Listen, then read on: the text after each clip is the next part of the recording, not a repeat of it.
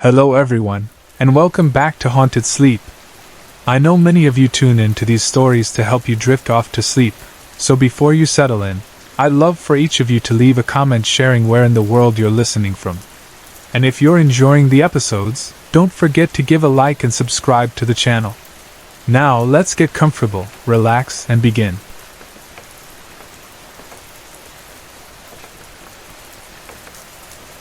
My name is Jordan. I'm 23 years old, serving in the U.S. Army, and a strong Christian. For most of my life, I've been fascinated by the supernatural, including angels and demons. When I was younger, between 12 and 14, I wasn't as devoted to my faith. I dabbled in witchcraft, doing small spells and rituals, nothing major, but it's still something I deeply regret. However, my experiences with the supernatural go back even further. My whole life, I've seen, heard, and felt things that others couldn't. Some say this might mean I'm spiritually sensitive, and maybe I am, but I know I've witnessed far more than most of the people I've shared my stories with. For the record, I don't believe in ghosts. I believe when someone dies, their spirit goes to either heaven or hell. There's no in between. I do believe demons can manipulate a person's fears and take on appearances to deceive us. That's my personal belief, and it's important to understand as I share my story. From ages 17 to 19, I became obsessed with ghost hunting. I visited graveyards, abandoned places, and so-called haunted locations in Florida. One spot was an old, fire-damaged school called Popash, which I think has been torn down now. Another was an abandoned World War II hospital. In those places, I experienced small, odd things, cold spots, objects moving slightly, but nothing too serious. Each time, my friends and I grew bolder, believing we were invincible. We thought we could face anything, even the gates of hell, and come out unscathed. We were wrong. I had always believed that as a Christian, demons couldn't harm me physically. Maybe they couldn't. Maybe I was an exception because of my arrogance and recklessness. I don't know. But one summer night in 2005, I found out just how wrong I was. That night started out harmlessly. A few friends came over, we ate pizza, and we shared spooky stories. There were no Ouija boards or rituals involved, just casual conversation. Then, out of nowhere, something happened that none of us could have expected. It started with a tingling sensation in my arms. Then it became harder and harder for me to breathe. I tried to tell my friends something was wrong, but my body locked up, and panic set in. My friends quickly realized something serious was happening. What followed was 2.5 hours of excruciating pain and fear that I can hardly describe. I've been to Iraq. I've been shot at, survived IED explosions, and faced life-threatening situations, but nothing has ever terrified me or hurt me as much as that night. I won't go into the details because they're too hard to relive, but the things I saw in my mind and the pain I felt were beyond anything I could have imagined. According to my friends, they called my youth pastor at 2 a.m., desperate for help. They held my hands to stop me from gouging at my eyes and prayed fervently, knowing my life depended on it. In the weeks that followed, my fear didn't end. Every time I entered my room, I felt unsafe. Crosses that had always hung on my walls would be turned upside down or fall off completely. I was plagued by nightmares of the terrifying images I'd seen that night. It felt like I was being constantly tormented. I prayed for deliverance every single day, and eventually the torment stopped. Looking back, I can't help but feel this was a punishment for the mistakes I made when I dabbled in the occult. I had no idea the price I'd pay for those actions. Friends, what I experienced was a wake-up call, a reminder that we shouldn't mess with things we don't fully understand. God is greater than anything in this world or in hell, and I know He wouldn't have let me die that night. But I was reckless, too bold for my own good, and I needed to learn a lesson.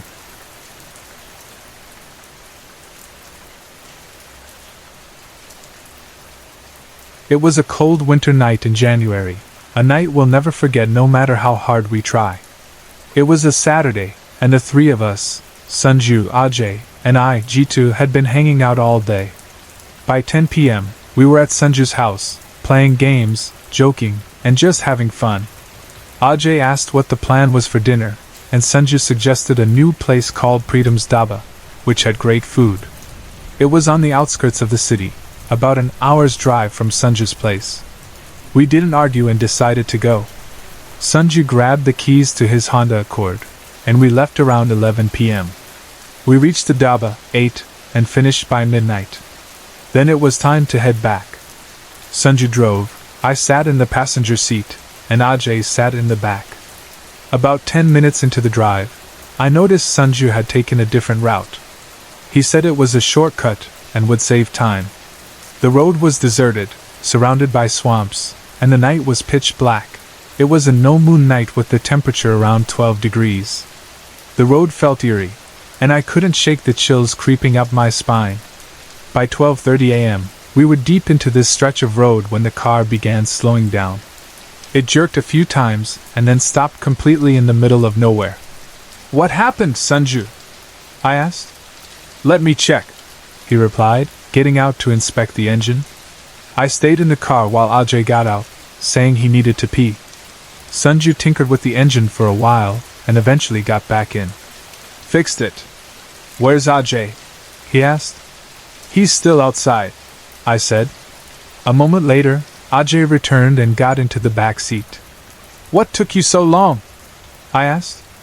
He didn't reply. Sanju, wiping his hands, turned around to look at Ajay, and froze. "What's wrong?" I asked, seeing the fear on Sanju's face. He didn't answer. Nervous, I turned around to look at Ajay. What I saw still gives me chills. Ajay was staring at us with a furious, disgusted look. His hair was a mess, his nostrils flared, and his eyes, usually black, were now an unnatural, glowing brown, like a cat's. Before we could react, Ajay grabbed his own neck and began choking himself, letting out a high-pitched, feminine scream. His eyes rolled back until only the whites were visible. The sound was horrifying, and Sanju and I bolted out of the car in shock. I opened the back door to stop him from choking himself, but as I grabbed his hands, he pushed me so hard that I flew 6 feet back. Ajay was never a physically strong guy, and on any normal day, this wouldn't have been possible. Sanju helped me up, both of us trembling in fear. "What do we do now?" Sanju asked. I ran to the car, grabbed a small idol of Lord Ganesh from the dashboard, and handed it to Sanju along with a bottle of water. We opened the back door again. Ajay was still choking himself. I started reciting the Hanuman Chalisa, a sacred Hindu mantra, firmly holding his hands to stop him.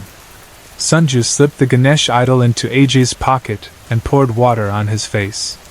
It worked. Ajay slowly calmed down and eventually passed out. Sanju and I were still in shock, trying to make sense of what had just happened. Without saying much, we got back into the car and drove to Sanju's house, where we carried Ajay to his bedroom and stayed by his side all night. At 7 a.m., Ajay woke up, looked at us, and asked, "What happened? How did I get here? Why are you guys awake?" I forced a nervous smile and said, "Nothing, you fell asleep in the car, so we brought you here." Later, we dropped him off at his house and told his father what had happened. His father thanked us but told us to forget it and never talk about it again. For the next few days, we kept an eye on Ajay to make sure he was okay. Thankfully, he seemed fine, like nothing had ever happened. We've never spoken about that night again, but it's impossible to forget. It was a night we almost lost our friend, a night that still haunts us.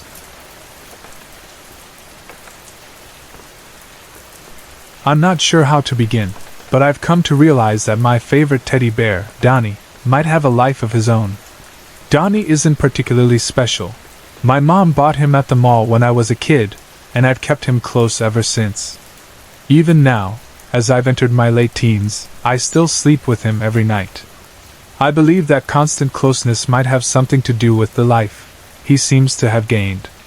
Donnie's behavior is strange for what I once thought might be a possessed, stuffed animal. He moves sometimes. I've felt him hold me back when I hug him, and I've seen him shift positions when I've turned away for just a moment. But these movements are rare and usually happen only if I've left him alone for a long time. What's more noticeable is how he reacts when my mom or little brother enters my room without my permission, or if I accidentally leave him in my mom's bedroom. With my mom, Donnie's behavior is oddly aggressive. She says she's seen something black, shaped like Donnie, swing down from the ceiling and hit her on the head. When she turns around, Donnie is somehow already sitting calmly on the bed. If I leave him in her room, she claims he starts demanding to know where I am, saying my name repeatedly until she gets frustrated and throws him into my room or at me. As for my little brother, there's only one incident. He went into my room to grab a CD while I was at a friend's house, and Donnie stood up on my bed and charged at him. Donnie didn't touch him, but he scared my brother enough to send him running out of the room. I'm not scared of Donnie, but I am curious. When I first got him, I joked that he was possessed, but I quickly grew out of that idea. Still, I've always been attached to him, and I wonder if my connection to Donnie somehow attracted a spirit, or if it's something else entirely. Thankfully, my mom and one of my friends, who practices Wicca, are sensitive to spiritual energy. I've talked to them about this, and one theory stands out. My mom suggested that Donnie might not be possessed but could be an extension of me, and my friend agrees this is possible. When Donnie is with me, my mom says he's quiet and still. But if she tries to wake me up, she swears he stares at her as if warning her not to disturb me. He's not the only toy of mine that's ever come to life, either. I have a small clown doll and a giant panda bear that have both moved before. The clown doll caused enough trouble, like appearing on my mom's pillow in the middle of the night, that I've hidden it in a drawer. My mom even threatened to burn it. As for the panda, it moved only once. I'd hidden something important behind it, and when I went to retrieve it, the panda hit me hard, as if to stop me. After I knocked it over and retrieved the item, it hasn't moved again. Donnie, however, remains active. He guards my room and annoys my mom until she returns him to me. This makes me think he might be possessed by a spirit, or perhaps the spirit hops between my toys. But there's also another strange detail. A friend once stayed over and claimed to hear a male voice speaking in another language, with me mumbling back in English, saying something like, "She's fine, Donnie, there's no need." She wasn't sure if she was fully awake or dreaming, so this complicates the possession theory. I'm not afraid of Donnie, but I'd really like to know what you think. Is my teddy bear moving because he's an extension of me? Has a spirit chosen him as a vessel? Or is it something entirely different?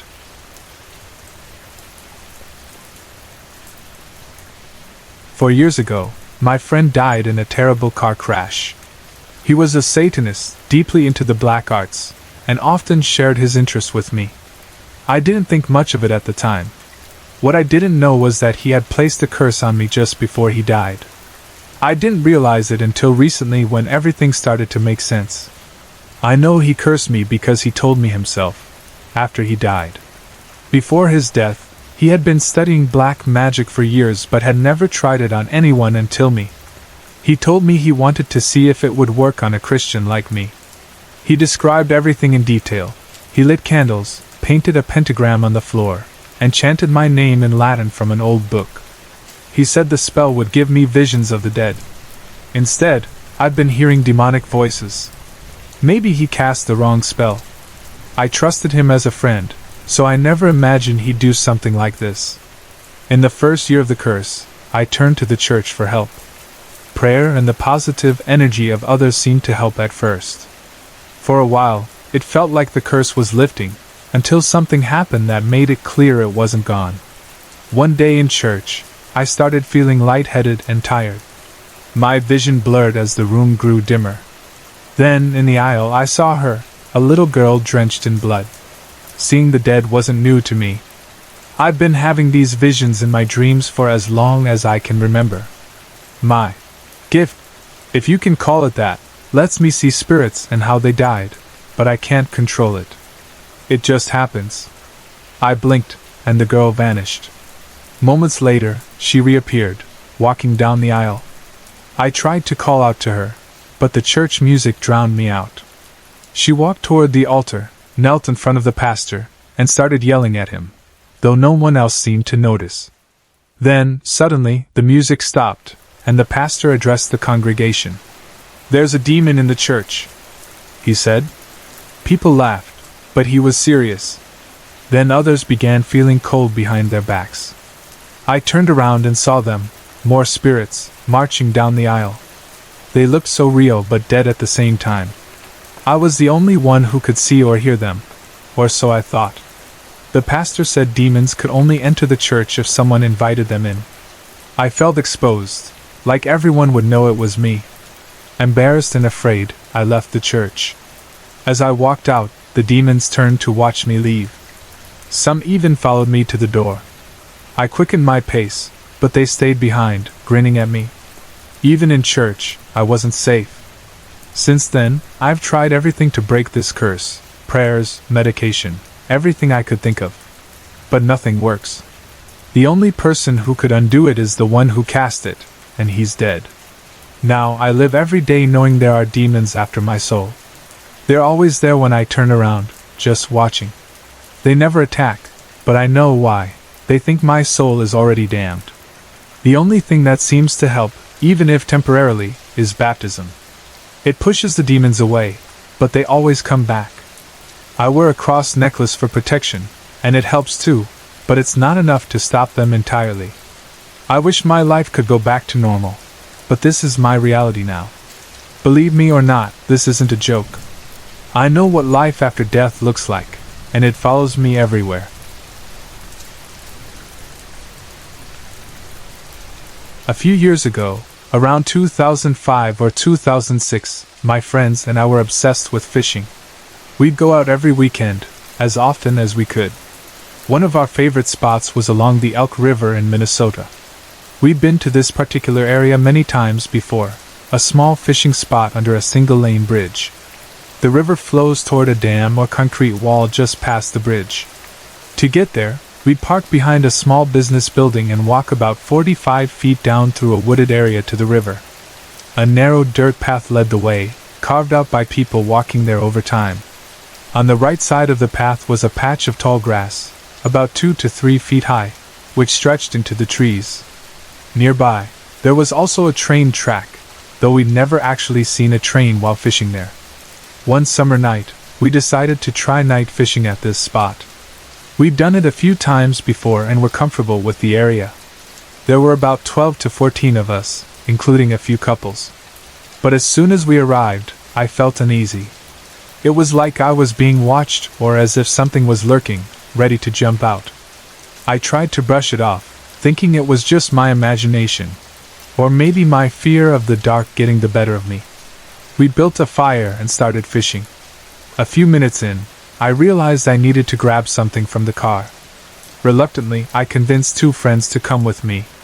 As we walked through the tall grass, I couldn't shake the feeling that someone, or something, was watching us from the bushes. I didn't say anything though, since my friends also believed in the supernatural, and I didn't want to scare them. After grabbing what we needed, we headed back. We hadn't been back for long when, to our surprise, a train passed by. In all our visits to this spot, we'd never seen or heard a train before. As it roared past, we heard something fall off the train and tumble down the ditch near us. Then we heard a cry. It wasn't human, it was something else entirely. My friend and I, who were fishing next to each other, exchanged nervous glances. "Did you hear that?" we asked the others, but no one responded. Everyone seemed uneasy, but no one wanted to acknowledge it. Then, the bushes behind our fire started shaking violently, as if someone was grabbing them and shaking them with their hands. It wasn't windy. My friend sitting closest to the bush confirmed there was no breeze, and the night was calm and still. I was fishing under the bridge when I noticed the shaking, and it didn't look natural at all. It wasn't like the bushes were swaying. It was as if something was physically shaking them. That was it. We'd had enough. Across the river, another group was also night fishing, but we couldn't bring ourselves to stay any longer. One of my friends suggested we go to the store, a phrase we use in my culture to avoid saying we're going home, in case something follows us. We quickly packed up and left. Once we were in the car and on the way to the store, my friends admitted they'd felt uneasy from the moment we arrived. I wasn't the only one who had sensed something was off. I'm still not sure what we experienced that night, but it didn't feel like a ghost. It felt darker, more sinister, like a demon. Whatever it was, it scared us enough to end our night fishing adventures for good. In 2008, after my father passed away, my wife and I used the life insurance money he left me to buy a bigger home in an older, upscale neighborhood. We searched for months, even losing earnest money on a smaller home that didn't feel right. Then we found a beautiful brick house built in 1976. At first, we weren't sure about it, but we kept driving by and eventually decided to schedule a walk-through. An elderly woman answered the door. She seemed frail and out of it, likely due to her age. Inside, the house was elegant and had been remodeled, though some areas needed minor repairs. One room, the old woman's bedroom, had a strange, heavy atmosphere and smelled unpleasant. The realtor explained the smell was because she had been cared for in that room. Despite the odd feeling, I loved the house. My wife wasn't convinced and wanted to keep looking, but I persuaded her to move forward. That same night, we watched the movie The Money Pit on TV and joked about it being a bad omen. Little did we know, it would turn out to be more than just a bad joke. Soon after we moved in, strange things started happening. Odd noises would keep us awake at night. Doors would open or close on their own. Lights that we had turned off would be on when we came home. The TV would sometimes change channels by itself. Our bedroom ceiling fan began making tapping sounds, but only when we were awake. At full speed, the tapping almost stopped, but after a few nights, it became louder and more irregular. It felt like something was hitting the fan to get our attention. Another ceiling fan in the living room started doing the same thing. My wife's belongings began moving to strange places when we were at work, adding to the growing sense of unease. One night, while watching TV, a loud banging sound came from the kitchen. It grew so loud that we couldn't hear the TV anymore. When I turned on the kitchen light, the noise stopped. Frustrated, I yelled for whatever it was to do it again. As soon as I turned off the light, the banging started again. I realized we were dealing with something beyond explanation. Invisible footsteps began echoing throughout the house. We couldn't see anything, but the sounds moved from the attic to the rooms around us. It would walk in front of us, then suddenly move behind us. We were terrified. I shouted at it to leave, claiming the house as ours. The footsteps retreated to the old woman's bedroom, where we heard them pacing. Things escalated. One morning, after my wife left for work, I stayed in bed trying to sleep. Suddenly, I heard knocking on the wall near my room. It was 3 knocks, over and over, like a pattern. Then I felt my bedsheet tighten around my neck as if I was being strangled. I woke up in a panic, but there was nothing on my neck. I was so terrified I didn't want to come home after work. The entity started targeting my wife. It scratched her, leaving marks that even bled, and followed us outside the house. It even began appearing at our workplaces. I yelled at it, cursing and demanding it leave us alone. For a short while it worked, but then things became worse. Something with sharp claws began pacing the old bedroom, growling and making deep noises. One morning, I heard it leave the room and walk toward mine. Suddenly, my bed began vibrating violently. I prayed to God and Saint Michael, and the vibration stopped. I heard the entity limp away and disappear as the sun rose. We tried everything. We had a priest bless the house, but it didn't help. Multiple psychics and mediums were called in, but only one made a difference. They said the main entity was the spirit of an old man who had lived there, angry that we had taken his home. A demonic dog guarded a portal in the basement. The medium crossed over other spirits trapped in the house, making things more tolerable, but the main entity stayed. We learned the previous owners were atheists, and the elderly woman who lived there had survived the Holocaust and lost her faith in God.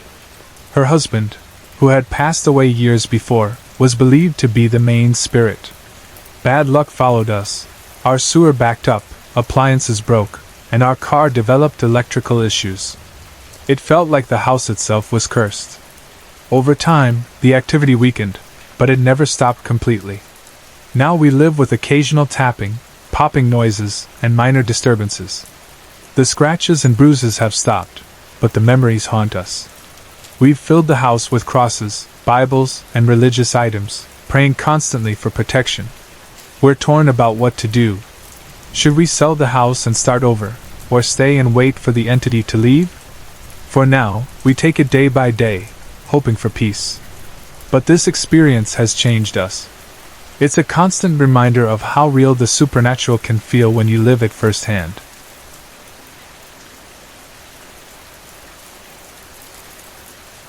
A few years ago, my wife and I experienced something terrifying in our new home, and while I've already shared the bulk of our story, there are still countless small details that added to the misery this entity caused us. It all started with the ceiling fan tapping, followed by doors opening or closing on their own and lights being turned on or off without explanation.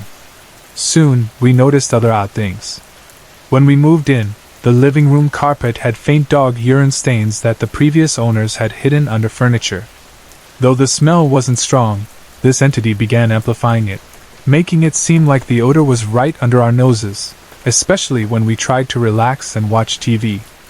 Even after we had the carpets professionally cleaned, the smell persisted. Frustrated, we replaced the carpet entirely, but on the day it was being removed, I was driving and suddenly smelled that same awful odor as if it were in the van with me. One morning, as my wife was getting ready for work, she saw a shadow move toward our bedroom door. The handle turned, and the door slowly opened by itself. On another night, while I was in the living room and she had gone to bed early, she ran out of the bedroom in a panic, saying she had seen a black, man-shaped figure rise from the foot of the bed.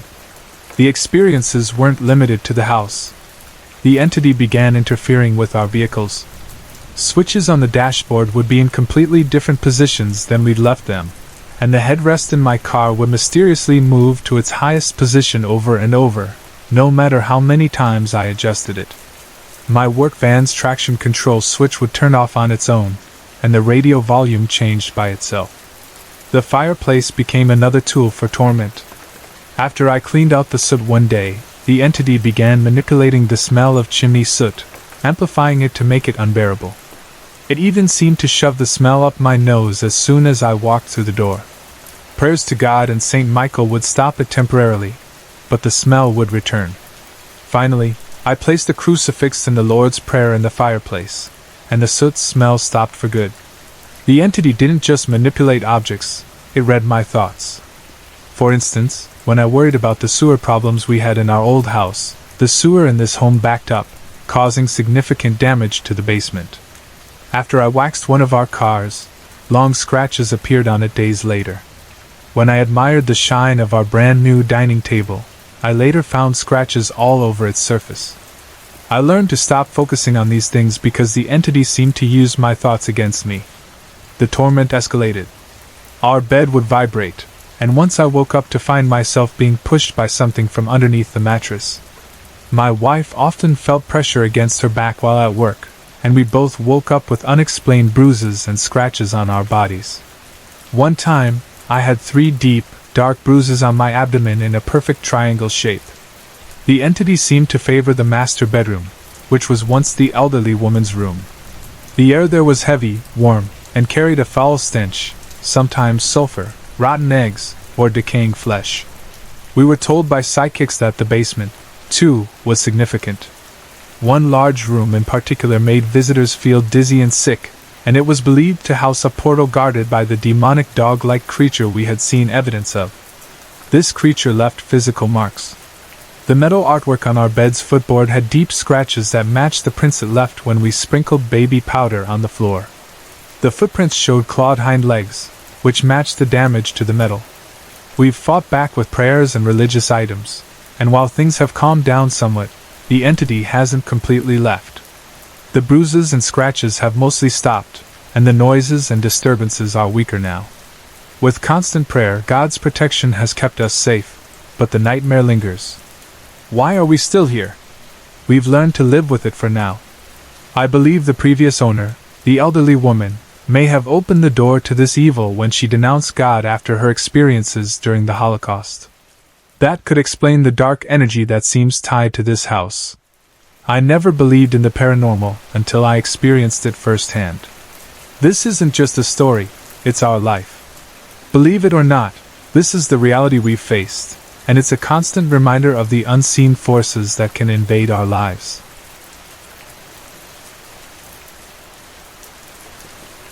This all happened about 5 years ago. For context, my mother is studying to become an Anglican priest, my father is a firefighter and a recently reborn Christian, and my younger sister and I were raised as Christians. Supernatural experiences seem to run in the women of my family, and none of us has been untouched by them. It all started with my sister in her bedroom. We lived in an older house in a poor area. The neighbors were messy, and rats were a common problem. We often heard them scurrying through the ceiling, especially above my sister's room. But I noticed these rats seemed to stay in specific areas, particularly above her room when she started having nightmares. She would see horrible, distorted faces of men and women and was terrified. My mother prayed with her every night before bed, and eventually the nightmares stopped. Afterward, the rats seemed to move above my parents' bedroom. Sometimes, while walking past their room, I'd hear my mom's guitar strumming, even though I knew no one was there. My mom began having strange nightmares, screaming at the devil and speaking in ancient-sounding languages. My dad even recorded her once. One time, in the kitchen, my mom thought she saw our cat run past her, bumping a chair. Then she realized the cat was in my room with me, and the shadow she'd seen was much larger. That same night, the rats were running above the kitchen ceiling, and the chair was slightly out of place. Finally, the activity turned to me, and the encounters became more vivid. I remember waking up one morning to the sound of the rats in the ceiling. The room was dark, and I heard a small, clear voice telling me I was pathetic and should end my life. I couldn't find where the voice was coming from, but then I saw something sitting by my late grandfather's writing desk. It was a young woman with no eyes. Her skin looked porcelain and too perfect, with long blonde hair. The voice kept throwing insults at me, and suddenly, the woman's head and wrists began bleeding. She opened her mouth and let out a terrible scream. I froze, unable to move or make a sound. My mother came running, thinking I had screamed, though I hadn't. This became a nightly occurrence. The voice eventually took shape as a small, scaly green monkey. It tormented me, constantly reminding me of my failures and making me believe them. I felt too weak to tell it to leave, and when I finally screamed at it to go away, it just laughed. I reached my breaking point and sought help, psychologists, psychiatrists, and my mother. However, I avoided approaching a priest. I had no specific reason other than my frustration with judgmental Christians at church. My mother took matters into her own hands and contacted a priest to bless the house. A group came to our home for the blessing. Before it began, one elderly woman prayed over me and asked God to give me the gift of color, likely because I wore black and liked metal music. It was insulting, but I held my tongue. The group went through the house, sprinkling holy water on everything. My mom, caught up in the fervor, smashed my dad's collection of porcelain skull ornaments. When they reached my room, they criticized my posters of Seether and the Darkness, along with some colorful fairy pictures, and demanded I take them down. Their judgment only made me angrier. Meanwhile, the monkey was under my bed, laughing at the entire process. I thought one priest might have sensed something, as he stayed calm amidst the hysteria. He opened his Bible, letting it fall naturally to a page, and began reading aloud from Psalms. This seemed to enrage the monkey. It tried to lunge at the priest but was stopped by an invisible barrier. I laughed at its failure, and for the first time, I felt empowered. Surprisingly, the blessing worked. The malevolent entities left, though I believe the house's original, peaceful spirits remained undisturbed. Thankfully, none of them were like the ones that tormented us. This experience taught me to respect the unseen and reinforced my belief that not all spirits are evil, but those that are can make life unbearable. I'm just glad we found some peace. Sorry to interrupt. If you're enjoying the story, let me know in the comments and tell me where you're watching from. Don't forget to like and subscribe for more. Throughout my life, I've experienced strange things at night, but I always brush them off as coincidences or my imagination. I'm a spiritual person, following Christian values while believing that all faiths ultimately worship the same higher power. Whenever something unsettling happened, I'd pray, and eventually, I'd calm down enough to fall asleep. What I'm about to share might sound unbelievable, but after these experiences, I no longer doubt the existence of demons or malevolent spirits. The first time I felt a demonic presence was during a camping trip when I was very young. My brother and I were sharing a bed in the camper, but I couldn't sleep. I suddenly felt a chilling sensation creep up my spine and settle at the base of my neck. I closed my eyes, hoping to calm myself, but all I could see was a terrifying pair of demonic eyes. The face they belonged to is hard to describe, but the fear I felt was overwhelming. I began silently praying and remembered something a friend had told me: demons feed on fear and exist only to scare you. Still, the more I prayed, the more frightened I became. I started whispering, "Jesus loves me," aloud, and as I did, the fear began to fade. Suddenly, the overhead light in the camper turned on by itself. When I got up to turn it off, I noticed the switch was still in the off position. I had to flip it to on and then back off to turn it off again. It never happened again. Years later, in December 2009, I had a much scarier experience. I was 22 at the time, and my son was 11 months old. My husband was working overnight shifts, and I had just finished a semester of college. 2 friends and I decided to take a trip to my parents' lake house in Greers Ferry, Arkansas, to relax and celebrate the holidays. On the way there, we passed a clearing that offered a stunning view of the moonlit lake. I pointed it out to my friend Sarah, who was sitting in the passenger seat, but she looked pale and uneasy. When I asked what was wrong, she brushed it off, saying it was nothing. I let it go and turned up the music. Sarah had always claimed she could sense good and evil presences, but I never believed her stories. When we arrived, Sarah seemed to feel better. Our friend Jack joined us at the house, and we spent the evening unpacking, chatting, and relaxing. We picked rooms to sleep in. Jack took the room nearest the door, Sarah chose the room diagonal from mine, and I stayed in the master bedroom with my son. At first, Sarah mentioned sleeping in my room, but she later changed her mind, saying she wanted a bed to herself. That night, my son, Chase, began crying uncontrollably after just 5 minutes in his crib. This was unusual for him, as he normally fell asleep easily and stayed asleep through the night. I calmed him down and put him back to bed, but the moment I left the room, he started crying again. Sarah told me that he only stopped crying when she held him. Later, I rocked him to sleep in the living room and put him in his porta-crib, where he finally stayed asleep. The 3 of us stayed up watching movies until around 1 a.m., then decided to go to bed. I fell asleep quickly, but my dreams were unsettling. I was in a bright room full of laughing people, but I felt angry and wanted to leave. I walked into another room, identical to the first but empty, and sat on a couch. I looked into the glass coffee table and saw my reflection, except the eyes were glowing red.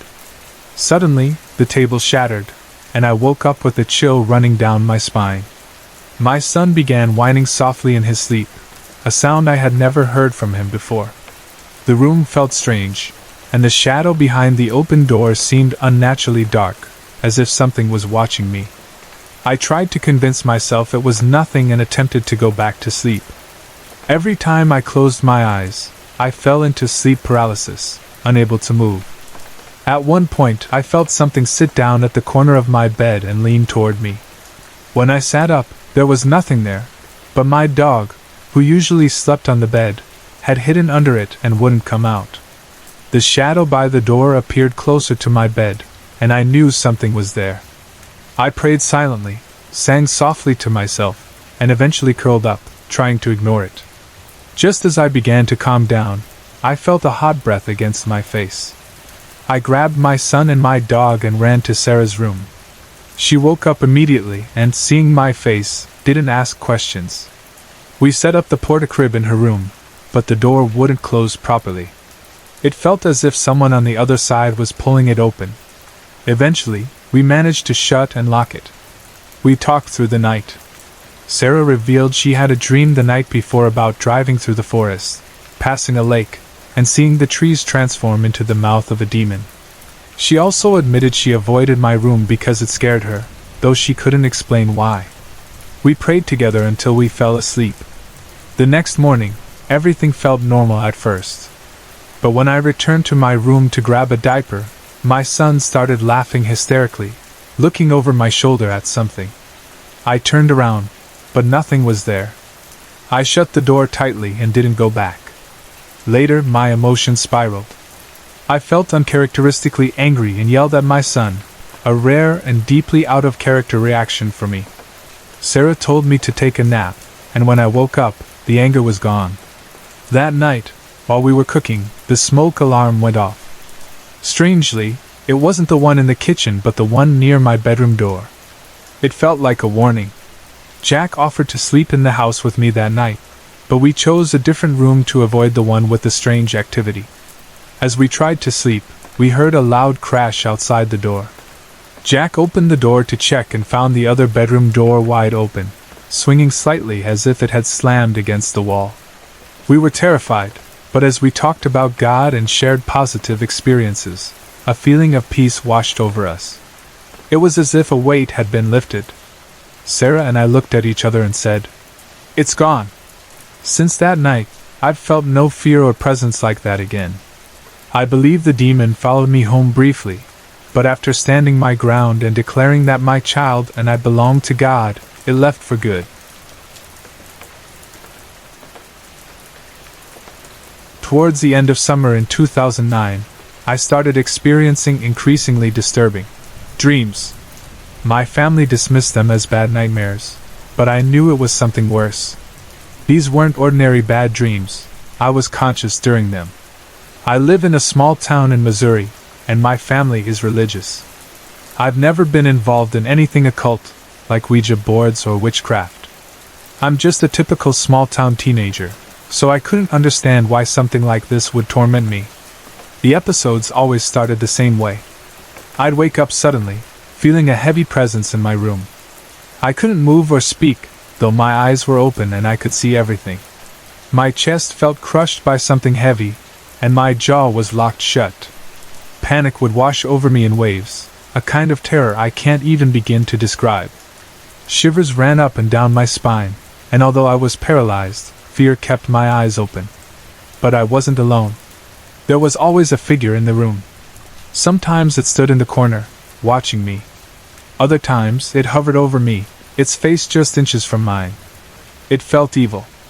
I couldn't see its features clearly. It was shrouded in darkness, like a black mist or a figure wrapped in shadowy cloaks. I knew deep down that it was a demon. The feeling it brought was unlike anything I'd ever experienced. At first, these encounters happened once every 2 weeks. But soon, they became more frequent, 2 or 3 times a week. Each one was worse than the last. The most terrifying experience happened at the end of August, just before my sophomore year. That night, I woke up paralyzed, with the familiar crushing weight on my chest making it hard to breathe. I felt that same sinister presence in the room, and I knew the demon was there. This time, it floated directly above me, its face just inches from mine. I couldn't see its features, only the dark, pulsating mist that surrounded it. I couldn't move or call for help, so I did the only thing I could think of: I prayed. I kept saying Jesus' name over and over in my head, hoping it would help. But instead of easing my fear, it made everything worse. The terror grew stronger, and I felt something grab my arms and pin them above my head. It wasn't the first time the demon had physically touched me, but this time was different. This time, it spoke. As I prayed, begging God to help me, the demon growled, "God can't help you now." Its voice was unlike anything I've ever heard, deep, rough, and otherworldly. It sounded like a man and a woman speaking at the same time, one high-pitched and cracked, like a woman in pain, and the other deep and raspy, like a man who had been smoking for decades. It was enraged. and its words sent a chill through me that I'll never forget. Eventually, the presence began to fade, and I was able to move again. I was terrified. I ran to my parents' room, shaking and crying, and begged them to let me sleep with them for the rest of the night. They didn't understand what I'd experienced, but they let me stay. Even now, I know what I went through wasn't a dream or a sleep disorder. It was real. I was haunted by a demon, and while the visits have become less frequent, they still happen occasionally. They don't scare me as much as they used to, but they're still deeply unsettling. I hate how people dismiss these experiences as sleep paralysis or just a trick of the mind. It wasn't something my subconscious created. It was real. I swear to God it happened. I just hope it never happens again. My first encounter with a demonic presence happened when I was 13. It was a difficult time in my life. My mother had abandoned me, my father was already out of the picture, and I was sent to live with relatives I barely knew in Georgia, far from my home and friends in Florida. I was severely depressed and struggling to cope. One day, after crying myself to sleep, I found myself in that strange state between being awake and asleep. Suddenly, I heard a crackling, roaring sound, like static from a fuzzy radio. Then, a male voice started whispering in my head. I couldn't make out the words, but it filled me with dread. I tried to move or open my eyes, but I was completely paralyzed. I could only scream silently in my head. The experience probably lasted only seconds, but it felt like an eternity. When I finally woke up and could move, I was terrified. From then on, I kept the lights on in my room day and night. That particular experience never happened again. Years later, when I was 18, I was living alone in a rough neighborhood in St. Petersburg, Florida. One night, I woke up to a loud, clear voice in my head telling me to get up and open the back door. My cat, who was sleeping beside me, was hissing and growling, his fur standing on end. Though I didn't see anything, I obeyed the voice and opened the door. There was a man coming up the steps. When he saw me, he panicked and ran away. I watched him flee into the street. For a long time, I thought I was psychic, but now I believe God sent me an angel that night. Obeying that voice may have saved my life. At 19, after moving back to Tampa, I had another strange experience. I was sick with tonsillitis and had just returned from the ER. While asleep, I became aware of my surroundings in an unsettling way. The room appeared grainy, gray, and heavy, like static on a TV. I looked down and saw my body lying on the bed, exactly as I was. Objects from my dresser started flying toward me, and small, fuzzy, gray balls floated around the room like dust bunnies. It was surreal but not yet terrifying, until I saw a giant, dragonfly-like creature with glowing red eyes. It flew toward me and used a sharp, needle-like appendage to drill into my arm. I tried to scream but couldn't. I was completely paralyzed, unable to move or make a sound. Eventually, I woke up, shaking and terrified. At the time, I convinced myself it was just a fever-induced hallucination, but I was wrong. In my 20s, I started having vivid, sexual dreams involving an unseen presence. At first, I thought they were just dreams, but over time, I began to suspect they were something more. I could summon the presence by visualizing a window in my mind. The curtains would billow, and it would come to me. I later realized these weren't dreams but demonic visitations. When I became a Christian at 29, the visitations escalated. One night, as I drifted off to sleep, I sensed a presence and opened my eyes just in time to see a black, billowing form next to my bed. It floated away and disappeared into the wall. The closer I walked with Jesus, the more frequent and vicious the attacks became. Over the years, I've seen these entities more clearly. One often disguises itself, telling me to look away so I won't see its true form. If I refuse, it changes into something else. Once, it transformed into a sparrow. Its actual form looks like something straight out of a horror movie, with pointed ears and wings. It has even lifted me out of my body and carried me through the darkness. When I tried to grab its hand and pull it away, my hand passed through it like jello. It only releases me when it's done tormenting me. The scariest demon I've ever encountered has attacked me twice. The first time was last Halloween, after watching a video about Bloody Mary. That night, I woke up and saw what I thought was one of my children standing by my bed. As I reached out, the figure transformed into a grotesque version of Bloody Mary, with flames crackling behind it. I was paralyzed, unable to scream, as it snarled and reached for me. The second time was last week, after watching part of a movie called Paranormal Activity. I turned it off, bored, but later that night, I woke up and saw what looked like my youngest son standing by my bed. When I reached for him, he transformed into a hideous creature with blood dripping from its chin, growling as it reached for my neck. I was paralyzed, frozen in terror. When I finally woke up, I clung to my fiancé, who told me he had sensed the demon earlier. He'd seen it enter the room, disguised as my daughter, but when it turned toward him, its face distorted into something evil. He ignored it and didn't tell me until later. Even though these experiences terrify me, they've strengthened my faith. I call on Jesus during every attack, and sometimes the attacks stop, though not always. I've come to accept that these encounters are part of my life, perhaps even a burden I'm meant to bear. We live in a world where spiritual forces, both good and evil, are real. While God's angels only act under His command, demons seek to deceive and terrify us. Despite everything, my faith remains unshaken, and I trust that God's protection is always with me.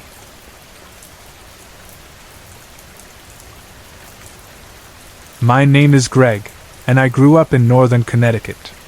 Back in high school, I was a devout atheist. I had a small group of friends: Aaron, who was deeply into the occult and horror movies; Jennifer, one of my closest friends, and now my wife; Edward, another atheist like me; and Peter, a devout Catholic who had moved from Germany. We were the kind of kids who stayed out late, often until 3 a.m., just hanging out. One night, we decided to play capture the flag in the dark. At the time, it seemed like a great idea. It wasn't. We split into teams. It was me and Aaron against the rest. The area we lived in had lots of open space and woods, so I knew the terrain well. Aaron and I waited in the shadows for about 45 minutes when he pointed to a trail and asked, "Where does that go?" The trail led to an old, rundown house. "That's the garbage hut," I told him. My dad and I called it that because the house looked like it was patched together with sheet metal and trash. Aaron's eyes lit up. "Perfect," he said. The idea made me uneasy.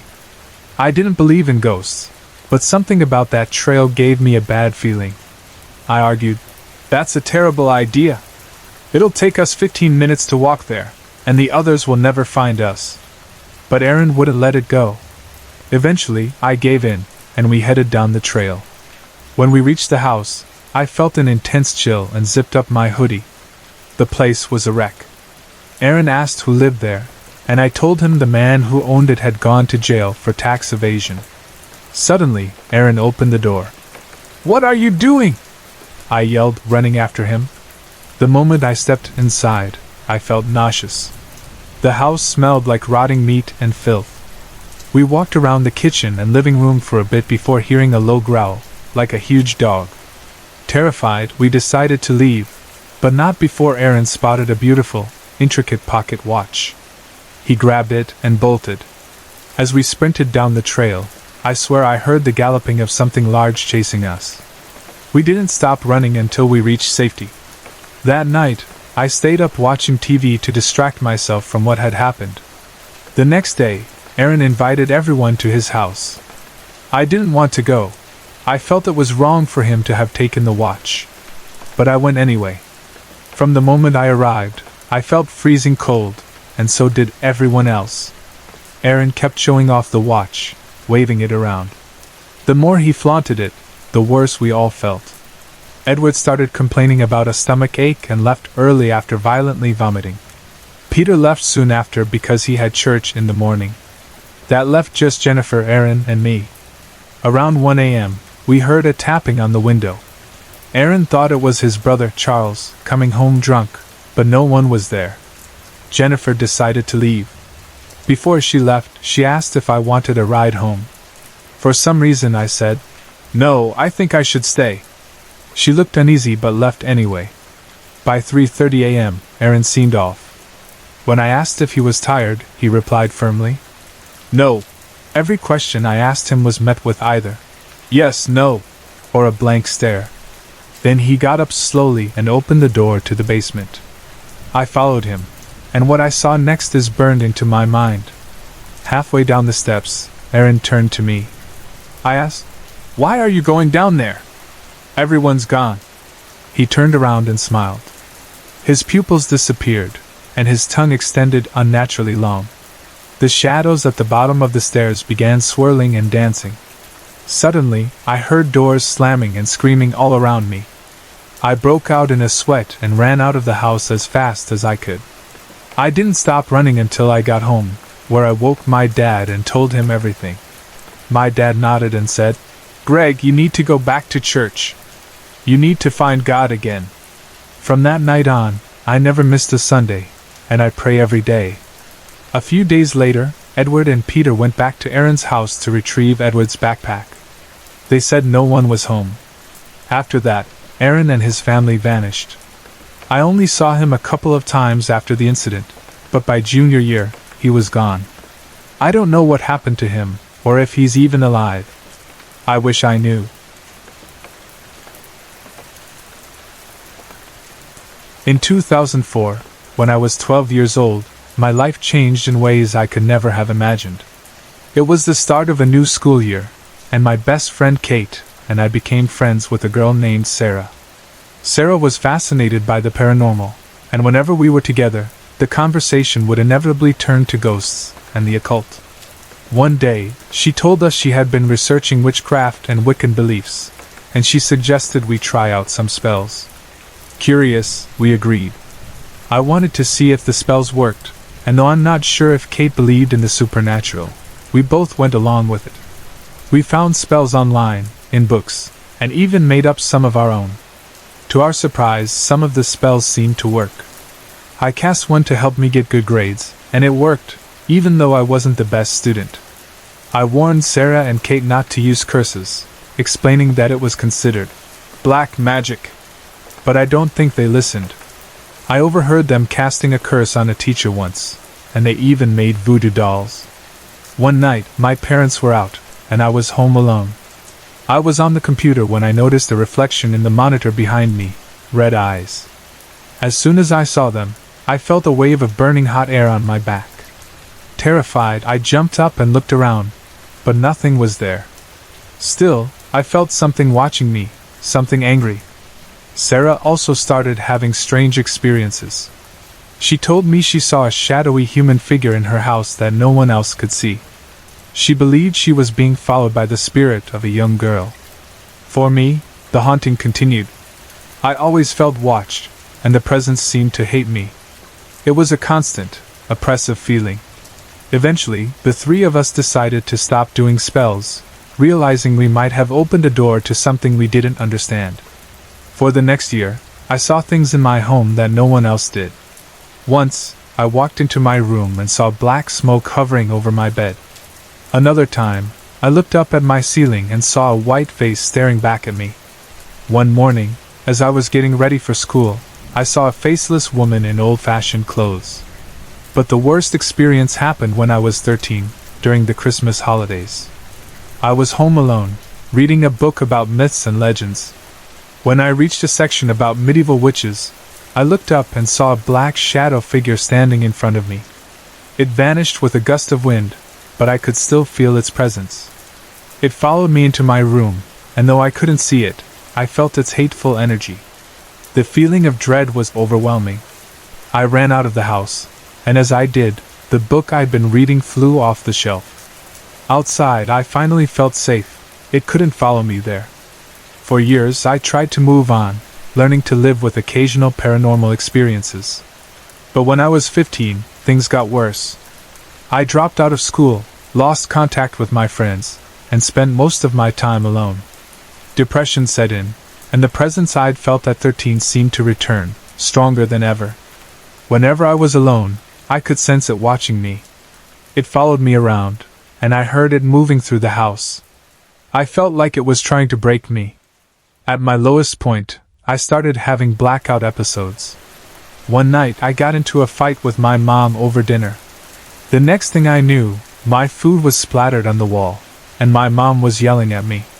She said I had thrown the plate at her and become aggressive, but I had no memory of it.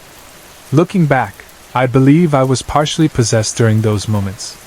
When I was 16, I decided I'd had enough. I sat in my room, closed my eyes, and tried to communicate with whatever it was. I asked it what it wanted, but it didn't respond. Desperate, I visualized it leaving. In my mind, I saw myself flying through space, surrounded by darkness and stars. Then I fell into a bright sun, and it felt like the entity was being burned away. After that, it was gone. I never felt or saw it again. The years that followed were difficult.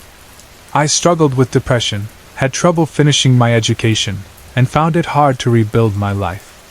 Now, at 19, I've done extensive research into the supernatural, and I'm convinced what I experienced was a demon. I believe I invited it into my life through witchcraft. I'm grateful I didn't give in to my lowest moments. I thank God every day that I'm still here because I don't know what would have happened to my soul if that thing had claimed me. I'm sharing my story to warn others. Evil is real, and it will destroy your life if you let it. Be careful with the occult. Some doors are better left unopened.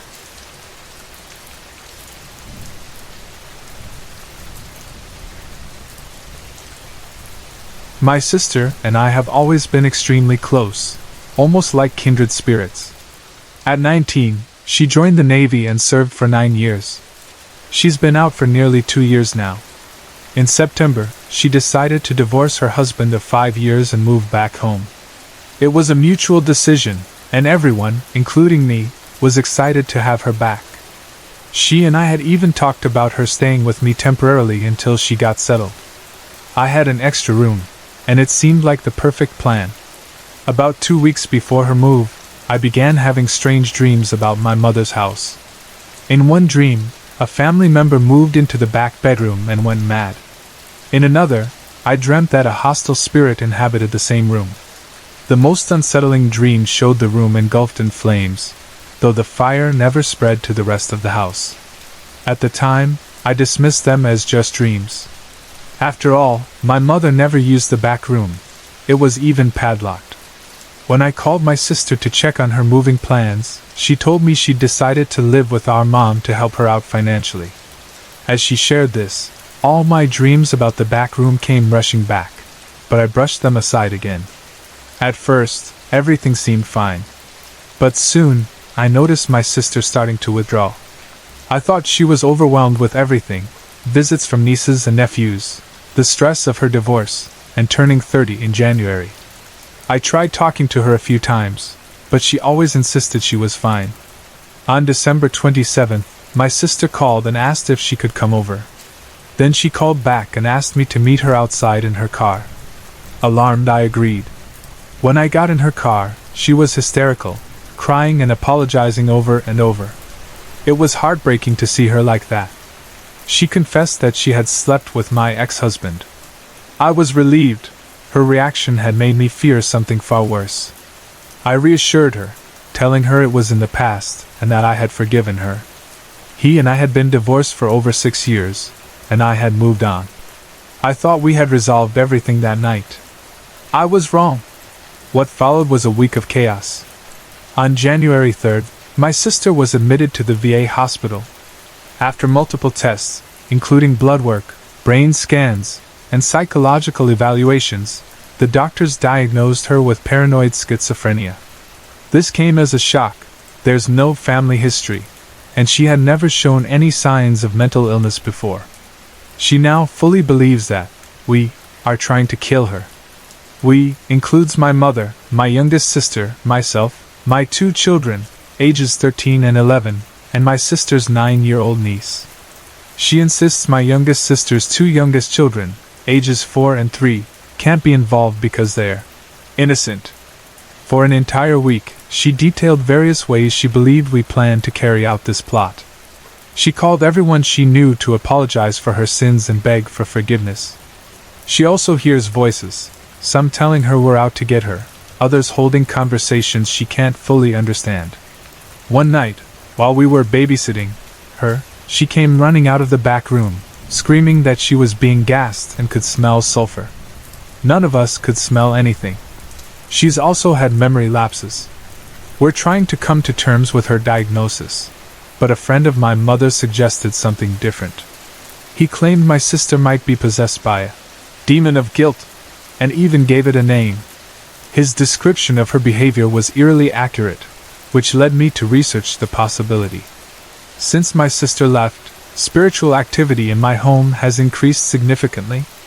My boyfriend refuses to stay alone in the house, and my children have also reported strange occurrences. While none of the events have been overtly threatening so far, they are unsettling. My sister has also experienced paranormal activity at the VA hospital. Both she and her roommate have reported taps turning on and off, toilets flushing on their own, and items being moved or turned around in their room. Now we're left questioning, is this truly a case of mental illness, or could there be something more going on? I want to accept her diagnosis, but the strange events and her dramatic changes make me wonder if there's a deeper, spiritual explanation. My experience happened about 3 months ago, and it still terrifies me. I've always believed in the paranormal, having seen things most people laugh about or joke around with. But the truth is, there's a spiritual world out there, and this experience was one of the scariest things I've ever faced. Not a day goes by that I don't think about it. It all started with a book my sister-in-law insisted I read. Out of curiosity, I opened it and started reading. The book described ways to summon spirits, detailed sacrifices, and even named demons that could help with the rituals. As I read, I felt increasingly uncomfortable. A few paragraphs in, I realized it was too much for me. I returned the book, thinking I could just forget about it. I was so wrong. That night, I was lying on my bed, talking to my boyfriend on the phone, when I suddenly felt a violent, icy wind hit my back. It came out of nowhere. My bedroom window had been sealed shut since I was a kid, so there was no logical explanation. I froze in fear, too scared to even look back. I could feel something staring at me, and my anxiety skyrocketed. I tried to yell for help, but I was paralyzed. I couldn't move, and no sound came out. In the wind, I began hearing a deep, guttural growling, like a vicious dog approaching. But deep down, I knew it wasn't a dog, it was a demon. Though I couldn't speak, I prayed silently. I called on the blood of Jesus, and told the demon it couldn't harm me because God was with me. I kept praying, repeating my faith in Jesus, until I suddenly snapped back to reality. I could hear my boyfriend on the phone again. He said he hadn't heard anything unusual, and thought I had fallen asleep. But I knew it was real. Even though I tried to ask for help, no words had come out of my mouth. I stayed awake the rest of the night, too afraid to close my eyes. I realized reading that book must have opened a door to something dark. In the days that followed, my fears were confirmed. A few days later, I went on a camping trip with my boyfriend's family, hoping to escape whatever was haunting me. I thought being away from my room might give me peace. But every night on that trip, the demon returned. I would feel it sitting at the foot of the bunk beds, growling softly. It was a constant battle to make it go away. Even though I was surrounded by people, no one else heard or saw anything. The scariest part was that I'd seen this demon before, in my dreams, long before this started. Somehow, reading that book had given it power, and now it was after me. I didn't know what it wanted, but I felt its presence growing stronger. When I returned home, I called my sister and begged her to come over and pray with me. We decided to sneak the book from my sister-in-law's room and burn it while praying for God's protection. I'll never forget that day. As we prayed and tore the pages out of the book, a strong wind started blowing, trying to scatter the pages before we could burn them. It took hours to burn every last page, but when the book was finally gone, I felt an incredible sense of relief.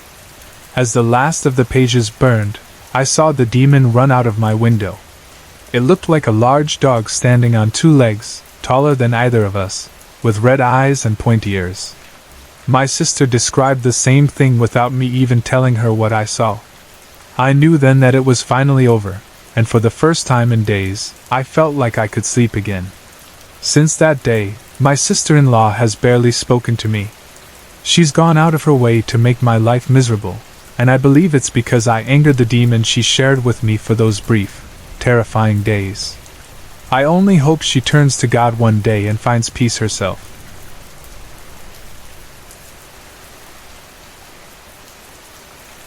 For privacy reasons, I'm not using my real name or my friend's real name. Let's call her Lily Rose. Lily and I have been close friends since childhood, but over the past year, she's been acting very strangely. It all started when we began using a Ouija board about a year ago. Neither of us is particularly religious, but we both strongly believe in the afterlife. At first, the Ouija board didn't work very well, but we were cautious. We researched how to use it safely, always said a prayer before starting, and made sure to be polite and respectful. We also avoided asking spirits to prove their presence. However, one night, curiosity got the better of us. That night, we were at Lily's house. Her mother had researched the house's history and discovered that during the Victorian era, it had been an asylum for the mentally and physically impaired. People in those times were treated horribly, subjected to mistreatment, poor living conditions, and even torture. For the first time, we decided to skip the prayer and joked about, "What's the worst that could happen?" A spirit came through quickly, but it wasn't like the others we'd encountered. It moved the planchette slowly and didn't spell anything clearly, just gibberish. Then it began spelling "die" repeatedly. We ignored it and kept going. Eventually, we managed to understand some of what it said. It didn't give us a name or personal details but told us how it died. It claimed to have jumped off a bridge onto flat ground. When we asked how long it took to die, it said, 40 minutes. By this point, I was disturbed, but Lily insisted we continue. Then she made the mistake of asking the spirit to prove its presence by moving something or making a noise. After that, the spirit went silent. We waited for 20 minutes, and the air in the room felt heavy and suffocating. Even her cat became uneasy. Its ears perked up as if it were listening to something, then it bolted into the hallway. After a few seconds, the cat sprinted back into the room, terrified, and hid under the bed, staring at the hallway. That's when we heard a strange noise coming from the hall. It sounded like a throat noise, but not something a human could make. Suddenly, Lily froze, her face white with fear. There was a loud bang, and the oppressive feeling in the room lifted. Shaking, I asked her what happened. She said she felt freezing cold hands stroke her shoulders, lightly grip her neck, and then slide away. After that night, Lily changed. At first, she seemed mostly normal but tense. She hated being at home and stopped sleeping. She told me that whenever she tried to sleep, she'd have the same nightmare. Disfigured and tortured people crawling across her room, bleeding and screaming. Soon, she stopped eating. Food made her nauseous, and she said it reminded her of things she couldn't describe. Over time, she withdrew completely. She wouldn't leave her bedroom, kept the curtains drawn, and stopped bathing. When I asked her mom about it, she only said, "Lily isn't well." One day, I went to check on her. I found her in her room doing something deeply unsettling. She was masturbating, but her inner thighs were covered in fresh, bleeding cuts. I left in shock and didn't know what to say or do. The last time I went to see her, something truly disturbing happened. She became aggressive, pinning me down and touching me all over while I screamed and told her to stop. She was frighteningly strong, scratching and biting me. She whispered that she had sex with 6 different demons and begged me to join her. I don't know how to help her anymore. I'm scared for her, and don't know if she can come back from this. I just hope she finds help before it's too late.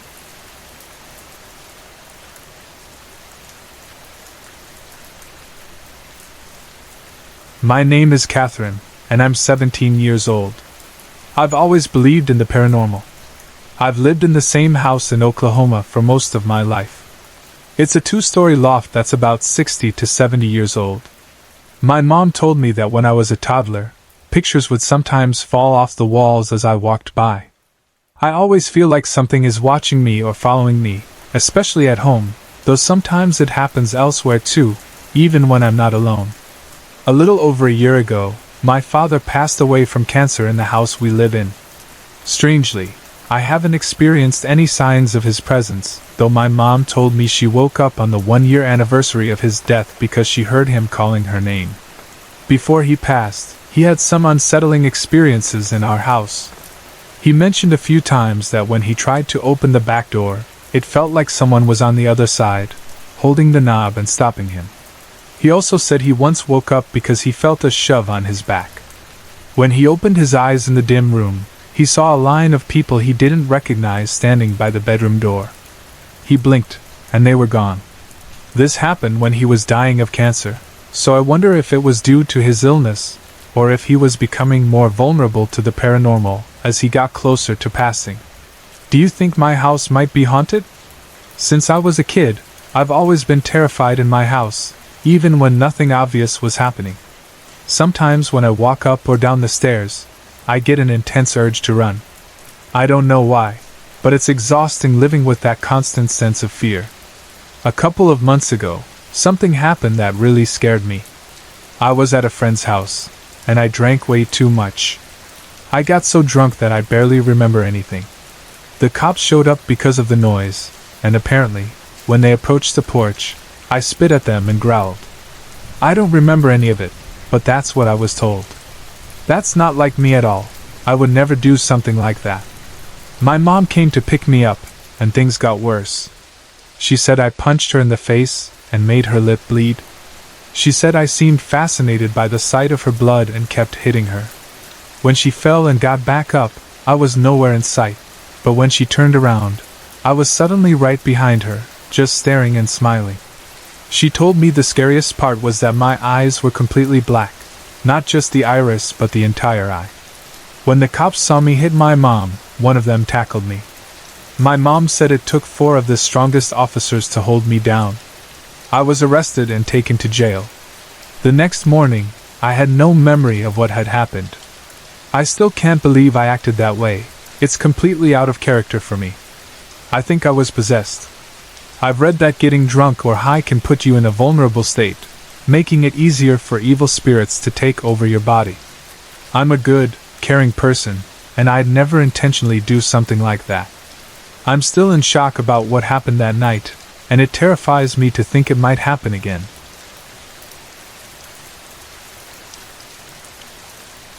When I was about 7 or 8 years old, something strange happened in our neighborhood. We lived in the heart of Madras, and life back then was very different from the bustling city it has become today. Among the families nearby, there was a large joint family that stood out. My friend, Manoran, lived with them in a house filled with over 13 relatives, cousins, aunts, uncles, and grandparents all under one roof. Their home was lively and fun, and I loved spending time there. The children of my age played together, while the older kids had their own groups. My family was much smaller, so their bustling household was fascinating to me. Among their family members was Rajeshwari, one of Manoran's cousins. She was about 12 years older than him and often helped look after the younger ones. One time, Rajeshwari traveled with some family members to a village called Katapakam for a relative's wedding. When she returned, we noticed something strange about her behavior. At first, no one paid much attention to it, thinking it was just fatigue from the trip. But one afternoon, I was at Manoran's house while the family was sitting down for lunch, and something shocking happened. Out of nowhere, Rajeshwari spoke in a loud, manly voice, declaring, "I am hungry, and I'm going to eat." Everyone froze in disbelief as she began devouring all the food on the table, finishing every dish that had been prepared. We children were terrified. Manoran told me it was the first time something like this had happened. After she ate, she demanded a cigar. Though hesitant, Manoran's father gave her one. She smoked it, and then collapsed. When Rajeshwari woke up, she seemed completely normal, as if nothing had happened. She asked for food again, and the family started cooking fresh meals for everyone. Once the food was ready, she ate normally, like her usual self. This pattern repeated 3 or 4 times in the days that followed, leaving everyone in the household deeply unsettled. Realizing that something unusual was happening, the family decided to consult a priest. He arrived and prepared for a ritual, drawing a kolam, a sacred design, and asking Rajeshwari to sit in the center. We watched with a mix of fear and curiosity as the ritual began. For the first 15 minutes, Rajeshwari didn't respond to the priest's questions. But then, something shifted. Her voice changed, and it wasn't her speaking anymore. The entity introduced itself. "I am Muneeswaran. When she came to Katapakam wearing a white half-sari with her hair untied, I was drawn to her. I was in the tree near her, and I entered her body." Everyone was shocked. The priest remained calm and asked the entity if it would leave her. It replied, "Yes, but only if you prepare a feast for me with non-vegetarian food, liquor, and cigars." Without hesitation, the family complied. They prepared an elaborate feast with chicken, mutton, and other spicy dishes, along with a bottle of local liquor and a pack of cigars. We watched in awe as Rajeshwari, now under the control of Muneeswaran, consumed the entire meal, drank the liquor, and smoked 2 cigars. Once satisfied, the entity told the priest it was leaving. Rajeshwari collapsed and was unconscious for 3 hours. When she woke up, she was completely normal again. From that day on, her behavior was back to how it had always been, and there were no further incidents. However, for those 15 to 20 days when she was under the control of Muneeswaran, the entire neighborhood was terrified. Even after the rituals ended, it took us months to feel comfortable being around her again. Recently, Manoran and I visited Rajeshwari at her home. She's now a grandmother, and as we sat with her, we recalled those strange and frightening events from so many years ago. Though the memory still gives us chills, we couldn't help but marvel at how life had moved on from such a surreal experience.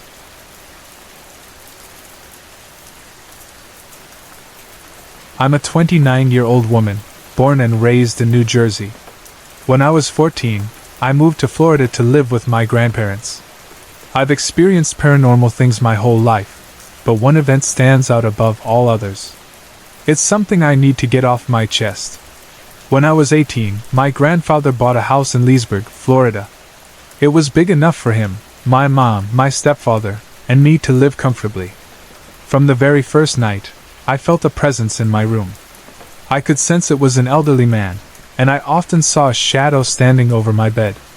It felt like he didn't want me there, but I didn't feel threatened, just uneasy. Later, I learned the previous owner's husband had been very ill and passed away in that room. At 21, after a fight with my stepfather, I left the house. 5 years later, I returned to my parents' open arms after leaving a bad relationship. They set me up in my old room, and at first I was happy. But the house felt different, darker. Strange things began happening. It started small but escalated quickly. One night, as I lay in bed, I felt something pull a few strands of hair out of my ponytail and lay them across my face. Startled, I brushed my hair back and checked for anything it might have caught on. But as soon as I lay back down, it happened again. This repeated until I firmly said, "Stop it!" A few weeks later, while trying to sleep, something grabbed my foot. It wasn't gentle. It was like someone yanking me out of bed. Terrified, I spent the rest of the night on the couch. After that, I often felt something sit on the edge of my bed, or even crawl into bed with me. I began waking up with unexplained scratches and bruises on my legs and torso. The dread came next. Every time I approached the house, I felt a deep, unexplainable sickness and fear. My nightmares grew worse, often involving me taking my own life. I started hearing whispers at night, faint and unintelligible but constant. One of the scariest moments happened during the day. I was working on a project for a graphic design class, alone in the house. I left my room to grab supplies, and when I returned, I froze. Something screamed in my ear, a loud, angry, wordless scream. Panicked, I fled to my boyfriend's house and couldn't bring myself to finish the project. Things kept getting worse. I'd wake up around 3 a.m., consumed by dread. One night, desperate and scared, I began reciting the Lord's Prayer. Before I could finish, I felt an invisible force punch me in the stomach. It knocked the wind out of me and left me curled up in bed, crying and too afraid to move. Others began noticing things too. My best friend would visit but always got so sick she'd have to leave. My boyfriend experienced strange symptoms: a red, bloodshot eye and a crushing headache that vanished as soon as he left the house. He called me, shaken, saying, "There's something wrong with your parents' house." Then came the most terrifying experience of all. Late one night, I was in bed, about to turn off my lamp, when I realized I couldn't move. I was paralyzed from the neck down. My ears started to feel strange, like a shift in pressure, and I tried calling out for my mom, who was awake in the next room. But no sound came out. Panic set in. Then, my bathroom door slowly slid open. What stepped out defies explanation. It looked like an alien crossed with a lizard, scaly, gray, and decayed. Its eyes burned like red coals. It had no nose or ears, just long claws and a hunched posture. It stared at me, hissed, and revealed needle-sharp teeth. Then it turned, opened the door, and walked out of my room. I still remember the sound of its claws on the wood floor. When I could move again, I ran to my mother, shaking and crying. She immediately noticed something was wrong, and asked if I'd gone to the kitchen. I hadn't. I told her everything, and thankfully, she believed me. She's had paranormal experiences, too. After that, my life spiraled. My grandfather passed away suddenly in the house. The house went into foreclosure. I discovered my boyfriend was cheating on me, got into a terrible car accident, and even spent time in a mental health facility because I felt like I was losing my mind. By the time I returned, my parents were packing to move. I refused to enter my room at night or alone. I left many belongings behind, terrified that whatever was in that house might follow me. Since leaving, I've become much happier and healthier. I still have paranormal experiences occasionally, but nothing like what I endured in that house. To this day, no family has stayed there for more than a few months. Whatever it was, it left its mark. I know now what true evil feels like. Sorry to interrupt. If you're enjoying the story, let me know in the comments and tell me where you're watching from. Don't forget to like and subscribe for more.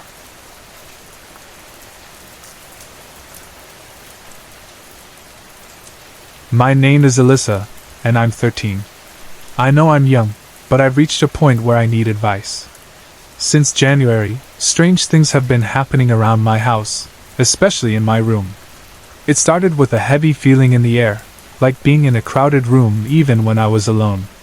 I felt like I was being watched, but I tried to ignore it and learn to live with it. Over time, the heaviness increased, and so did the temperature in my room. My dog and cat, who always slept with me, refused to come in anymore, which was unusual and unsettling. I began feeling uneasy and scared, so I started saying a prayer every night. It helped me feel protected, knowing God was watching over me, but it didn't stop the strange things from happening. A few weeks later, I stayed over at a friend's house, where I noticed a similar odd feeling. She mentioned things happening in her house that sounded a lot like what I was experiencing. We shrugged it off and went on with our sleepover. That night, at exactly 3:21 a.m., I woke up to the sound of someone walking up and down the hallway. No one else was awake.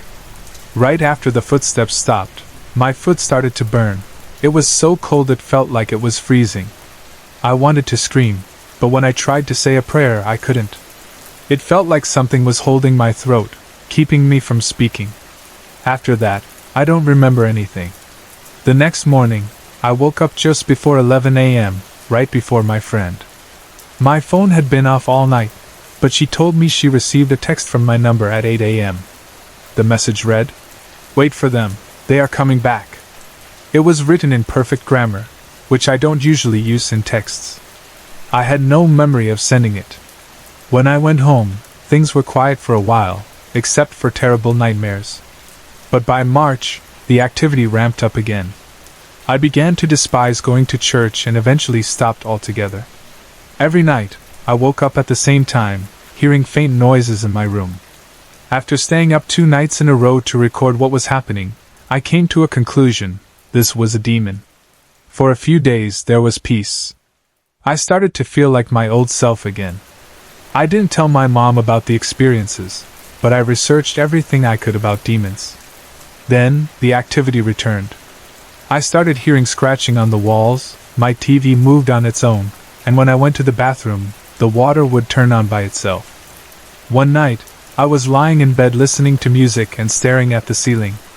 I have good night vision, so I know this wasn't my imagination. When I turned to look at the wall near my closet, I locked eyes with one of the ugliest and most terrifying things I've ever seen. It looked like a skull with a long jaw, deformed teeth, and no eyes. Its leathery skin was patchy, and the smell was unbearable, like rotting flesh mixed with something sour. Even though it had no eyes, I could feel it watching me. It had small horns, and the sight of it was burned into my memory. I haven't slept in my room since. I finally told my mom, and we both believe it's a demon. She's a strong believer in rebuking evil but hasn't done anything yet to address it. Last night, I heard scratching again and got up to check where it was coming from. When I lay back down, I heard a deep growling voice right in my ear say, "Go back to sleep." Before I went to bed, I felt light touches on my arms and stomach, which left me shaken. Sometimes, I wake up feeling violated, like something has touched me intimately. It makes me wonder if this could be an incubus. I'm also starting to suspect there might be more than one demon. Could that be possible? I'm desperate for answers and advice. Is it normal for more than one demon to walk beside someone?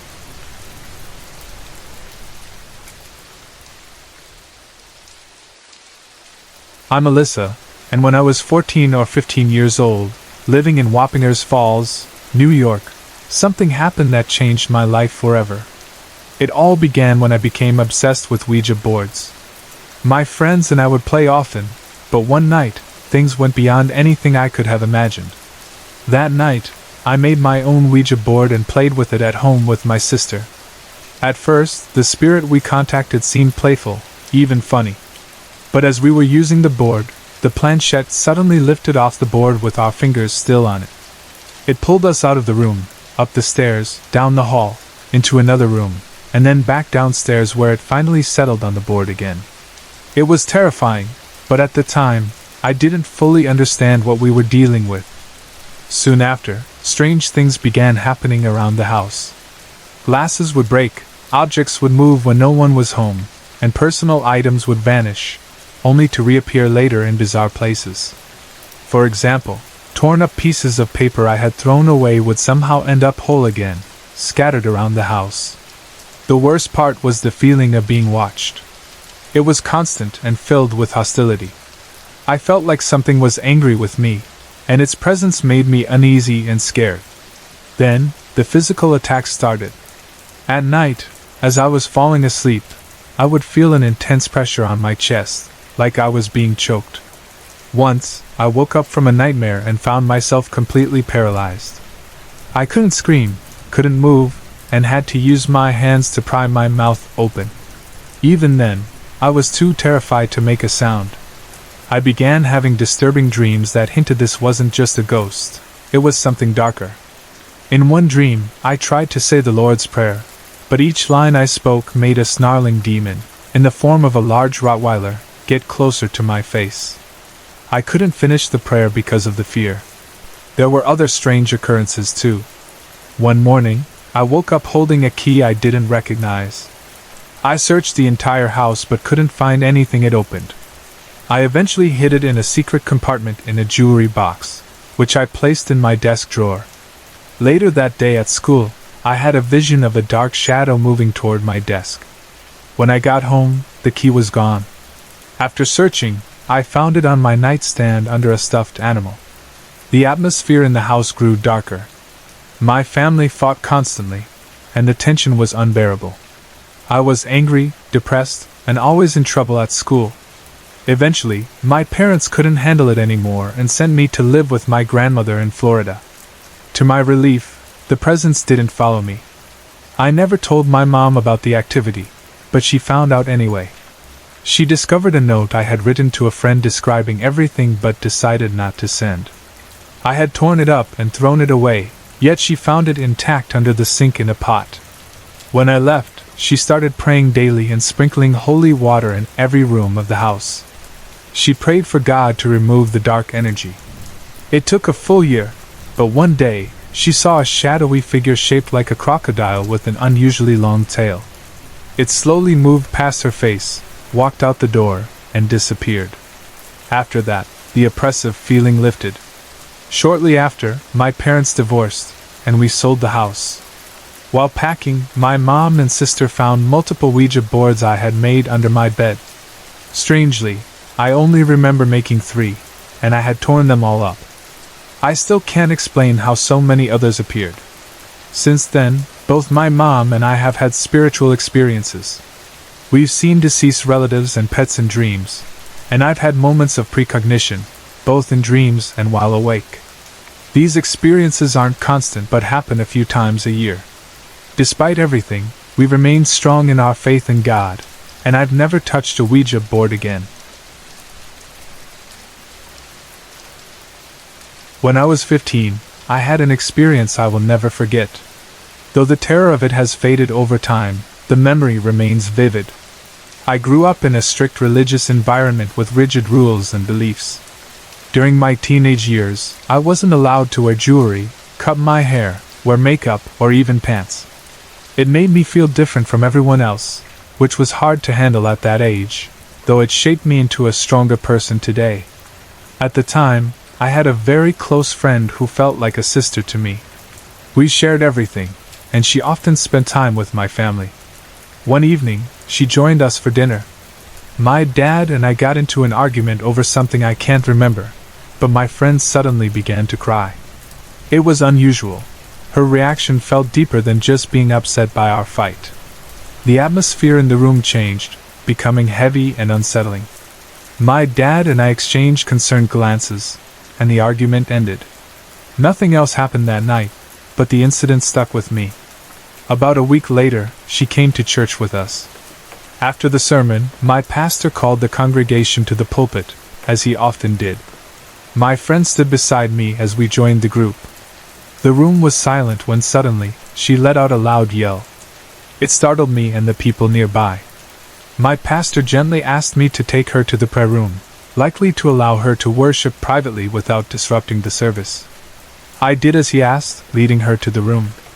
As she stood with her hands raised in prayer, I stayed close by. Moments later, my pastor and several elders, along with their wives, entered the room. My pastor approached her, spoke softly, and began to pray for her. I stepped back, thinking it was just a regular prayer.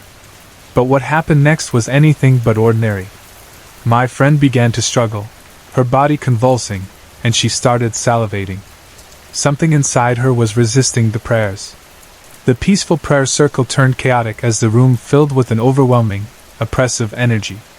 I was terrified. I had never witnessed anything like it before and felt completely unprepared to face what was happening. I stepped out of the room, consumed by fear, feeling vulnerable to whatever was tormenting her. We rarely talked about demonic possession at church. My pastor had shared stories of encounters during his missionary work in Africa, but I never imagined such a thing could happen to someone I cared about. My friend was sweet and kind. How could something like this take hold of her? The experience left me shaken. That night, I struggled to process what had happened.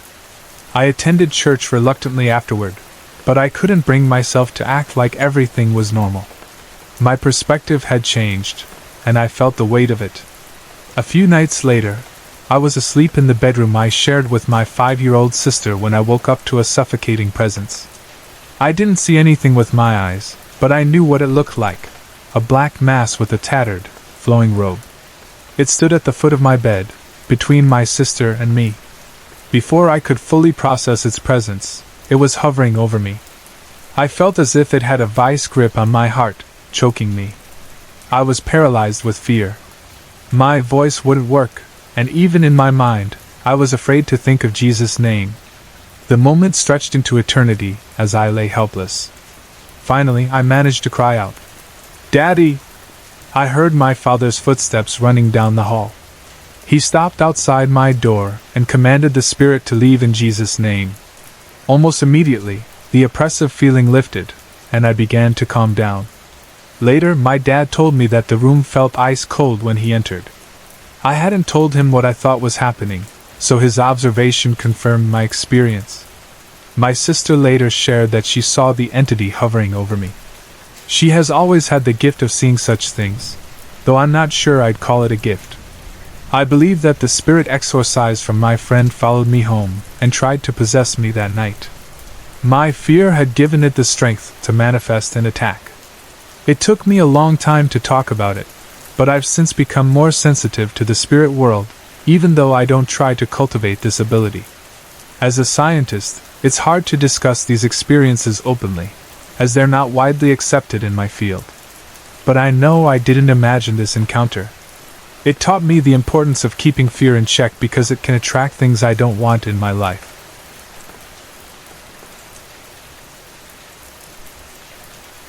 In the summer of 2011, a few friends and I decided to check out the woods behind our town's baseball field, a place surrounded by dark legends. People say the woods are haunted because of tragic events that supposedly happened there. Stories about 2 girls being assaulted and murdered, and rumors of forgotten burial sites hidden among the trees. Ironically, the woods are right next to a cemetery, adding to the eerie atmosphere. Around midnight, a group of us, 8 or 9 in total, walked up to the gates leading into the woods. Some locals even called these gates the gates to hell. No one was brave enough to step inside except for my friends Malik and Peyton, who decided to venture in. The rest of us stayed back, waiting nervously. Even though we weren't in the woods, strange things started happening. I heard girls laughing, but it didn't make sense because my friend Sarah and I were the only girls there, and we hadn't said a word. Then, my boyfriend Damien, who was standing near the gate, suddenly shouted and ran back to us. He claimed he had seen a figure running toward him. Not even 30 seconds later, we heard yelling from the woods. Malik and Peyton came sprinting back, both pale and terrified. They said they had seen a face emerge from the darkness before it vanished. Peyton claimed the face had glowing red eyes. He began to cry, something that shocked all of us. Peyton was the strongest, most unshakable person I knew, and I'd never seen him cry before. That's when we decided we had seen enough and headed home. But the night was far from over. On the walk back, Peyton began complaining that his back was burning. When we lifted his shirt, we saw scratches. Everyone was on edge, but things got even stranger once we reached my boyfriend's house. Peyton started acting unusual, gagging as if he were about to throw up. We took him outside to get some air, but things escalated quickly. While lying on the ground, Peyton growled, a low, guttural sound that didn't even sound human. Then he lunged at me. Malik and Jake managed to hold him back, pinning him to the ground. As they struggled to keep him down, he glared at me and started shouting horrible things, telling me to burn in hell, and calling me names I know he would never say. Peyton and I are best friends, and I knew immediately that whatever was happening wasn't him. I stayed by his side, trying to calm him down, but the situation worsened. Malik and Jake couldn't hold him for long. Peyton started yelling in Latin, a language none of us knew he could speak. At that point, Malik and Jake told me it would be safer for me to leave. Reluctantly, I went to Sarah's house and waited. About an hour later, I saw Malik, Jake, and Peyton walking toward me. Peyton seemed calmer, but something was still off. He was walking on the tips of his toes and muttering about his friend Niles from World War II. When I approached, he turned to this imaginary friend and said, "It's okay. She's my friend. She won't hurt you." That night was the creepiest experience of my life. Peyton doesn't remember any of it. Even now, he says he feels like it never fully left him. Just recently, during a school retreat, Peyton was possessed, again in front of the entire sophomore class. After that incident, the school board sent him to a school for mentally ill students. But those of us who were there that summer know the truth. Peyton isn't crazy, and he's not mentally ill. We saw what happened, and we know it was real. No matter what others believe or how much they ridicule us, we will always know what truly happened.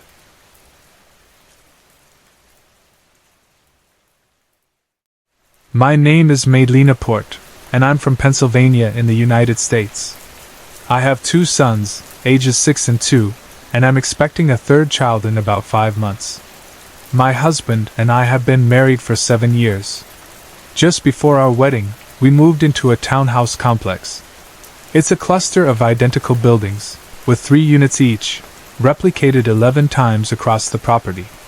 We were excited to start our life together, but strange things began happening shortly after we moved in. Over time, those odd occurrences only escalated. At first, the disturbances were minor, almost easy to dismiss as quirks of the house. Light bulbs would burn out frequently, toilets flushed on their own, alarm clocks would go off at random times, and the television turned itself off and on. We had the electrical and plumbing systems inspected multiple times, but each report came back clean. We brushed it off as one of those mysteries of life until the day we brought our first son home from the hospital. That day marked a turning point. Suddenly, objects were flying off shelves. We would feel unseen hands brush against our shoulders or something unseen sitting on the bed at night.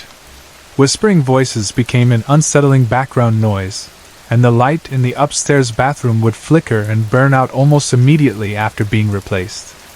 At one point, we changed the bulb 4 times in a single week. After a month of this, we stopped replacing it altogether. Fear began to settle in, as we started to worry about our family's safety. When our second son was born, there was an eerie quiet in the house. For about 2 months, the activity ceased entirely. Then it came back worse than ever. Our 4-year-old began talking about the scary things. Confused, I asked him what he meant. He explained that, after we went to bed, he would wake up to find a scary thing, sitting on his bed, staring at him. When he got too scared, it would disappear. This deeply unsettled me, but what truly terrified me was waking up to find our newborn crying on the floor, out of his crib. My husband and I both denied moving him, and our 4-year-old was too small to reach the crib, let alone lift his brother out. We moved the baby's crib into our bedroom, but the disturbances continued. Some nights, we woke to loud banging noises coming from the kitchen. On one occasion, my husband awoke to a crashing sound in the living room. He tried to get up, but something pinned him to the bed. He struggled for nearly 20 seconds before the force released him. The most terrifying events began when our eldest turned 5. He started having nightmares every night, waking up screaming that the scary things were back. Desperate, we had the house blessed. For a brief moment, it felt like peace had returned. But just a week later, the activity came back with a vengeance. One night, while doing laundry, I felt a force push me against the wall. I struggled to free myself, only to feel something whip across my face. After 30 seconds, the force released me. Terrified, I went downstairs to find my eldest son, who told me there was something in his room. I told him to stay on the couch while I checked. As I entered his room, I was immediately hit by an icy chill. I turned on the heat and began searching the room. When I reached the closet, my skin prickled as if cobwebs were brushing against me. Inside, I saw a black, pulsing mass with glowing red eyes. I screamed and ran downstairs, determined to leave the house with my children. As I grabbed my keys, my son approached me, saying, "Mom, don't leave." But the way he moved was wrong. His walk was unnatural, like he had a clubbed foot.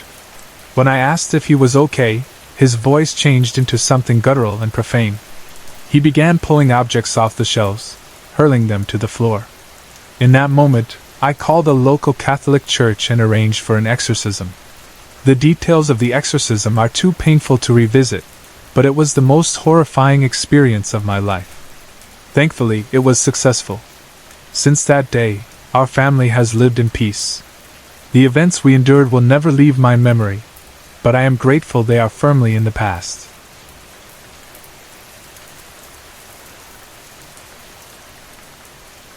I was in my early 20s and desperate to find love. After what felt like years of searching, I was lucky enough to meet my first girlfriend in March 2008 at the age of 23. I was head over heels and wanted to spend every moment with her. Every evening, I'd take her for a drive and drop her off near her apartment before dinner. But one of those drives, on April 14, 2009, turned into the most horrifying night of our lives. A night I'll never forget. That evening, after our usual drive, I dropped her off 2 blocks from her apartment, as she didn't want her parents to know about our relationship. As I drove home, I realized I had left my ID card with her. I called to check if she'd reached home, but her phone was unreachable. Assuming her phone had died, I left it at that. But about an hour later, I got a message from her sister. "Where are you guys? Mom is looking for my sister. Drop her off soon before you two get caught." I froze. I had dropped her off around 7 p.m., but it was now 8:15 p.m., and she wasn't home. Worried and guilty, I immediately got on my motorbike and started searching the area where I had dropped her. There was no sign of her. Panic set in as I replayed our conversations from earlier in the day, trying to find any clue. A few days before, she had confided in me about eerie experiences she'd been having. She said she often felt uneasy at night, sensing someone's presence around her. Strangely, she would wake up at exactly 3:40 a.m. every morning, often calling me before trying to go back to sleep. That night, she had made an odd comment. "If I had another chance at life, I'd never want to be a girl." At the time, I thought she was just venting, but now it haunted me. Retracing our usual route, I finally found her on a deserted road, walking alone on the opposite side. Relieved, I stopped my bike and called out to her. But when she turned to me, her glare was cold and unfamiliar. She screamed at me in a voice I didn't recognize and shoved me off my bike with a strength that didn't match her petite frame. I was stunned. My girlfriend had always been soft-spoken, barely raising her voice. Determined to help her, I grabbed her hand, but what I saw next froze me in terror. Her eyes were completely white, with no eyelids visible. I let go and stumbled backward, shaking with fear. She started walking toward me, her pace quickening with each step until she was sprinting. She caught up to me, lifted me like I weighed nothing, and tossed me onto the road. I weighed 74 kilograms, and she barely weighed 50 kilograms. It was impossible. I screamed for help, and luckily, a few neighbors rushed out to intervene. It took 6 men to hold her back. She thrashed and growled like an animal, her strength overwhelming them. Her parents arrived shortly after, but even they couldn't calm her down. That's when a priest, who happened to be nearby, stepped in. He declared that she was possessed and needed immediate help.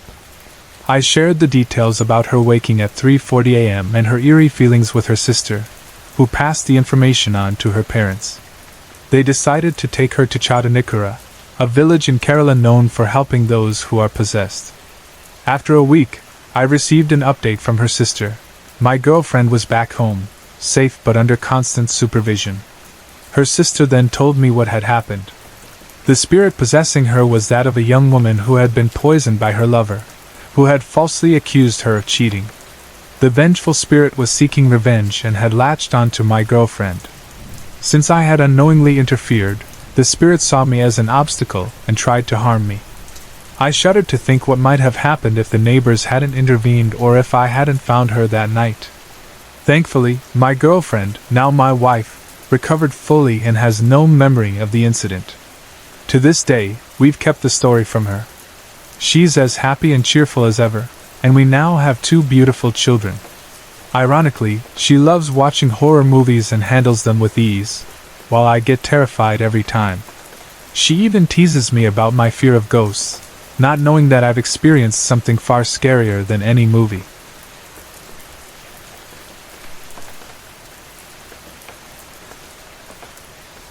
This is by far the scariest experience of my life.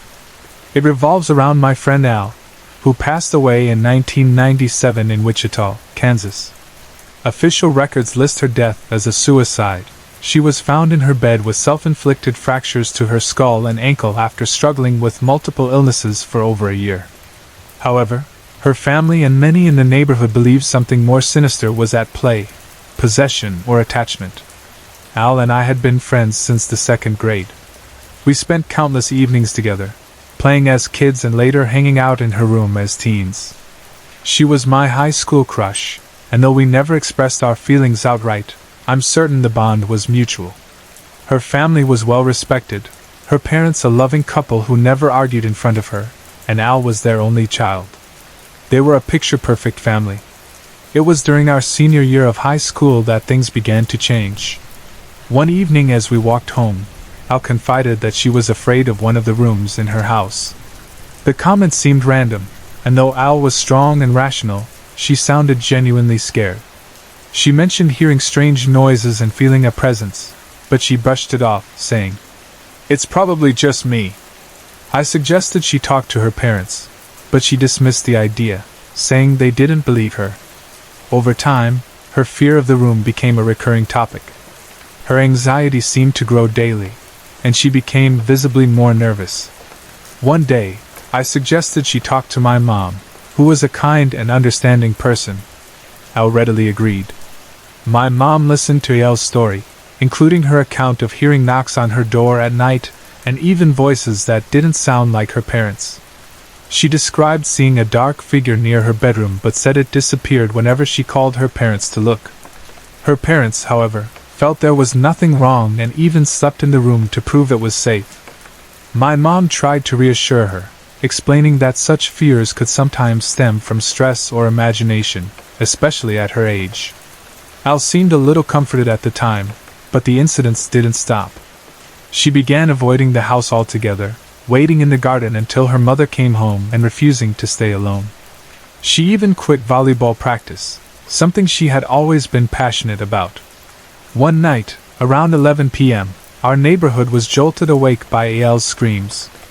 Her cries were so loud that neighbors ran out with flashlights and even weapons, thinking there was an intruder. When the police arrived, they found Al screaming uncontrollably inside her home. She had to be sedated and taken to the hospital. For a month, Al remained in the hospital, and her parents stayed by her side. We weren't allowed to visit, and details were scarce. When she finally returned home, she was a shadow of her former self. Her mother quit her job to care for her full-time, and Al rarely came out of her room.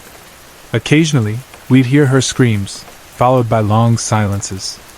My mom invited Ayel's family to a pre-Christmas gathering to lighten the mood. They came, but during the meal, Al suddenly screamed and tore down the Christmas tree. Her parents apologized profusely and left with her. A few weeks later, on her birthday, we visited her home with gifts. Al looked pale and distant. She confided that she could hear voices in her ears, see things no one else could, and couldn't distinguish between the living and the dead. I tried to comfort her, but it was clear she was struggling with something none of us could understand. On the way home, my mom told me not to visit Ayel's house alone, saying something felt off about the place. Then came the tragic news. Al passed away in her bed, succumbing to injuries deemed self-inflicted. Her parents were devastated, especially her mother, who cried at the funeral, saying, "She's safe now." The police and doctors concluded it was a case of severe mental illness, pointing to her history of self-harm and hospitalization.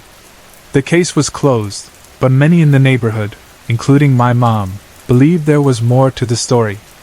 Years later, my mom revealed that she believed Al was possessed or negatively attached to something. She recalled feeling a strong, dark presence in their apartment on Ayel's birthday. Ayel's mother had shared that Al often spoke of seeing things no one else could and hearing voices that tormented her. Despite their best efforts, Ayel's family never sought spiritual help, likely because they thought medical treatment was enough. While it's possible Ayel's suffering stemmed from a medical condition, I can't shake the feeling that she was battling something beyond our understanding. If it was possession, the strain on her mind and body may have pushed her to a breaking point. Even now, I wonder what truly happened to my dear friend. This incident happened about 20 years ago, during my second year of college. I still lived in the dorms, unlike some of my friends who had moved into rented houses closer to campus. My dorm mates and I were from different courses, but we had grown close quickly. The dorm was located near an old village, and the only route to town was a 5 kilometers walk through a narrow, dark path lined with ancient peepal trees. This path was rumored to be haunted, and most people avoided it after dark. One night, the 8 of us decided to walk to the mall to stock up on food and supplies. Since we wanted to save money, we skipped public transport and walked the full 10 kilometers to the mall and back. We started our return journey around 11 p.m., and by the time we reached a wide, open field before entering the village alleyway, it was close to midnight. That's when I noticed that one of my friends, let's call him A, had fallen behind. He seemed exhausted, so I asked the group to wait for him. When I finally caught up, I asked if he was okay, but he didn't answer. He avoided looking at me and just kept walking silently. It felt strange, but I brushed it off, thinking he was just tired. We reached the dorm past 1 a.m., completely drained. Suddenly, another friend, B, ran over to my side of the room, looking panicked. He said I was acting strangely. We rushed to check on him and found us sitting at the top corner of the bunk bed, near the wall. He was wrapped in a blanket, shaking and rocking back and forth. The room was dimly lit, but I could see his bloodshot eyes. We asked, "What are you doing up there? Are you trying to scare us?" I didn't respond. He just kept rocking, holding his knees to his chest. Some of the others got scared and ran back to the other side of the dorm. We tried to pull him down, worried he might do something dangerous like grab the ceiling fan, which was within his reach. But his strength was unreal. It was like trying to move a massive boulder. He started laughing, a low, unsettling sound, and his smile was unnerving. That's when I realized he was possessed. We tried talking to him again, pleading with him to come down, but it was no use. I told one of my friends to get a bowl of water and asked another to start praying. We prayed together, asking for divine intervention to help A. After half an hour, I told B, the strongest among us, to climb up and hold it down while another friend, C, used the blessed water. When C approached with the water, A became visibly agitated. He growled something in a language none of us could recognize, his tone filled with anger. But by God's grace, C managed to wipe the water on his face, then down his neck, arms, and legs. Gradually, A started to calm down. He stopped struggling, his strength waned, and his wild demeanor faded. B was visibly shaken, but he held on until A came back to his senses. When A finally spoke, he asked us what had happened. We explained everything and gave him some of the blessed water to drink. After some time, he recalled a chilling memory. On the walk back, while he was lagging behind near the wide field, he had encountered a black dog with glowing red eyes. The dog had a terrifying face and spoke to him, saying, "Go away! You are trespassing!" That was the last thing A remembered before losing control. We told him we hadn't seen any dog near him, but it became clear that whatever he had encountered had followed him back to the dorm. A explained that during his possession, he felt trapped in his own mind. He could see us but couldn't speak or control his body. He also heard the dog's voice taunting him, mocking him the entire time. We were relieved that we had acted quickly, otherwise, things could have taken a much darker turn. By the time everything settled, it was already past 6 a.m. None of us got any sleep that night, and we had to go straight to class. I was grateful for our help, and thankfully, nothing like that ever happened again.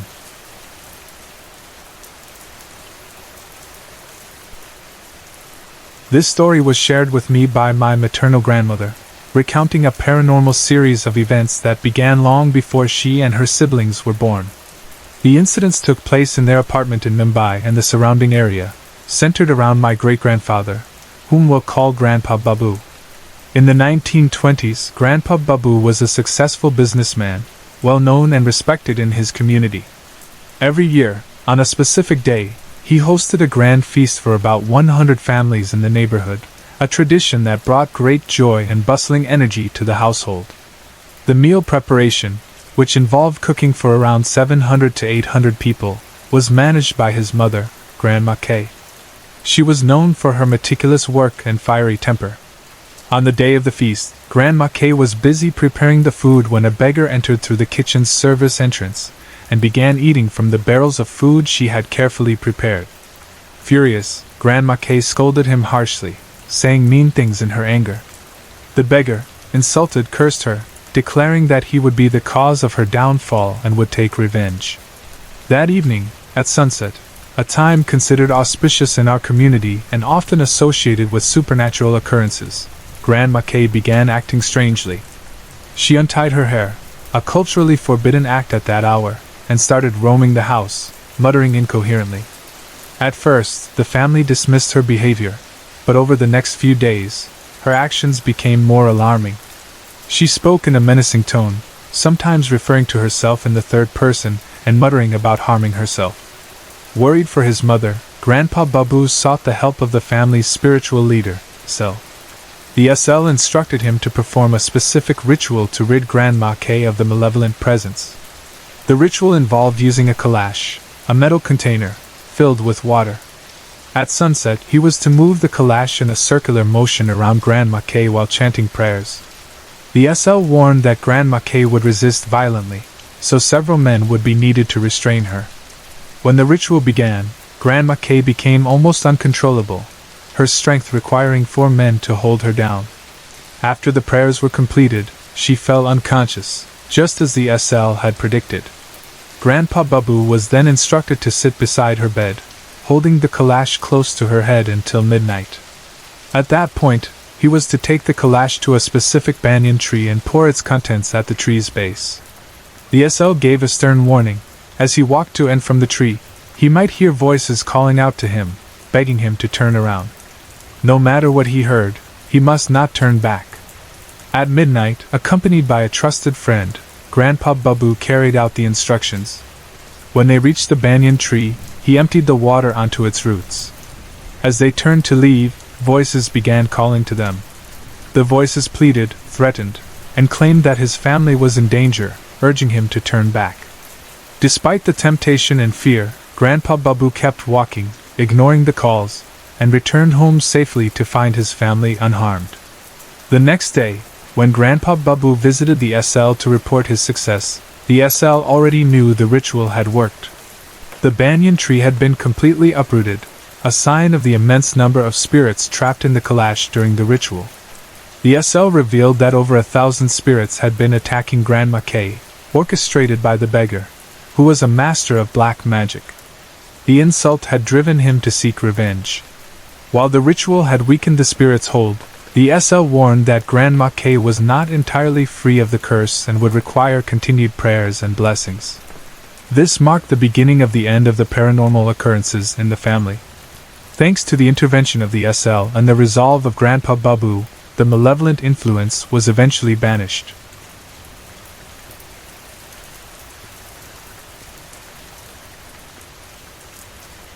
This story took place in 2013 when I was 19 years old. It revolves around my cousin aunt, who was 6 months pregnant at the time. A deeply religious woman, she would visit several temples regularly before her marriage. After marrying, she continued this practice but relied on her husband to accompany her, especially as her pregnancy progressed. One evening, while her husband was out of town for 4 days, she decided to visit a nearby temple on her own, having missed her evening visits for 2 consecutive days. Around 7 p.m., she gathered the usual offerings, coconut, flowers, and other items, and left for the temple. She returned a couple of hours later, seemingly normal at first. However, shortly after arriving home, she developed a sudden, high fever. Her mother-in-law, who had arthritis and was home alone with her, immediately called for a doctor and also reached out to my dad for help since our families were close. The doctor dismissed it as a viral fever and prescribed medication. But the fever returned the next evening at precisely the same time, 7 p.m., and this pattern repeated every night. When her husband returned from his trip, he grew increasingly worried, not only for her but also for their unborn child. Despite consulting multiple doctors, No one could diagnose or explain her condition. By the time my parents and I visited her, she was bedridden, her face pale and drained of life. It was heartbreaking to see her like that. That afternoon, as we sat down for lunch, we prepared a vegetarian meal and handed a plate to my aunt, setting it on a table near her bed. What happened next left us all in shock. My aunt suddenly flung the plate across the room, her voice transforming into something unrecognizable, a deep, angry, alien tone. She demanded non-vegetarian food, something completely out of character, as she had been a lifelong vegetarian. Her mother-in-law immediately recognized the situation for what it was: possession. I had heard about such incidents before, but witnessing it firsthand was terrifying. Her voice, her demeanor, everything about her felt unnatural. Her mother-in-law suggested taking her to a priest she trusted, but this proved to be a daunting task. My aunt became violent, cursing and resisting anyone who tried to touch her. It took 4 grown men to hold her down, and even they struggled against her strength. She clawed and thrashed at anyone who came close. Eventually, we decided it was safer to call the priest to the house. When the priest arrived, he immediately sensed the negative energy surrounding her. Placing a hand on her head, he began chanting prayers. She hissed and spewed expletives in that same unnatural voice. Calmly, he asked, "Who are you, and what do you want?" After resisting for a while, the entity revealed itself. It claimed to be the spirit of a pregnant woman who had visited the same temple. One evening, she was hit by a car just outside the temple, killing both her and her unborn child. Full of rage and sorrow, she had attached herself to my aunt, intending to take her unborn child as her own within a week. We were horrified. The priest, however, remained composed. He spoke to the spirit with empathy, acknowledging her pain and tragic death. He told her that harming another child would only trap her in her misery forever, never allowing her to find peace. He then began chanting more mantras, placing his hand on my aunt's forehead and whispering something inaudible. My aunt writhed in apparent pain, her screams filling the room. After a few moments, she started sobbing uncontrollably before collapsing into unconsciousness. At that moment, a gust of wind blew through the house, passing through us and out the door. The priest turned to us and said, "It's over. She's free now." He advised us to ensure she rested and assured us that the spirit would no longer trouble her. When my aunt's husband asked about his fees, the priest declined payment, requesting only that the child be named X if it was a boy. True to his word, my aunt woke up the next morning, looking healthier and more vibrant than she had in weeks. 2.5 months later, she delivered a healthy baby boy. The family invited the priest to bless the newborn, fulfilling his request for the name. Since then, my aunt and her family have been happy and unaffected by any further incidents. The experience left me deeply shaken. Seeing such a powerful force firsthand removed any doubt I had about the existence of these entities. The priest also shared an important piece of advice. Pregnant women should avoid going out in the evenings, as certain spirits are drawn to their energy. Now, almost 14 years later, I still vividly remember that haunting afternoon. It's an experience I'll never forget.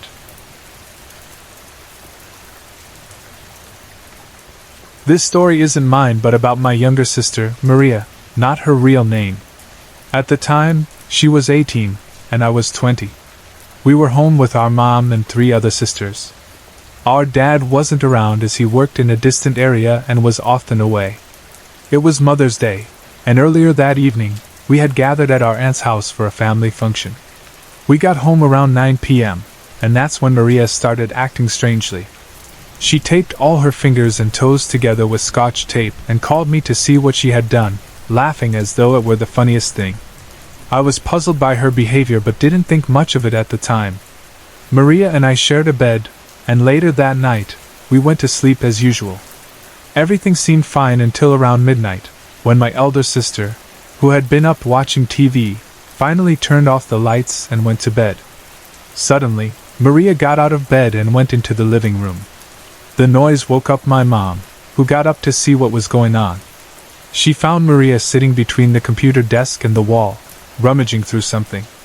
Confused and a bit annoyed, my mom turned on the lights and asked Maria what she was doing. Maria looked at her with wide, fearful eyes and said she was searching for her slippers because she needed to go to town, an hour away from us. My mom, bewildered, replied, "It's almost 1 a.m. Why would you go to town at this time?" Maria didn't answer.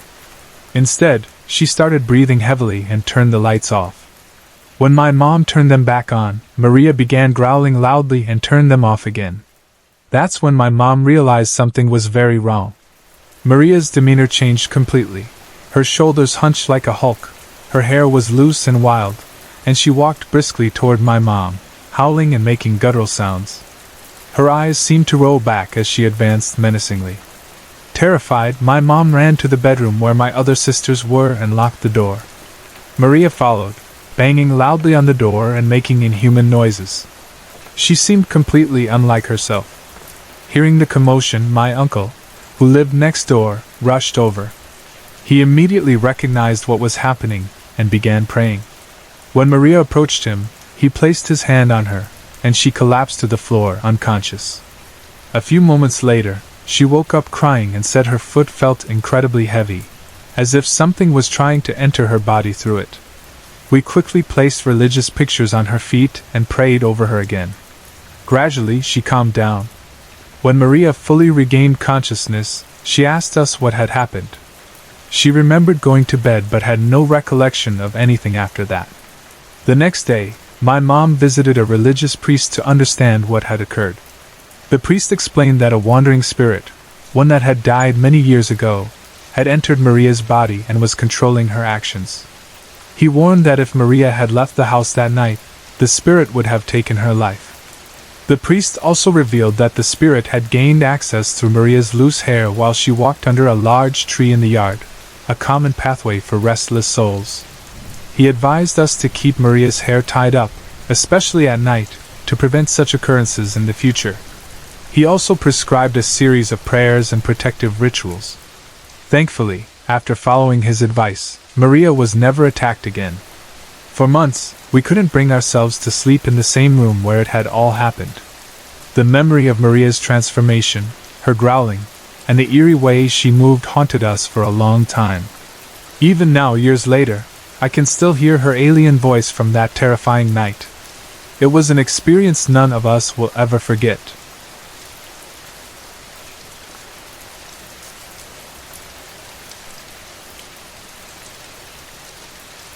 This story dates back to when I was 15 years old, enjoying my carefree school days. My father was in the construction business, and often took us to his construction sites on weekends. One such Sunday in August, we visited one of his sites near a lake. We spent the day by the water, enjoying the beautiful view, and later had dinner out before heading home. The next day, I came down with a high fever and couldn't attend school. At first, it seemed like a regular fever, but it persisted for 3 to 4 days, and no medicine seemed to work. By the 5th day, my condition became even stranger. I would feel fine during the day, but as evening approached, the fever returned. By midnight I would be burning with fever, accompanied by unbearable body and leg pain. This continued for 2 weeks. My parents grew increasingly worried as I became weaker every day. Despite multiple doctor visits and normal blood reports, my health didn't improve. Then one night, I started crying in my sleep. Hearing me, my mom rushed to my bedside, trying to wake me up. But even as I remained asleep, I started speaking in Kannada, a language I didn't know or understand. Alarmed, my mother called my father, urging him to come home immediately. This became a nightly occurrence.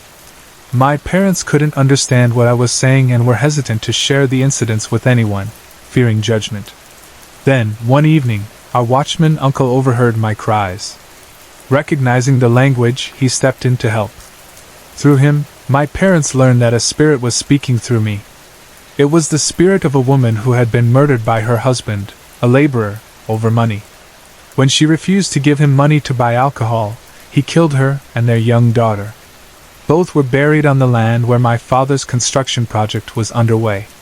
The spirit explained her plight, saying her soul and her daughters were restless and unable to find peace. She demanded a few things: She wanted their bodies unearthed and given proper cremation rites, agnisanskar, along with the required rituals. Additionally, she asked for a kumari kanya, a symbolic offering to a young girl, as one would prepare for a daughter's marriage, to be fed and gifted clothes and accessories. She assured my parents she never intended to harm anyone but had no other way to get their attention. My father immediately promised to fulfill her requests, and asked her to leave me alone. She agreed, saying she would wait but warned that her soul couldn't rest until her wishes were fulfilled. From that day, my health began to improve. However, I remained fearful of staying alone or going out by myself. Life began returning to normal, and the spirits seemed to have stopped troubling me. Weeks passed, and my father, caught up in work, forgot his promise. One afternoon, on my way home from school, I was involved in a minor accident. Though I wasn't seriously hurt, it was a wake-up call. That night, the spirit returned, but this time, she was furious. She no longer spoke politely but angrily reminded my father of his promise. Realizing his mistake, my father and the watchman immediately went to the site that night and began searching for the bodies. Following her exact instructions, they unearthed skeletal remains at the specified location. They performed the proper cremation rites, fed a young girl, and offered her clothes and accessories as per the spirit's request. By the time they returned home, it was late evening. My parents asked how I was feeling, but instead of me answering, the spirit spoke one last time through me. She thanked them for setting her and her daughter free, assuring them her soul was finally at peace. That was the last time she spoke or troubled me. When I fully recovered, my parents told me everything that had happened during those weeks, how I spoke in a language I didn't know, cried in my sleep, and the events that led to the spirit's release. Though I have no memory of those incidents, the story remains vivid in my family. Even now, years later, my father continues to honor her memory. Every year, without fail, we donate clothes and food to young girls as a tribute. While the spirit never asked for an annual ritual, it has become a tradition for us, a way to remember and honor the peace she sought.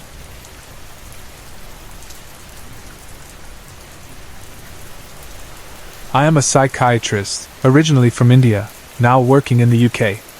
Over my career, I have dealt with many cases, but one incident in 2009 still leaves me questioning what I witnessed. It happened on July 22, 2009, the day of the longest solar eclipse recorded in history. I was treating a teenage girl whose parents were worried about her strange behavior. They explained that she had been acting unusually for a week, and strange things had started happening around her. They mentioned that she spoke in strange, unsettling ways, and her actions were hard to explain.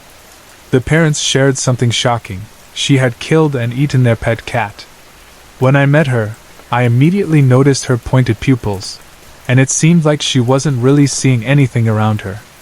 Her eyelids never closed, not even for a moment. She was breathing heavily, and her heartbeat was very fast. I discussed her case with my colleagues, but none of us could understand what was happening. By the afternoon, she started bleeding from her ears and nose.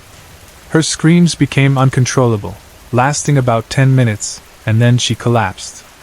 She passed away that evening, and her parents took her body home. Later that night, I got an unexpected call from her parents. They said she had come back to life during a Catholic ritual performed by a priest. I rushed to their home to see what was happening. When I arrived, the house was filled with neighbors in shock and confusion. The girl was tied to the bed because she had attacked the priest and injured him. Inside the room, I saw something I couldn't explain. Her parents, the priest, and I were all there, and the atmosphere was unsettling. The priest told me this wasn't a medical issue but something requiring an exorcism. The girl was bleeding and behaving erratically. She spoke in two voices simultaneously, and her pupils were still pointed. At one moment, she grabbed my neck, even though she was tied, or at least, it felt like something invisible was choking me. She began speaking about personal details of my life, things she couldn't possibly know. It felt surreal, as if she was communicating directly into my mind. I tried to rationalize what was happening, thinking it might be schizophrenia, but there were too many things that didn't make sense. She told me I didn't understand what I was dealing with, and for the first time, I felt out of my depth. Soon, another priest arrived, one officially trained in exorcisms. He asked everyone to leave the room while he worked. After about 30 minutes, he came out with the girl, who looked completely normal. I spoke to him afterward, but he asked me not to share what he told me. To this day, I don't know if what I saw was supernatural or something science has yet to explain.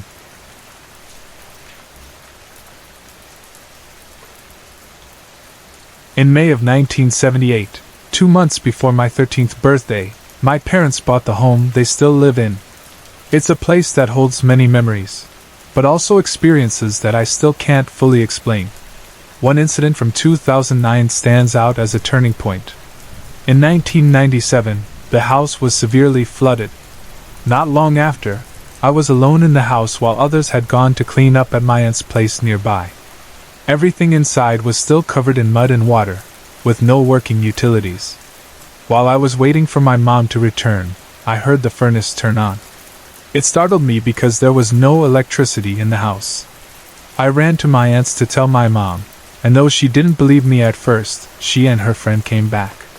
When we arrived, they also heard the furnace running. That's when we decided to leave. A few weeks later, an old man and his grandson stopped by. He said my parents had given him permission to fish and mentioned that his grandparents had lived in the house a long time ago. When my parents returned, I told them about the old man, and they spoke with him. He revealed something chilling. His Uncle Jake used to raise tables in the bedroom my sister and I had shared, also the room where the furnace was located. From the start, strange things happened in that house. On one of the first nights after we moved in, my sister and I heard a loud crash in the living room. We ran to our parents, terrified, but our mom brushed it off as dogs under the house. The next morning, we checked, but nothing had fallen, and there was no way for the dogs to get underneath the house. Living there, I had recurring nightmares, always the same 3. I can only remember 2 of them now. The third one seems to be blocked from my memory, as though it was too terrifying to recall. Even as an adult, I avoided being in that house after dark, especially alone. One night when I was 16, something truly disturbing happened. I was asleep when I suddenly felt an urge to get up, go to the kitchen, and grab a knife from the drawer. It wasn't a voice I heard, but it felt like something was influencing me. I walked to the kitchen, opened the drawer, and put my hand on the handle of a 12-inch serrated knife. At that moment, I woke up and realized what I was doing. The thought horrified me. I had been ready to kill my family, and I didn't understand why. I was a good kid, deeply involved in church and never into drinking, partying, or anything that could explain this moment. It felt like something evil was influencing me. For years I kept this to myself. How could I tell my family I almost killed them and didn't even know why? After the flood in 1997, we remodeled the house. Strangely, whatever evil presence had been there seemed to vanish. The house felt lighter. There's still a presence of a woman and child, but the darkness that had terrified me for so long was gone. I truly believe that after the flood, God cleansed the house himself.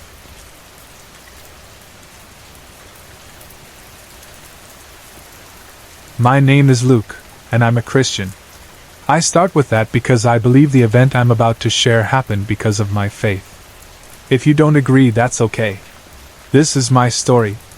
I was 20 years old when I received Jesus Christ as my Savior. As an independent Baptist, I hold strong beliefs about angels and devils, or demons, though I use the term devils, as the King James Bible does. I believe in their existence, and that devils are drawn to symbols of the occult.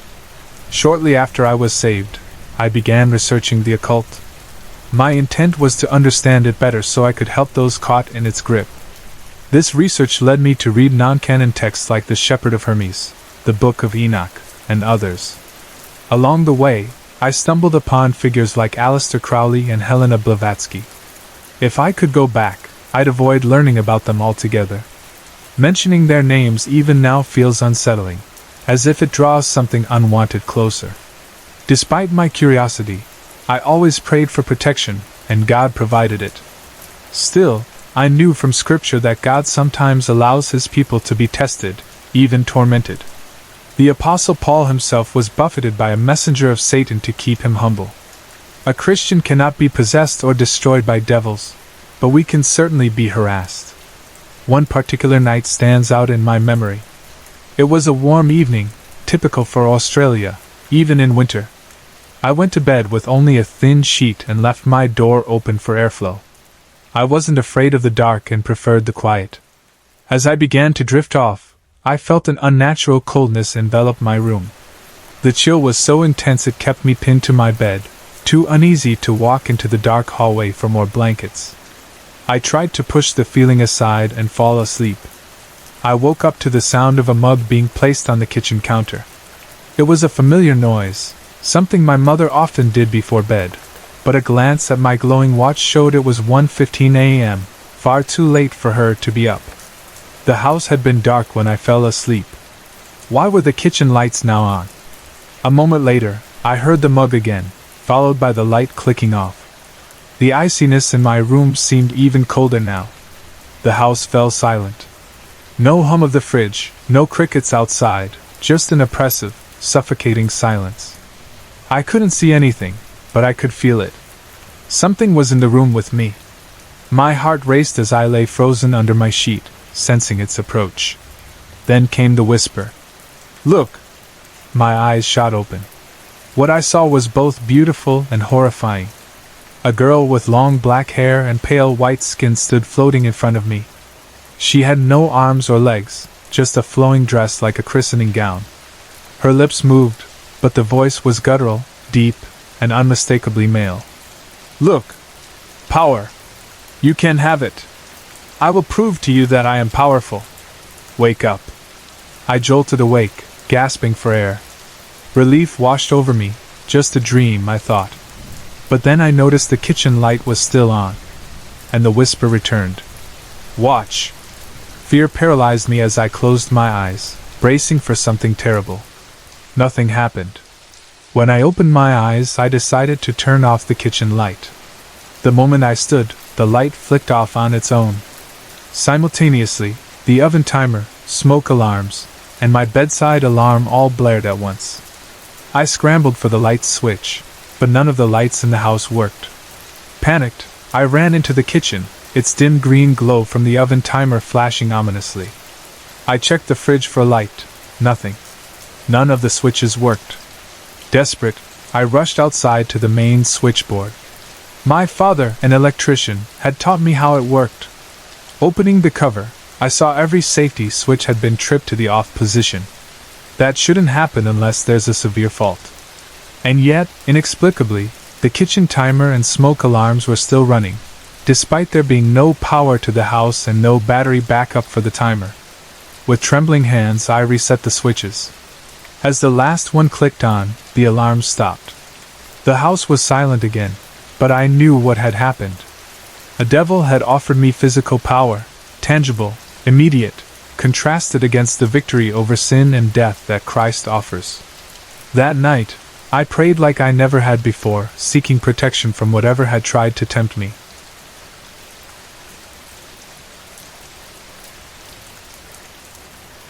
In 1988, my second wife and I moved into a house I had purchased from my brother and his wife. The house carried a dark history.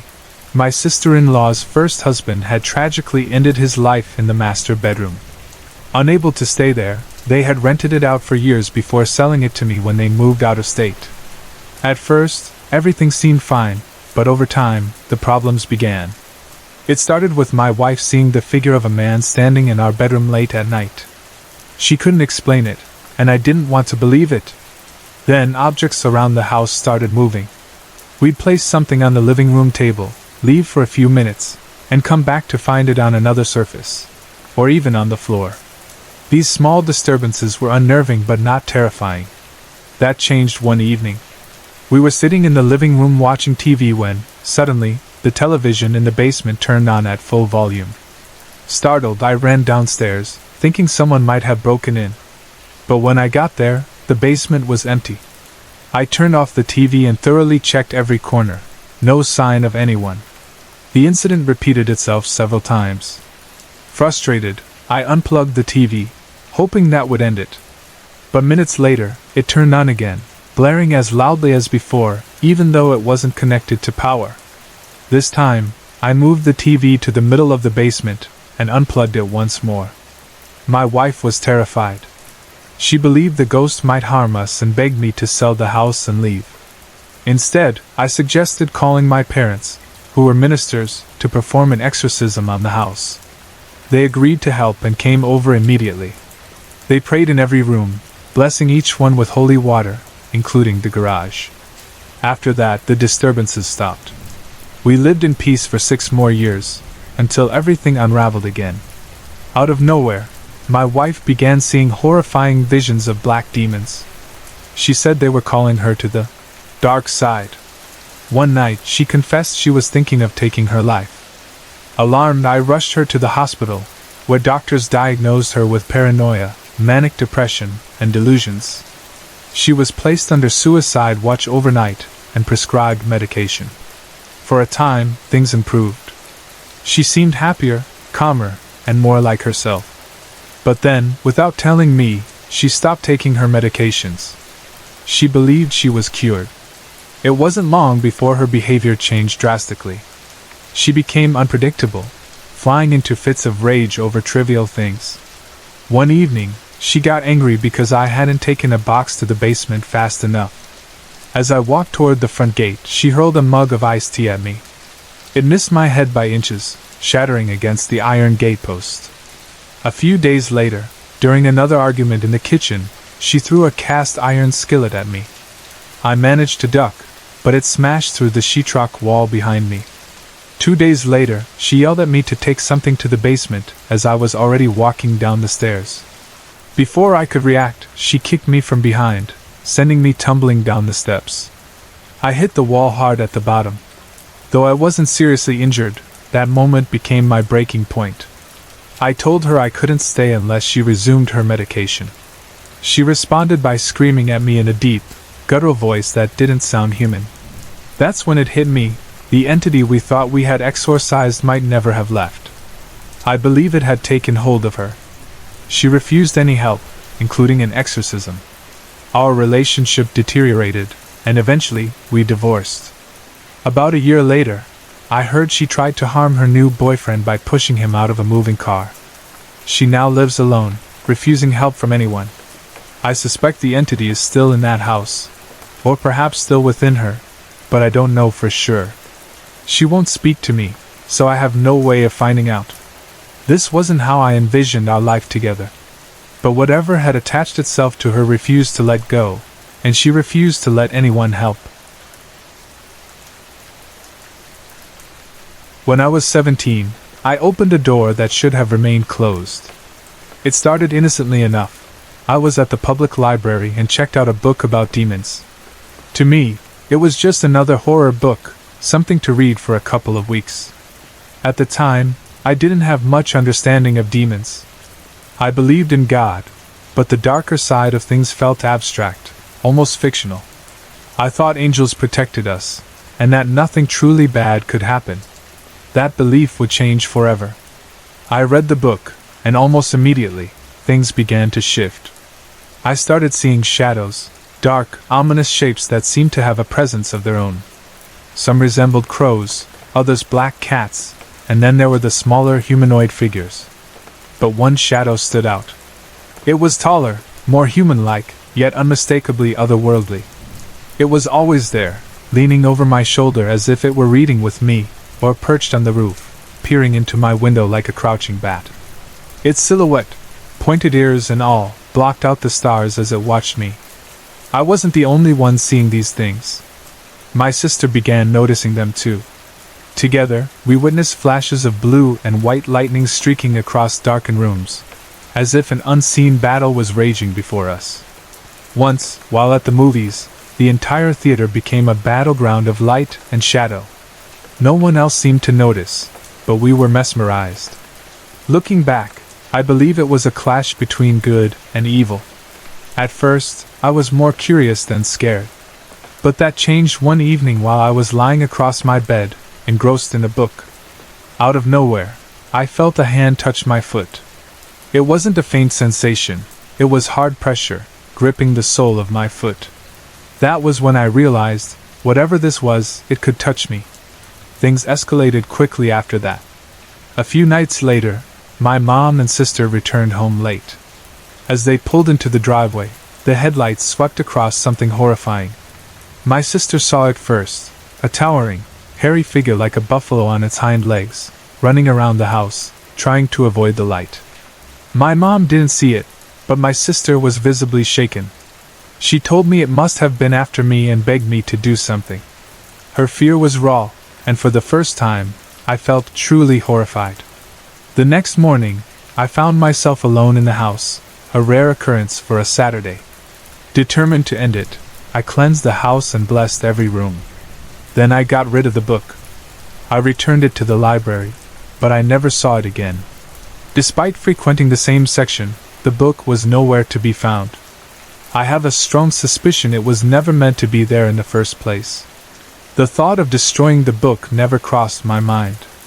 All I wanted was for it, and the evil it had brought, to go back to wherever it came from. Thankfully, it worked. The shadows disappeared, the strange lights ceased, and I never experienced anything like that again. The ordeal left a mark.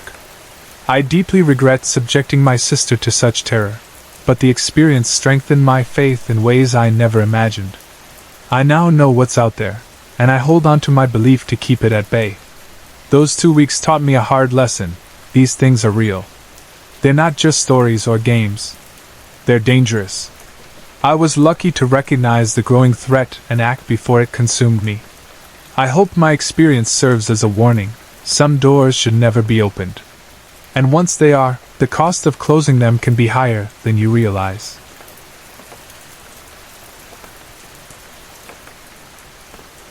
Last week, I visited my family in southern Wisconsin. My siblings and I, all in our late 20s and married, love gathering at my mom's house for weekends whenever we can. These reunions usually start after dinner and last well into the early morning hours. We chat, play games like Guitar Hero or Wii, and of course share ghost stories, real ones from our own lives or those of close friends. That weekend, I shared a story I'd kept to myself for years. It was more than just a ghost story. It was a memory that had haunted me since childhood. For as long as I could remember, I'd had recurring nightmares of a night filled with bright lights, my parents arguing, and the terrifying image of my dad holding a rifle. I was no older than 3 or 4, judging by my size and the fragments of memories I could piece together. In the dream, I remember my younger brother Tony, only a toddler at the time, crying inconsolably in my mom's arms. The entire house was dark except for the lights spilling out from my parents' bedroom. I followed my mom to the kitchen as she tried to calm Tony with a bottle, his wails echoing in the humid California night. My dad stood by the kitchen window, rifle in hand, scanning the driveway as if he were preparing for a battle. A Vietnam War veteran, he moved with the precision of someone back in combat, peering through the curtains and surveying the area. Then I saw it. Sitting in the driver's seat of my dad's blue Volvo station wagon was a shadow, a dark figure so black it seemed to absorb the surrounding light. I froze. "Daddy, who is in the car?" I asked, pointing toward the driveway. My dad turned, his gaze following my finger. "Who? I don't see anyone," he said, continuing to survey the driveway. The figure remained motionless, its shape barely distinguishable from the surrounding darkness. But then it opened its eyes, two glowing, flaming red orbs that burned into the night, looking directly at us. Fear gripped me as I stammered. "I see red eyes, Mommy." Tony, in his toddler voice, echoed. "Red eyes, Mommy." The headlights of the station wagon suddenly turned on, flooding the driveway with light and making my dad jump. Without hesitation, he bolted back to the house. We ran to the bedroom together, barricading ourselves in. The rest of the night passed in a blur, punctuated by the sound of the car horn blaring intermittently. The next morning, I ventured outside to find my dad washing his car. What I saw will never leave me: maggots. Thousands of them were leaking from the engine, spilling onto the driveway in a grotesque display. For years I believed this was nothing more than a recurring nightmare. But that weekend, as I recounted the story to my siblings, something unexpected happened. Tony's face turned pale, and his jaw dropped. "I thought that was my nightmare," he said.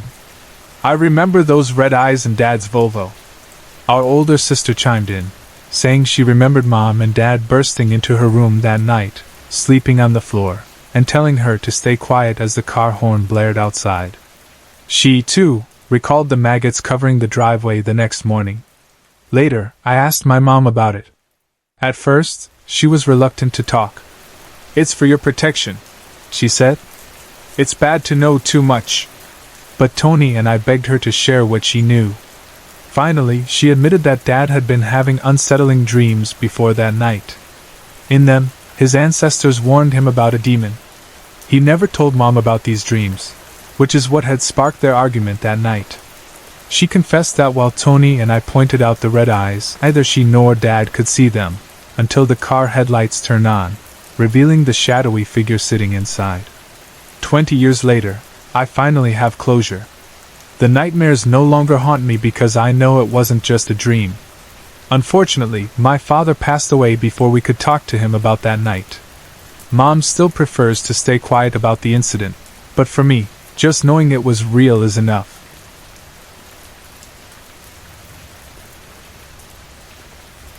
This story takes place in 1986, when I was 8 years old.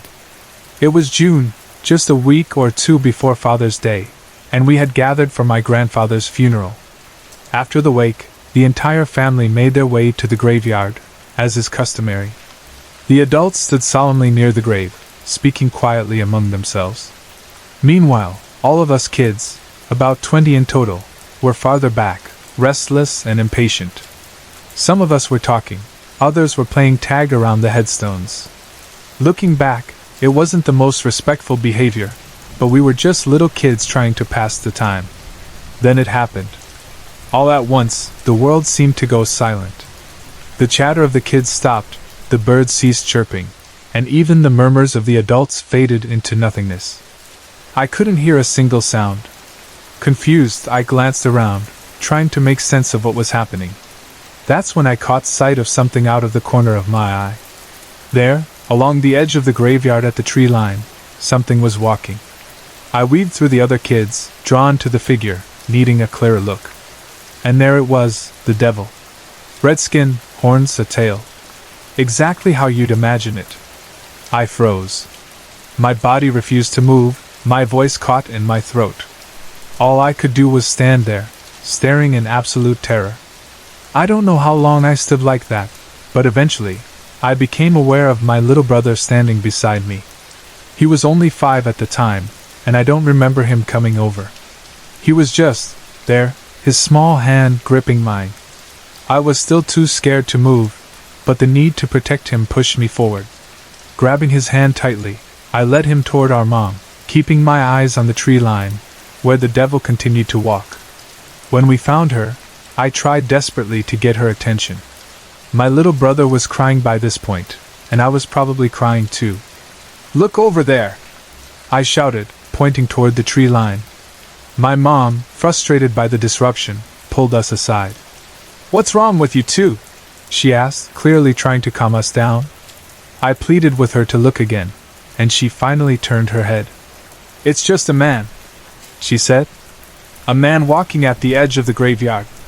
Her words hit me like a blow. "A man?" I repeated, confused. "You see a man?" She nodded and said, "Yes, a man in a black suit. He's probably staying over there so he doesn't disturb us." She brushed off my fear, telling me to calm down and reminding us that this was a funeral, a time to be respectful. I clung to her for the rest of the service, my little brother pressed tightly to her other side. The rest of the family didn't see anything unusual, not the adults, not the other kids. No one except me. And maybe my little brother. For years I tried to talk to him about what we saw that day. Every time I brought it up, he'd deny seeing anything and accuse me of scaring him. Eventually, I stopped asking. But deep down, I know he saw it too. His denial only grew stronger as the years went by. and I always wondered if that day left a mark on him. His life was troubled: detention homes, prison, drugs, a path filled with darkness. I can't help but wonder if that day in the graveyard had something to do with it. I finally told my mom about it a year after the funeral. To my surprise, she believed me. She apologized for not taking my fear seriously at the time, but the damage was already done. That day remains one of the most vivid memories of my life. Even now, decades later, I can still picture the devil walking along the edge of the graveyard, his red form burned into my mind. I've had other paranormal experiences over the years, but nothing has ever compared to the fear I felt that day. It was a fear so deep, so visceral, that it's stayed with me ever since.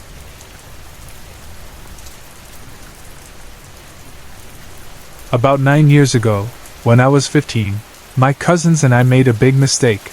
We decided to try witchcraft. We bought a spell book, candles, and even created an altar. We found an old mirror, drew a pentagram on the back, and used it as the center for our spells. Unfortunately, we didn't realize that the pentagram was upside down, which allowed negative spirits to enter. For the first 3 months, it seemed harmless. But then strange things started happening. Every weekend, when I stayed over at my cousin's house, I would see a little girl in the mirror behind me while brushing my hair. I knew the house wasn't haunted before, so this was new and unsettling. My cousin, whom I'll call Lynn, also started seeing things in the mirrors: a young man, a little girl, a boy, and even a dog.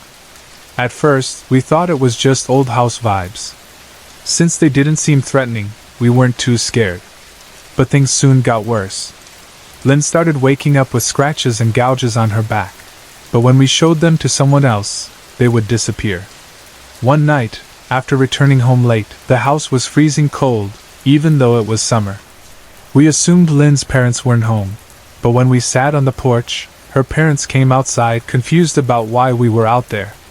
They had been home the entire time. Things took a darker turn when the figures in the mirrors changed. Their eyes glowed red, and their forms turned completely black. They were everywhere, in every mirror. We realized we had let something evil into the house. Lynn's mom asked us, "What did you do?" We knew we had to fix it but had no idea how. For 2 months we lived in fear. We decided to get rid of all the witchcraft items, but they kept reappearing. Eventually, we burned everything and prayed while the smoke, thick and black, rose into the air. This helped close the portal we had opened, but it didn't get rid of the entities already in the house. Desperate for help, we went to the chapel near the cemetery next to Lynn's house and prayed to God for forgiveness. As we left, we saw 2 angel statues by the door. Seeing them brought us to tears. We felt a strange mix of fear and peace, as though things would be okay. Back at home, Lynn's mom gave us each a gold cross to wear and a Bible. She called a priest, who agreed to bless the house. After the blessing, the hauntings stopped completely. We haven't had any experiences since then. That ordeal brought me closer to my faith, and I've learned my lesson. I'll never forget what we went through, and I'll never look back.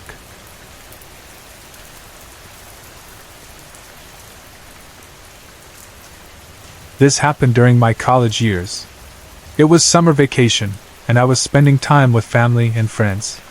My mother and sister had gone with some older relatives to visit family in the province, and we planned to meet them at my grandparents' house the next morning. I was alone in my room, surrounded by religious icons, which gave me a sense of safety. My friends had gone out to enjoy the cool mountain air, but I was tired from the travel and decided to stay in and rest. Sitting on my bed, I was reading a book to relax and take my mind off university worries. Suddenly, I felt a strange presence near the room. At first, I ignored it and kept reading, but soon, I heard someone softly calling my name. The voice was gentle and familiar, but it seemed to come from every corner of the room. Then, I noticed the air smelled faintly of sulfur. I could sense something malicious, and my heart began to race. The voice became more menacing, saying, "I know who you are," followed by my family name in a tone filled with rage. I dropped my book, frozen in fear. I closed my eyes tightly, trying to distance myself from the entity. Repeating Psalm 23 in my mind, I focused only on my voice, hoping to block out everything else. But the atmosphere grew worse. My face tingled, and I felt unbearable pressure on the left side, as if it was being crushed. My body felt heavy and numb. I tried to speak, to ask what it wanted, but fear gripped me, and no words came out. Then, horrifying images filled my mind, tortures, murders, and disturbing rituals. I could hear it laughing, a cruel mix of male and female voices. Desperate, I reached for the rosary in my back pocket, my last hope. My hands were so numb that I couldn't feel the beads, but I gripped it tightly and began praying the Lord's Prayer aloud. For a moment, the malicious presence seemed to fade, but then it began mocking me, repeating the prayer in a twisted voice, as if it was right next to my ear. Remembering advice from a priest, I changed my prayer to the Apostles' Creed, pouring all my faith into every word. Slowly, I felt its grip weaken. The air in the room shifted, the hissing and mocking stopped, and the oppressive feeling lifted. I stood up, trembling but determined. The entity hissed one last time before the room went silent. As I calmed down, I noticed blood dripping from my left hand. I had clenched the rosary so tightly that it cut into my palm. After washing the wound in the bathroom, I looked in the mirror and saw a dark hooded figure standing behind me. This wasn't my first encounter with this presence. I quietly said, "I'm fine," and it disappeared.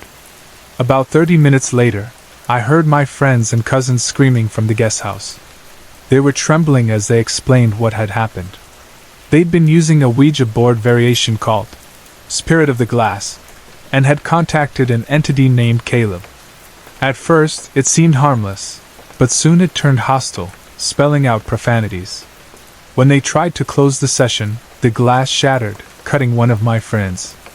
Chairs were thrown, windows vibrated, and they were trapped in the room for 45 terrifying minutes before everything stopped. Oddly, their experience started around the same time as mine. My friend who initiated the session later told me she smelled sulfur right after starting the ritual and heard laughter as the chairs moved. The next morning, we told our relatives, but they claimed they hadn't heard any screaming or noises, even though the room was in complete disarray, with a broken chair and overturned furniture. My aunt immediately called a priest to bless the room. To this day, I have unanswered questions. What was that entity? How did it escape the room? Why did it single me out? And how did it know my family name?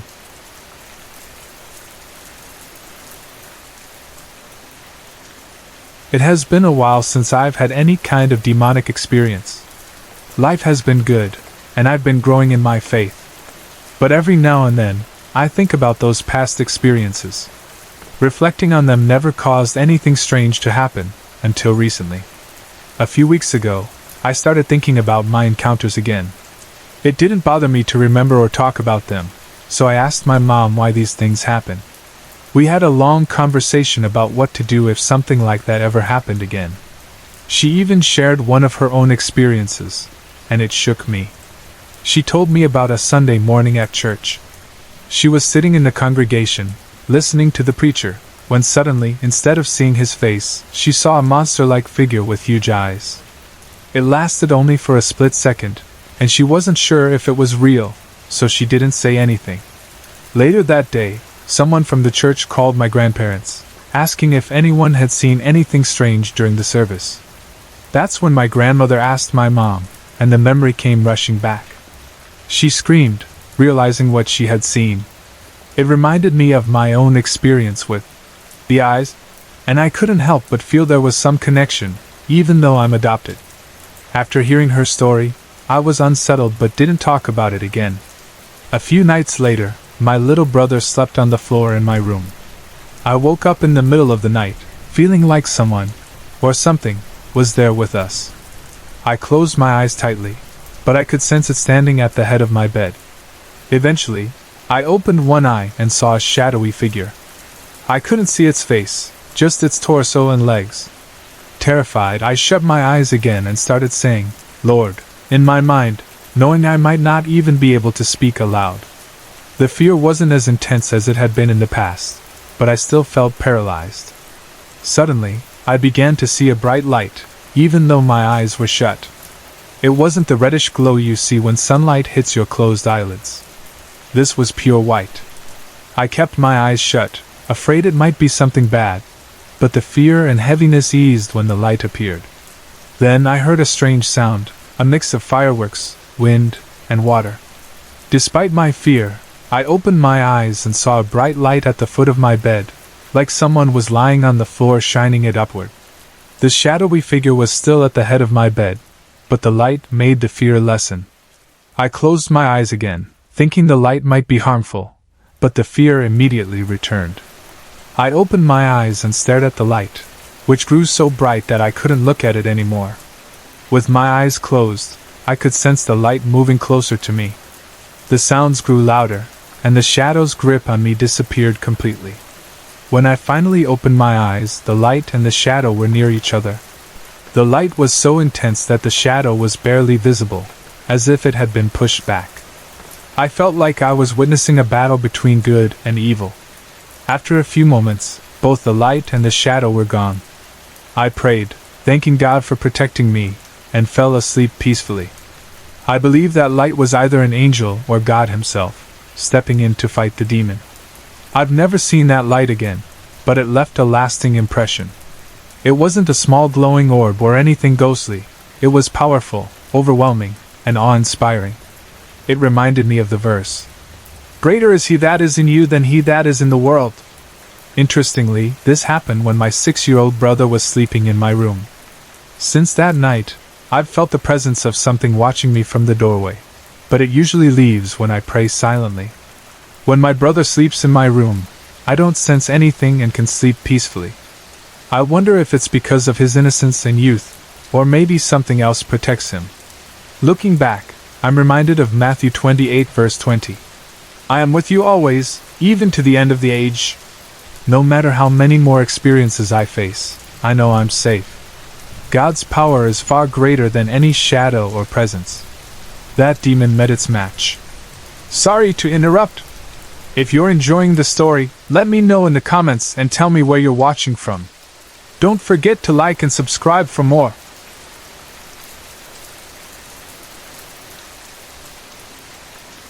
This incident took place in 1999 when I was visiting my cousin Parag in Lonavala, a beautiful hill station near Mumbai, India.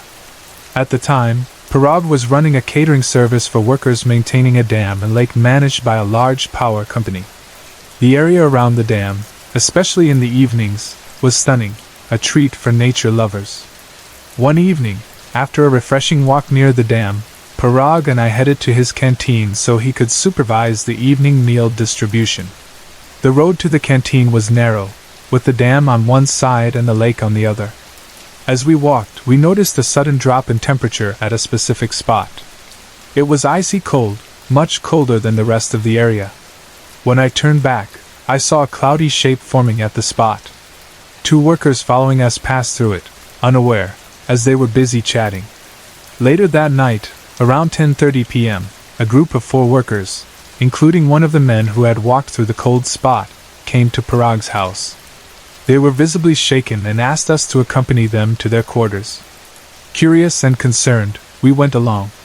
When we arrived, we saw the second worker, who had walked through the cold cloud, sitting in the center of the room, eating.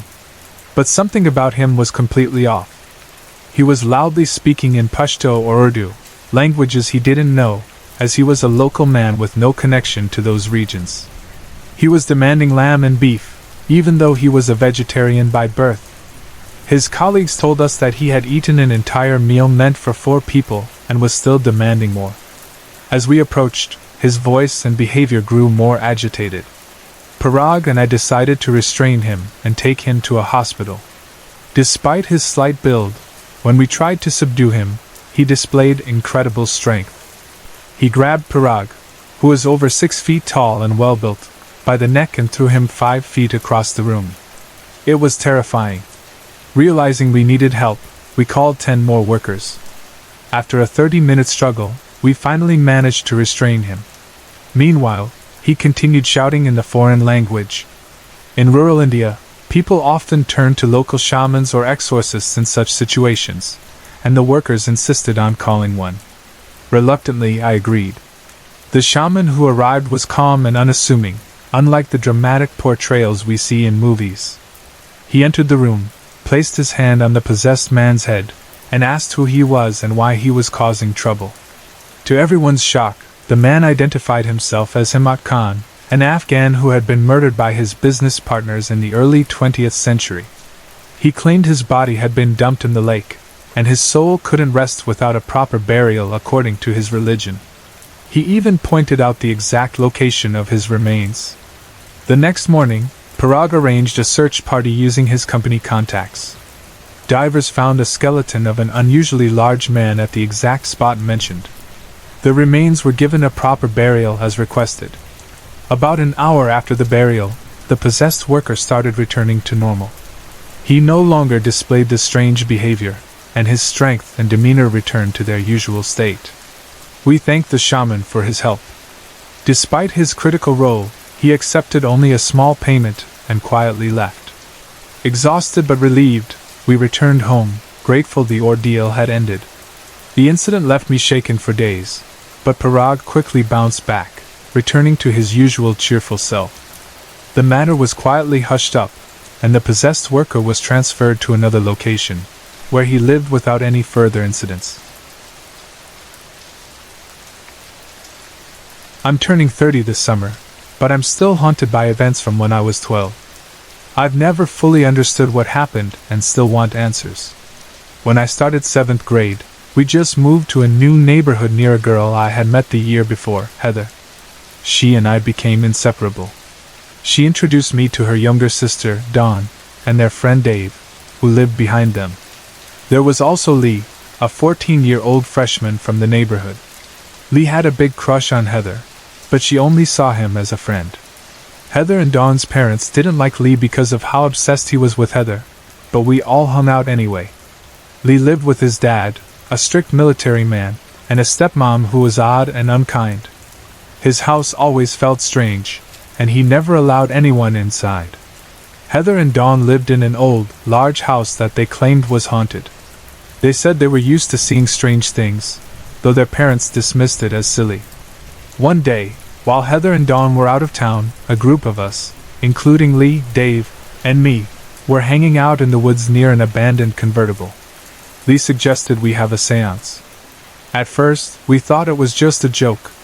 But when Dave suddenly started hyperventilating and ran out of the woods screaming, we realized something wasn't right. Over the next few weeks, strange things started happening. Lee began claiming he was possessed by a demon named X-New York, or X-Nay. At first, we thought he was just seeking attention, but things escalated.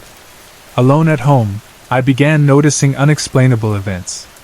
My little sister, barely 2 years old, would point at nothing and say, "There he is." I'd catch glimpses of something blue disappearing into the walls. Pictures would fly off walls, water would flood the bathroom without any visible leaks, and I'd see shadowy figures. Heather and Dawn also started experiencing similar events. They saw a blue figure that would almost take shape before vanishing. They reported seeing strange people walking through their house. Once, I saw the lower half of a massive man in black boots and, on another occasion, a small, white figure watching me. We began sharing our experiences and realized it was all connected. Lee's behavior became more alarming. He would do automatic writing and predict things with disturbing accuracy. He once called to tell me Heather would cut her leg 3 times while shaving, and she did. When Dave confronted Lee, he came back terrified, saying Lee had pointed at him, and an unseen force had thrown him against the wall. We tried to get help. Heather and Dawn told their parents, who were skeptical but eventually spoke to Lee's parents. When they returned, they were visibly shaken. They described voodoo-like objects all over Lee's house and said his stepmom wouldn't let Lee or his father speak. Even Heather's skeptical parents were unnerved. Things came to a terrifying climax. One night, Heather and Dawn called me hysterically, saying their house was filled with ghosts or demons. As I tried to calm them, the phone went dead, and I heard snapping fingers, a gesture Lee often made claiming it let him steal our memories. Suddenly, He was in my house. The girls, barefoot, ran to my house but froze when they saw him. Lee said he would kill Heather for rejecting him. Her hands flew to her throat as if being choked by invisible hands. Scratches and finger impressions appeared on her skin as she gasped for air and collapsed. Dawn and I screamed, helpless. Then, just as suddenly, it all stopped.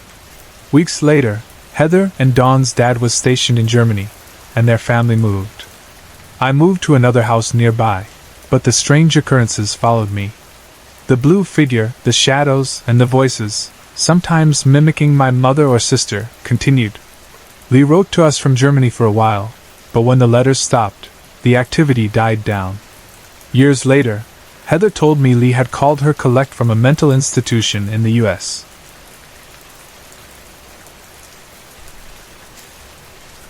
I am 18 years old now, but a couple of years ago, I went through a dark time that changed my life. It all began when I was a junior in high school and started hanging out with the wrong people. I made friends outside of school, people much older than me, and their influence pulled me in the wrong direction. My grades dropped, and I became distant from my family, who have always been an incredible source of love and support. I come from a big family where no one uses drugs, and I've always felt lucky to have them. I'm the firstborn boy on both sides of the family, out of 18 cousins. Being raised as the sacred child of the family came with responsibilities and expectations, but I strayed from that path. My great-grandfather, a Native American healer and family leader, had once said I would inherit his gift of healing. He also warned me never to use drugs or take any medications. As a child, I didn't fully understand the significance of his words. I grew up with vivid night terrors, experiencing the presence of malevolent entities. Evil was not an unfamiliar concept to me, but it wasn't until later that I realized how real it could become. By the time I was 16, curiosity had overtaken me. I started experimenting with drugs, ecstasy, marijuana, and even designer substances, and spent most of my time partying with people in their 20s. I lied to my family and skipped school. My life revolved around having fun, but I was numb and vulnerable the whole time. One night I snuck out with a friend. After taking ecstasy, we met up with some others and wandered the streets around 3 a.m. We were laughing and carefree until we heard horrifying screams ahead of us. At first, it sounded like a woman in pain, crying for help. Then the sound shifted, resembling a baby crying, then a cat screaming. It was chaotic and terrifying. We thought someone was hurt, so a few of us decided to investigate. As we got closer, the screams became louder, but we couldn't find anyone. Suddenly, the noise stopped, and an overwhelming sense of evil washed over us. It was unlike anything I'd ever felt, filthy, sickening, and oppressive. We looked at each other, frozen in fear, before running away. For the next few days, strange things happened, like hearing footsteps and other noises. It felt like something had followed us. A month later, my great-grandmother passed away, and my life spiraled further. I didn't slow down. I continued using drugs and partying, ignoring the chaos around me. Then I made the mistake of trying hallucinogens. Those experiences were deeply unsettling, like glimpsing into another reality I wasn't meant to see. It felt like I was surrounded by evil, unable to escape. In July 2012, I went to a barter fair, a festival in the woods where people trade goods, including drugs. I was excited at first, but the environment was disturbing. The people there seemed lifeless, like zombies, consumed by addiction. It felt dark and wrong. I stayed near a fire but was approached by strangers who made me feel uneasy. Their words and actions were unsettling, as if they were trying to mock or trick me. That night, I retreated to the car, refusing to go back out. I felt overwhelming fear, like something was watching me. At one point, I saw a horrifying vision, a snarling red face with multiple eyes and sharp teeth, like a dragon. It felt as if it moved toward me and into me. I didn't tell my friends what I saw, but I was terrified. We left the next morning, and I was relieved to be home. But after that night, I was haunted by darkness. I saw shadowy, fog-like entities in my room that distorted light. I felt constant fear, depression, and hopelessness. My family noticed I wasn't myself, and I isolated myself from everyone, even my girlfriend. Finally, in September 2012, I opened up to my grandmother and began to pray for healing. Slowly, the fear lifted. I started reading the Bible and rebuilding my life. By November, I felt like myself again, free and alive. Looking back, I believe I experienced true evil. It didn't happen all at once, it crept into my life over 2 years. I know now how dangerous my choices were, and how they made me vulnerable to darkness. This experience taught me to appreciate the values my family raised me with and to avoid the paths that led me there.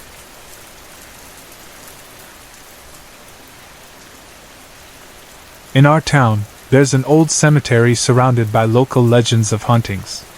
People avoid it at night, but I never knew if those stories were true. My mom, a doctor and a skeptic, once told me about an eerie experience that made her question her beliefs. While walking home one pleasant evening, she heard her name whispered behind her. She turned to see no one she recognized, but the voice repeated. She believed it was a spirit. Seeing my usually practical mom so shaken left a lasting impression on me. Curious, I decided to explore the cemetery myself, hoping to experience something. I asked my close friend Akanksha to join me since she had a keen interest in the occult. It was July 2011, and despite knowing it was foolish, we decided to visit the cemetery close to midnight. The streets were empty due to a day of heavy rain, and we carried a single umbrella in case it started raining again.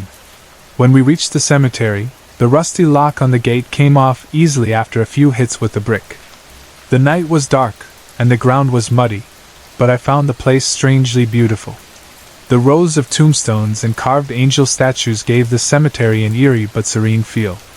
Akanksha said she felt like someone was watching her, but I ignored her unease and wandered around, examining the old gravestones.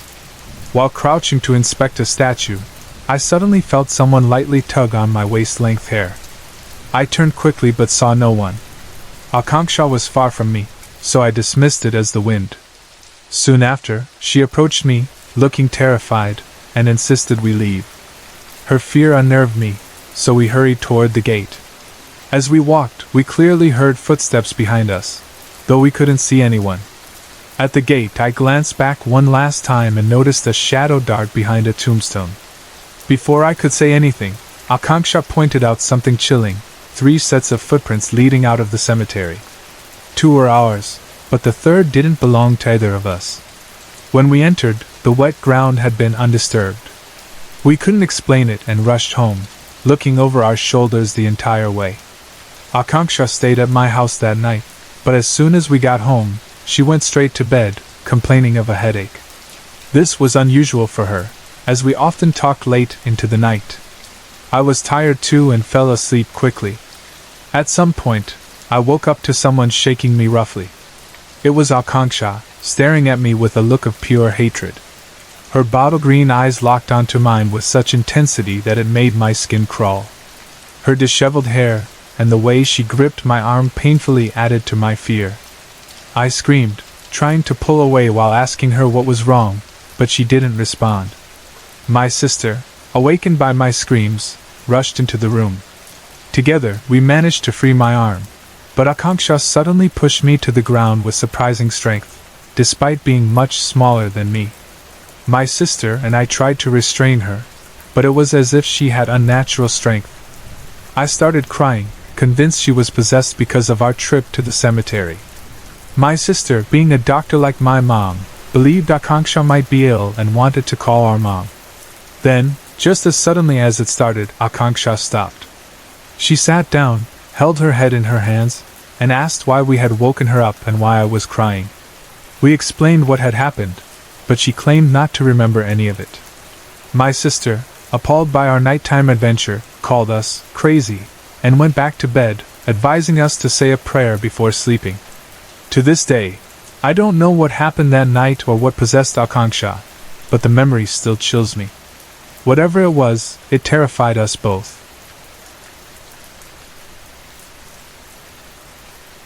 My mother hired a new maid after our old one quit to get married. It's common in Indonesia for families to have maids since their salaries are quite low. This new maid had previously worked at a house with a large banyan tree in the yard. One night, about a month after she started working for us, she fell ill. It was the rainy season, and people often got sick, so I gave her some medicine that makes you sleepy and told her to rest. My parents were out of town, my brother was staying at a friend's house, and I was home alone. I stayed up late playing an online game, completely absorbed. Around 2 a.m., I heard our other maid screaming outside my door. When I opened it, the sick maid fell into my room. Apparently, she had been leaning against the door and scratching it, but I hadn't heard anything over the noise from my computer. Her eyes were bright red, rolled halfway upward, and she had a crazed expression. I was trained in karate and didn't scare easily, but seeing her crawl toward me, whispering my name in a deep, heavy voice that sounded like a man's, was terrifying. The other maid was screaming for me to get out. I jumped over the possessed maid and ran outside with her. We locked the door and called some friends, a group of 4 muscular guys playing billiards nearby. One of them had some experience with spirits and possessions. When they arrived, we cautiously went back inside. The possessed maid was lying unconscious on my floor, so they carried her to the living room. Suddenly, she woke up and started thrashing violently. Even the 4 strong men struggled to hold her down. She looked at me and let out a chilling, evil laugh. The other maid, who was Muslim, began reciting Ayat al-Kursi, a Quranic verse believed to expel spirits. To our shock, the spirit mocked her, saying she was reciting it wrong, and then perfectly recited it itself. Despite the fear, I couldn't help laughing at the absurdity, which only made the spirit snap at me. The guys held her tightly, preventing her from lunging at me. We realized we had to communicate with the spirit to resolve the situation. It revealed that it had lived in the banyan tree at her previous workplace and had fallen in love with her. The spirit had possessed her twice before, scaring her previous employers, who fired her. It followed her to our house, waiting for her to weaken so it could possess her again. When we asked why it harmed her if it cared about her, it explained that she had returned home for a vacation without seeking its permission or saying goodbye. The spirit saw this as disrespectful and wanted revenge. One of my friends reasoned with the spirit, explaining that the maid didn't know it existed and couldn't have meant any harm. He promised to tell her about the spirit if it left her alone. The spirit demanded she follow specific rituals, offering incense on every Friday Kliwon, a sacred day in Javanese tradition, asking permission before entering her room, and saying, "Excuse me," 3 times when she entered. We agreed to its conditions, and the spirit left her body. She collapsed onto the carpet and didn't wake up for an hour. When she finally came to, she was confused and sore. We explained everything to her, which horrified her. The next day, she decided to resign and return to her village. She was worried her presence and the spirit's demands might disturb my family. I was sad to see her go since she was kind and hardworking, and I didn't feel particularly bothered by the spirit's conditions. It was more amusing than scary to me. But despite my reassurance, she left.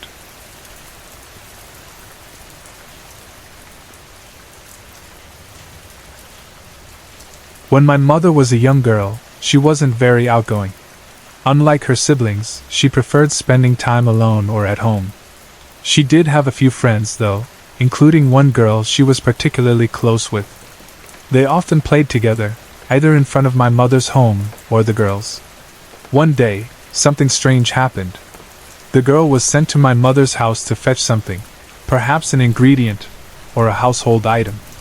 It was supposed to be a quick errand, just a few minutes. But when she didn't return after 20 minutes, her mother started worrying. Assuming the girl was chatting with my mother, she went to check on her, but when she asked my grandparents, they said the girl had never arrived. The girl's disappearance caused immediate concern. My grandfather and some men from the village began searching. Eventually, they found her standing silently by the river. When one of the men called out to her, she didn't respond or turn around. Puzzled, he approached her and asked why she had come there alone, but she still didn't reply. When he touched her shoulder and turned her around, the girl suddenly collapsed. He carried her home, much to her mother's relief. The next day, a doctor examined her and found nothing physically wrong. When asked what had happened, the girl said she had heard someone calling her name. Thinking it was her mother, she turned toward the voice, but she couldn't remember anything after that. For a few days, everything seemed normal. The girl played with my mother as usual. Then one evening, near dusk, the girl's mother called for her, thinking she was in her room. When there was no response, she went to check and found the room empty. At the same time, my mother, who was in her room playing with a doll or reading, heard someone calling her name. The voice sounded familiar. When she looked out the window, she saw her friend standing outside, asking her to come out and play. Excited, my mother went to the door, but before she could leave, my grandmother stopped her. Remembering what had happened to the girl before, my grandmother refused to let my mother go outside. Just then, the girl's mother arrived, frantic. She saw her daughter and angrily demanded to know why she had left home. The girl ignored her, still staring at my mother's house and waiting for her to come out. When her mother grabbed her arm to pull her home, the girl wrenched her arm free and, in a deep, growling voice, told her not to touch her. My grandfather, hearing the commotion, came outside and calmly told the girl it was too late for my mother to come out and play. The girl turned and began walking home, her mother following behind with my grandfather escorting them. This strange behavior continued for months. The girl would call out to my mother, initially at dusk but later at other times of the day. My grandmother, worried for my mother's safety, never let her play with the girl again. Over time, the family realized they could tell when the girl was possessed because her behavior and tone of voice would change. The way she called out to my mother was different when she wasn't herself. Desperate for help, the girl's parents decided to take her to an exorcist. The journey to his home was long and required taking a train. At first, the girl was her normal self, but as the train began moving, she started growling and thrashing. 2 men from the village tried to restrain her, but her strength was unnatural, and they struggled to hold her down. More men joined in, and eventually, 5 or 6 grown men were barely able to control her. She seemed to be fighting against something, and the further they traveled from the village, the more violent she became. Then, just as suddenly as it started, the struggle stopped. She became calm again, and they continued the journey. When they reached the exorcist, they explained everything. He told them that a genie had possessed the girl and was bound to their village. The further she got from the area, the weaker the genie's influence became. He warned that if the girl returned to the village, the possession could happen again. The exorcist also revealed that the genie's real target was likely my mother. Since the girl was her friend, the genie used her as a way to get close to my mother. When the girl returned to the village, she was normal for a few months, but the possession eventually returned. Her family, fearing for her safety and the well-being of others, decided to move away. After that, no children in the village were allowed outside at dusk or after dark. A few years ago, when I was in my early 20s, I lived with my partner in a small, creaky cabin surrounded by woods. It was a quiet, eerie place, perfect for anyone who enjoys solitude but unsettling at times. During that period, I was going through a rough patch emotionally, feeling lost and unsure about life. My mood was dark, and I wasn't the easiest person to be around. I admit, I would sometimes exaggerate my negativity just to provoke reactions from those around me, including my partner. Despite my behavior, I've always respected the unseen and unknown. I never intentionally dabbled in anything dark or disrespectful toward the paranormal.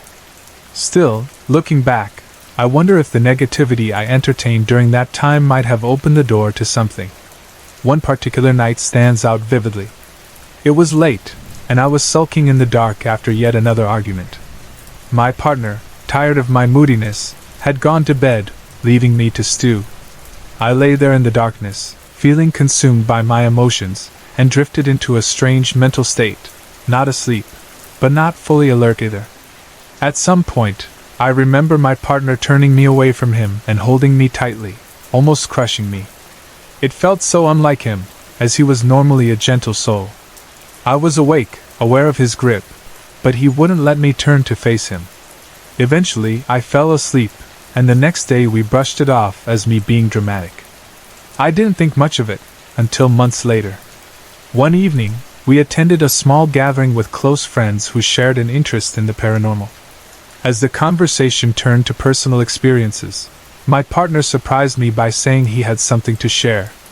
I was curious, as I didn't think he had any stories, but his hesitation made me uneasy. After some encouragement, he finally spoke. He said, "I've seen her face change into a snout with teeth."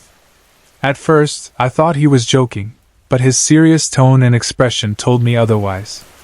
He was not the type to make up stories, let alone something like this. He explained what had happened that strange night. While I lay in my dark, brooding state, he had been woken by low growling sounds. Thinking it was me playing some kind of prank, he shook me, and the noises stopped. Relieved, he went back to sleep, but it happened again. This time, he saw something that shook him to his core. He described seeing me crouched against the wall above the bed, facing him but looking downward. Concerned, he reached out to me, thinking I was upset. When I didn't respond, he became alarmed. Then, he claimed, my face began to warp. He saw what he described as a snout forming over my features, with sharp, pointed teeth flashing in a wicked grin. In a panic, he grabbed me tightly, turned me away from him, and held me close, too terrified to let me move. Hearing his account left me stunned. I recalled the way he had held me that night, how I couldn't turn around, and his fear suddenly made sense. I tried to laugh it off, calling him a bad storyteller, but deep down, I felt unsettled. It was as if I had always known something was off about that night, but I hadn't been ready to face it. For a long time, I didn't know what to make of it. Was it a dream on his part? A trick of the mind? Or could it have been some kind of projection, an image imprinted onto his perception by my own dark thoughts? I don't have the answers, and I've chosen not to dwell on it too much. What I do know is that since then, I've found comfort and strength in faith. My mother instilled in me a strong belief in Saint Michael, the protector. I believe he shields me from harm, and I haven't experienced anything like that night again. Even so, the memory lingers. It's an experience I can't fully explain but will never forget. Whether it was a supernatural encounter or just an unsettling moment between us, it's a reminder of how much our energy and thoughts can affect the world around us.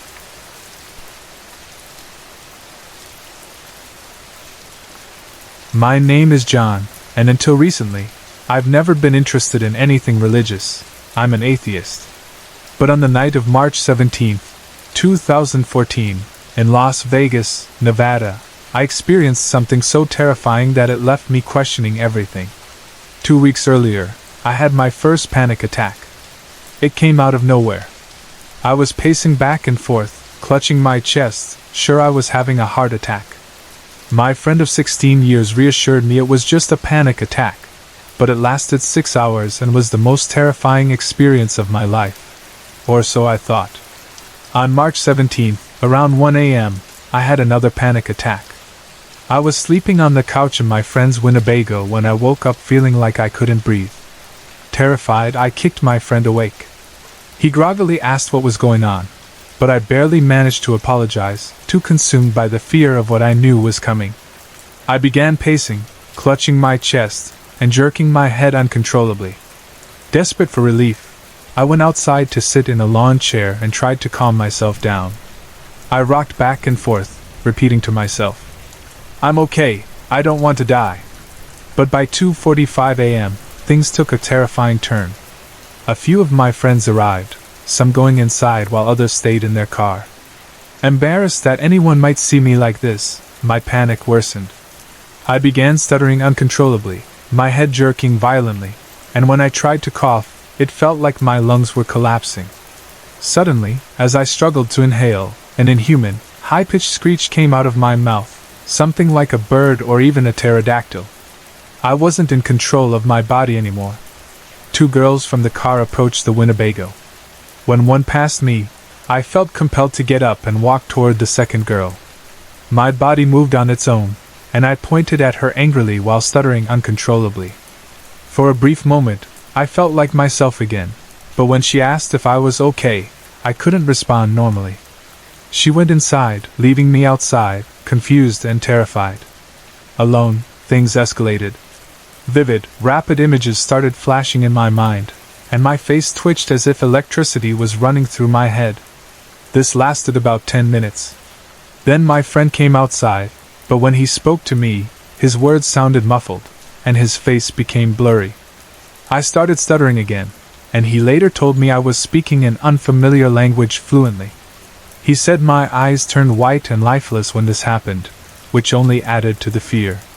When the episode finally subsided, I went back inside the Winnebago, exhausted and shaken. I told my friends I would sleep in the shed across the street. Before lying down, I stared at my reflection in a toolbox, horrified to see that I looked like I'd aged 5 years in just a few hours. Even in the shed, the stuttering, jerking, and screeching continued intermittently. I remember thinking, I have to die to escape this hell. Eventually, I fell asleep and woke up feeling like myself again. When I returned to the Winnebago, my friend showed me footage from the cameras installed inside. While the recording didn't capture the worst of what happened outside, it still disturbed me. The panic attack inside looked terrifying, and during moments of spasms, the video would distort, blurring my image as if it wasn't meant to be recorded. My friend said he could always tell when it was me, and when it wasn't, which strangely comforted me. I wasn't crazy, something had taken over. Since then, I've searched for answers. My symptoms, stuttering in an unknown language, the screeching and jerking movements, seemed to align with descriptions of speaking in tongues and possible possession. The girl I pointed at was wearing a cross, which might explain why whatever was inside me reacted so strongly toward her. None of this makes sense to me, but it felt real. I don't know if this will happen again, but it was the most horrifying night of my life. I hope sharing these details will help someone make sense of it or give me answers. For now, I'm just grateful to be alive.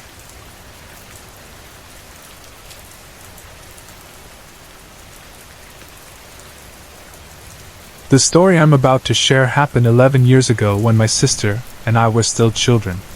Before diving in, let me give you some background about my family. When my grandfather left my grandmother, she moved back to her parents' home, where my father and the rest of us were eventually born and raised. In 2003, my great-grandmother passed away, and as per Mauritian tradition, her body was brought home for the funeral. In our culture, women typically bathe the body and dress it in bridal clothes before the funeral. My sister and I, being young and curious, watched this ritual despite my mother's warnings.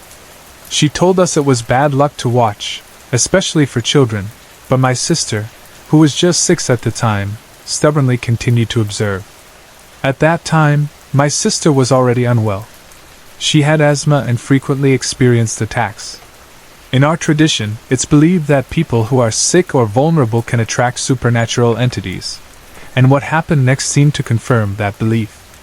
The funeral went as planned, but a week later, my sister's health began to deteriorate rapidly. Her asthma attacks became severe, and it felt like she was constantly teetering on the edge of life and death. As if that wasn't alarming enough, she started waking up every night at 1 a.m., crying and gasping that someone was strangling her. She would even mimic the motion with her hands, clutching at her neck. It was terrifying for all of us. At that time, my grandmother, mother, and sister slept in the same bed. One night, my grandmother got up to use the bathroom, and as soon as she left the room, my mother felt a heavy presence on the bed, as if someone had climbed onto it. She instinctively pulled my sister closer, but then she felt an invisible force trying to pull my sister away. My mother held on tightly, but the force was unnaturally strong. She tried to scream, but no sound came out. The struggle ended only when my grandmother returned to the room, at which point the presence vanished. What made this even more chilling was that when my great-grandmother was alive, she had always been afraid of my grandmother, her own daughter. For the next 4 months, my family was locked in a desperate battle against this entity. My parents took my sister to temples, churches, and any religious or spiritual places they could think of. In their despair, they even visited witch doctors, though these were often seen as unreliable in our country. Still, they hoped for any solution to save my sister. During this time, my brother, who was just a baby, was unintentionally neglected because all attention was focused on my sister. I was only 10 years old, but I took on the responsibility of caring for him as best as I could. Eventually, we learned about an elderly woman with a special gift from God. She wasn't a witch doctor but someone known for her ability to heal using holy water and prayer. We took my sister to her several times, and gradually, we began to see an improvement. Over the course of a month, the attacks stopped completely, and my sister returned to normal. On the last visit, the woman revealed some disturbing truths. She said that my great-grandmother had been the entity tormenting my sister. Apparently, she had died in shock, though the reason for her shock isn't relevant to this story. Unable to accept her death, she sought something to anchor herself to, and my sister's illness made her an easy target. The woman explained that my great-grandmother's anger and need for revenge drove her to harm my sister. Though we had nothing to do with her suffering, she took out her frustrations on the most vulnerable member of our family. The healer told us that if we had delayed bringing my sister to her, she might not have survived.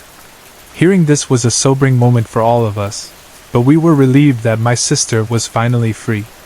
Today, my sister is a healthy 17-year-old who leads a normal, happy life. When I ask her if she remembers any of it, she says she doesn't, and honestly, I'm glad. I want her to live without fear and without the weight of those dark memories. Looking back, this experience was both terrifying and humbling.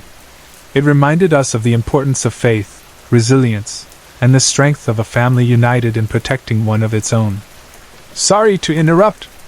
If you're enjoying the story, let me know in the comments and tell me where you're watching from.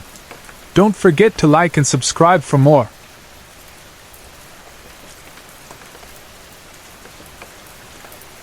My name is Odessa, I'm 22, and I'm from New Hampshire. This story happened about a month ago, and it's the most terrifying and bizarre experience of my life. I've always been open to the idea of spirits, but demons and possession seemed like things you'd only see in movies, until this night completely changed my perspective. Last year, I became friends with Robin and Dan, a kind but somewhat shy couple. They recently took in a roommate, Cody, who'd been having issues with his family. Whenever I stayed over at their apartment, I'd share a room with Cody. He slept on a mattress on the floor, while I slept on a futon nearby with a table between us. Robin and Dan had their own room near the kitchen. The first 2 nights I stayed over, I woke up to hear Cody sleep whispering. It was eerie. His murmurs sounded like gibberish or another language. It unsettled me, but I dismissed it as unusual sleep talking. When I mentioned it to him the next morning, he just brushed it off with a casual, "Oh really?" On the 3rd night, I stayed over again, this time with my friend Kat. Robin and Dan went to bed early, leaving the 3 of us awake. Eventually, we all crashed on Cody's mattress, with me on one side, Kat in the middle, and Cody on the other. As I lay there, I heard the strange noises again, throat clearing, grunts, and whispering. At first, I thought Kat and Cody were awake and talking, but when I turned to check, Kat was fast asleep. I nudged her awake and asked if she heard the noises. She did, and we whispered about how creepy it sounded. Finding it oddly amusing, we decided to try speaking to Cody in his sleep to see if he'd respond, a decision I deeply regret. We started asking harmless questions. When Kat jokingly asked, "Cody, are you a demon?" the atmosphere in the room shifted dramatically. A heavy, icy coldness filled the air, and Cody sat up abruptly. His eyes rolled back, and he began gagging and snarling. Kat and I, paralyzed by shock, bolted to the bathroom and locked the door. Inside, I was in denial, repeatedly asking Kat, "What just happened?" Meanwhile, Cody's sleep whispering escalated into deep, guttural voices speaking gibberish. Occasionally, we caught words like, "They are still in there." His voice didn't sound human. It was chillingly deep, as if 2 entities were speaking at once. Kat, shaken and crying, wanted to leave, but I convinced her to wait. After about 15 minutes of silence, I mustered the courage to open the door. When I did, Cody was sitting upright on his mattress, staring at me with an unnatural, evil grin. His face seemed to glow in the darkness, standing out in the dim room.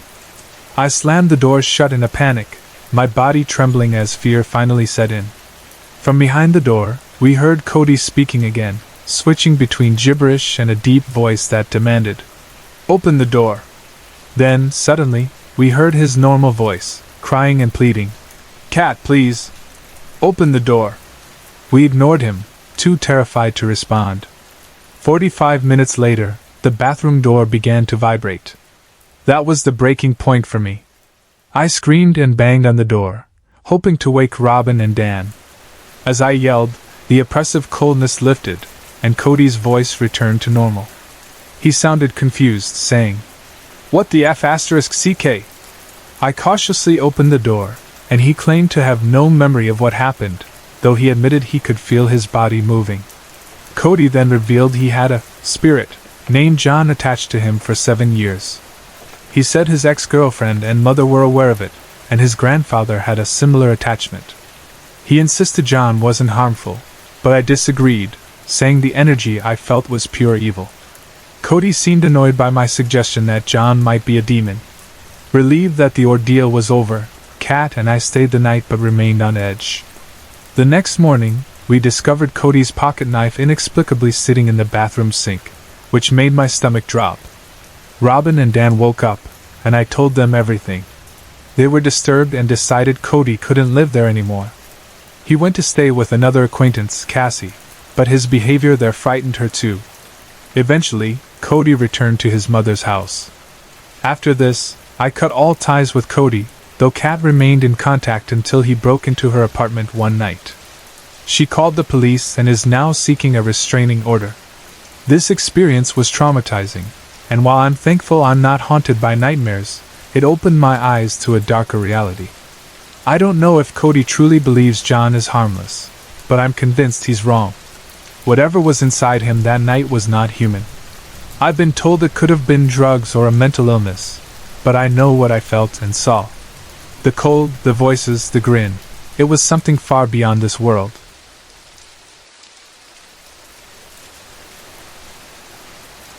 This story was told to me by my grandmother about her friend, Symmetry Catapatia, and the terrifying experiences her family faced in a house believed to be haunted by an evil entity. My grandmother lives in Lucknow, the capital of Uttar Pradesh, India. The house in question once belonged to a family of zamindars, landowners who held significant power in pre-independence India, collecting taxes from peasants and often governing under the authority of Maharajas, Nawabs, or the British. After India gained independence, the zamindari system was abolished, and many of these families sold off their properties. In 1975, the Catapatia family purchased this house from a zamindar who was desperate to sell it, claiming it was plagued by ghostly activities. Despite rumors of the house being haunted, the Catapatias dismissed these tales as mere superstition. Even my grandmother warned them against buying the property, but they ignored her concerns, excited about the deal. Soon after moving in, however, the family began experiencing strange and unsettling events. Their thriving family business began to falter, and Mr. Vipin Catapatia was involved in a near-fatal car accident. Mrs. Catapatia's health deteriorated rapidly, and the family often discovered furniture dismantled and mattresses shredded for no apparent reason. The most harrowing events, however, revolved around Ms. Symmetry. Over the years, she tragically gave birth to 8 stillborn babies. Each time, Mr. Catapatia buried the infants in the backyard, compounding the family's grief. One evening, while smoking on the balcony to relieve stress, Mr. Catapatia witnessed something eerie. He saw street dogs barking and chasing something invisible near their gate. The dogs stopped abruptly at the gate before turning and running away, leaving him deeply unsettled. Desperate for relief, the family sought help from a priest to cleanse the house through a holy ritual. The priest, familiar with the house from its previous owner, warned them that the property was occupied by a powerful demon. He cautioned them to expect disturbances during the ritual but urged them to focus on completing the ceremony without fear. As the ritual began, the house's atmosphere grew heavy and unsettling. Strange, loud noises filled the air, and objects were hurled around by an unseen force. Despite these disturbances, the family and priest persisted until the demon's activity ceased. Afterward, the priest bound the premises with holy mantras, ensuring the entity could no longer re-enter. For a time, life improved for the Katapatiyas. Ms. Symmetry gave birth to a healthy baby, and Mr. Katapatiya's business thrived once more. They believed the nightmare was finally over, until one fateful evening.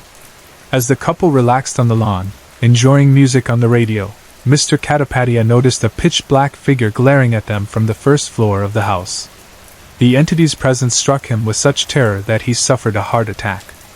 Before passing away in the hospital, he described the apparition to his wife. Soon after, the family learned that the priest who had conducted the ritual had taken his own life. This news, combined with her husband's death, plunged Ms. Symmetry into deep depression. Fearing for her child's safety and unable to endure the haunting any longer, she moved in with her mother and abandoned the house. The house was eventually demolished, its furniture and belongings burned. The land was sold to the local municipal authority, and a public park was built in its place. Despite this, the terror lingered. My grandmother told me that even now, Ms. Symmetry dreams of the demon, who laughs at her in her sleep.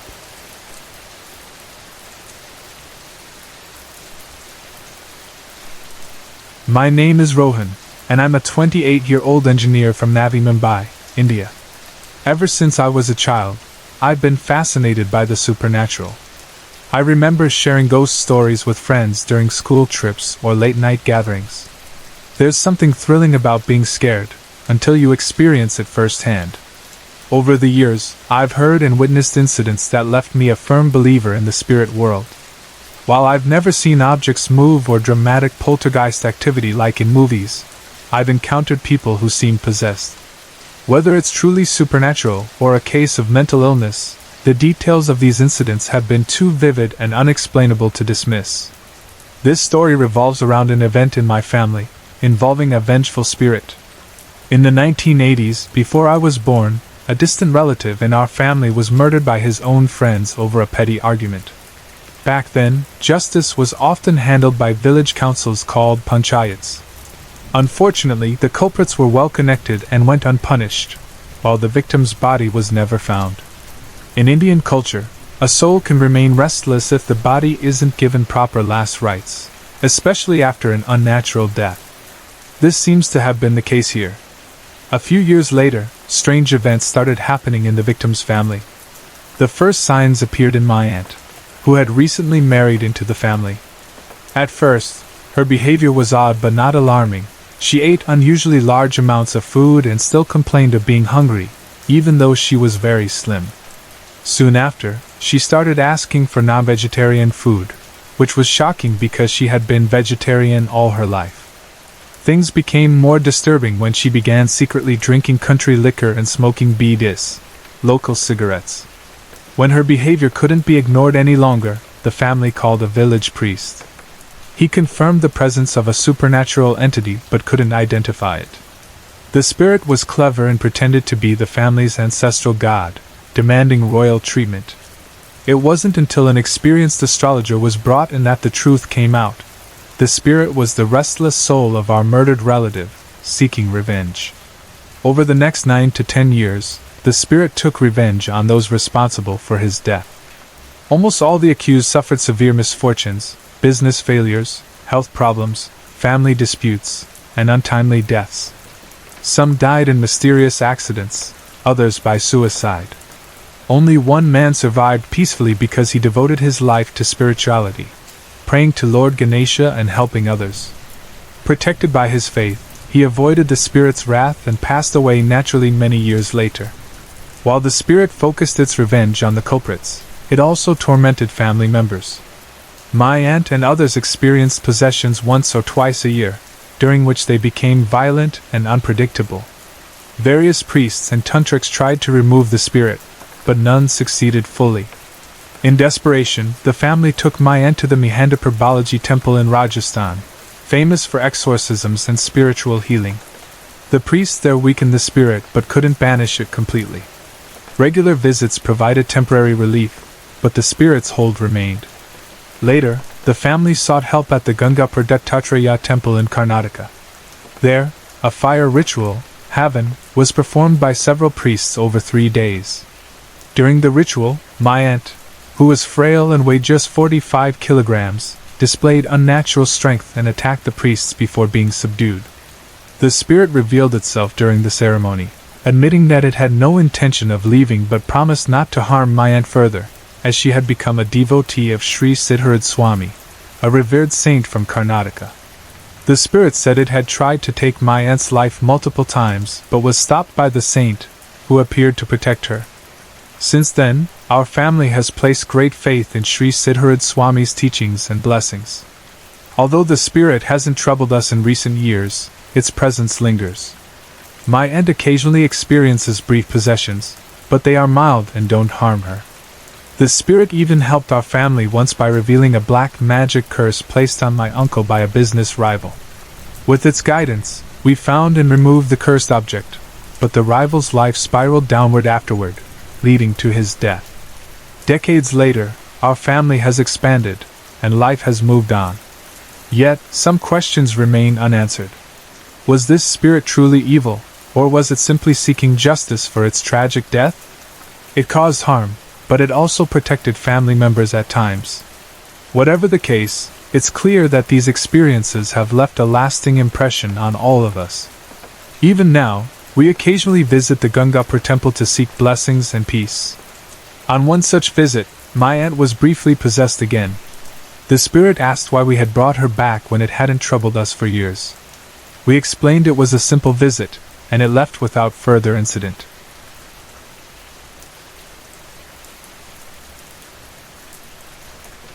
My wedding preparations were in full swing, and as a bubbly 24-year-old, I was thrilled about the future. The wedding was set for November 2008, and at the time, I was in Hyderabad staying with my cousin and his family. However, in late August, my parents summoned me back to Jammu. The Amarnath agitation had taken over the city, leading to violent protests and an army-imposed curfew. Worried that I might get stranded and miss my own wedding, my parents insisted I return home. I reached Jammu in early September and settled back into our cozy nuclear family routine. My brother was away in Pune studying engineering, so it was just my parents and me at home. That night, we went to bed after dinner and some usual chit-chat. I slept at the open end of the bed, with my mother beside me. Everything seemed normal until the middle of the night. I woke up feeling an unbearable heaviness all over my body, as if I was trapped in some invisible grip. The sensation was terrifying. My movements were no longer my own, and I felt like my physical self had been overtaken. Startled by the commotion, my parents woke up and turned on the light. They found me sitting upright, turning my neck in strange directions. My mother looked worried and kept calling my name, asking what was wrong. Although I could hear her, I couldn't respond.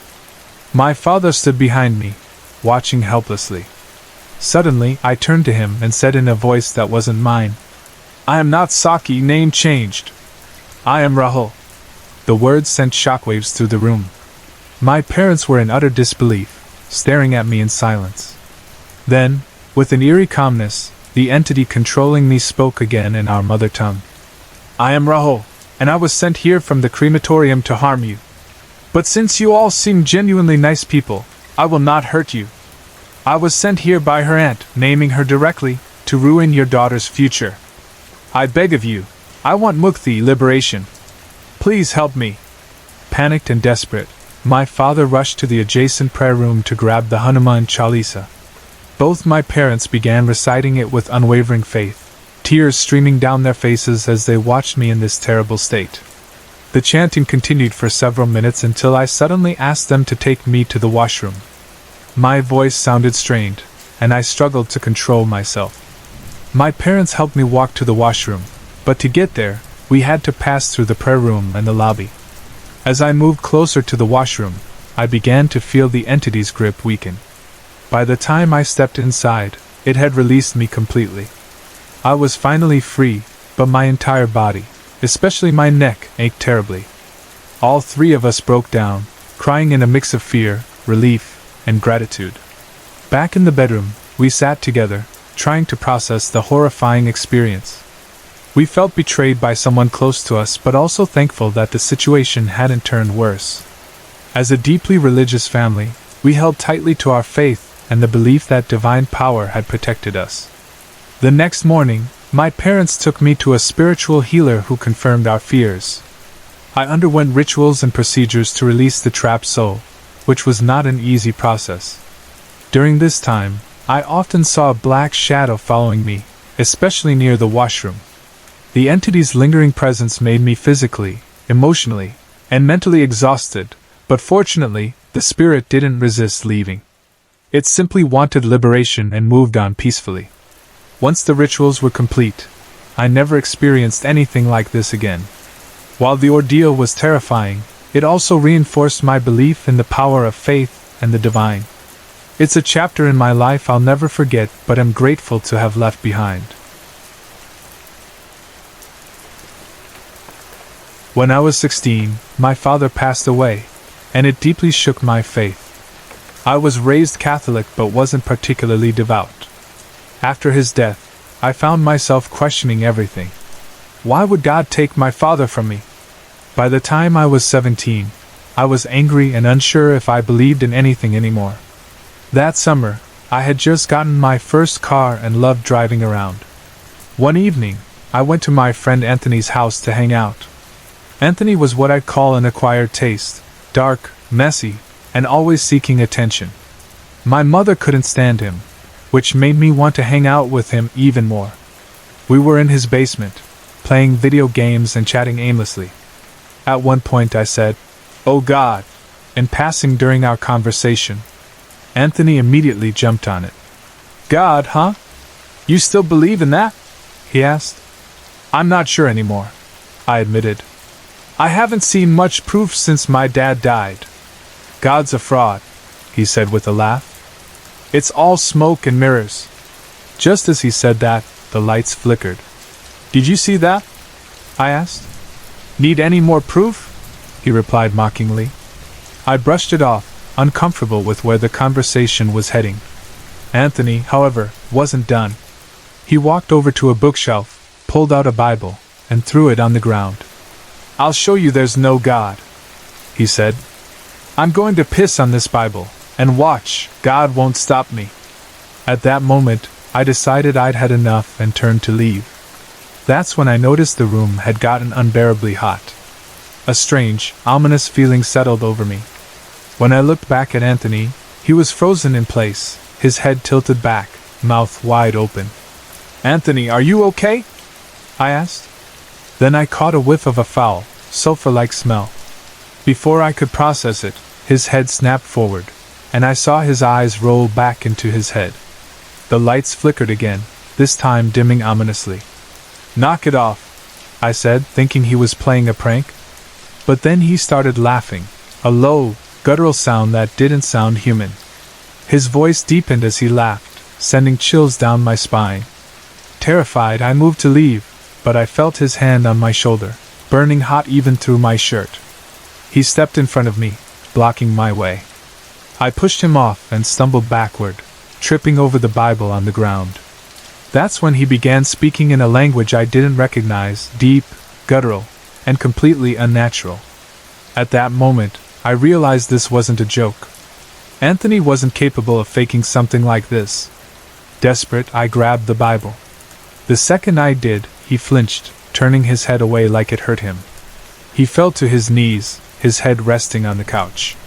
Shaking, I opened the Bible and started reading aloud. I didn't know what passage I was reading, I just read whatever I could find. "Stop it," he growled, still in that inhuman voice. I ignored him and kept reading. Then, as if by some invisible force, the Bible flew out of my hands. I looked at him. His eyes were still rolled back, and drool dripped from his mouth. In that same voice, he said, "I've been watching you, and I will always be watching you. I will come back to visit you in 7 years." As soon as he said that, the lights returned to normal, and Anthony's body was thrown to the ground. He started coughing and rolling around in pain as the room's temperature returned to normal. I stood frozen, watching as he sat up, looking disoriented. "What the hell happened?" he asked. "Anthony, I need to leave right now," I said, grabbing my things. He tried to stop me, but I ran out to my car. As I drove away, I could still hear that guttural voice echoing in my mind. For a few years after that, Anthony and I remained friends, but he never wanted to talk about that night. He claimed he blacked out and couldn't remember a thing. To this day, I'll never forget it, and I'll always wonder if those 7 years he mentioned were just a threat, or if he'll truly come back.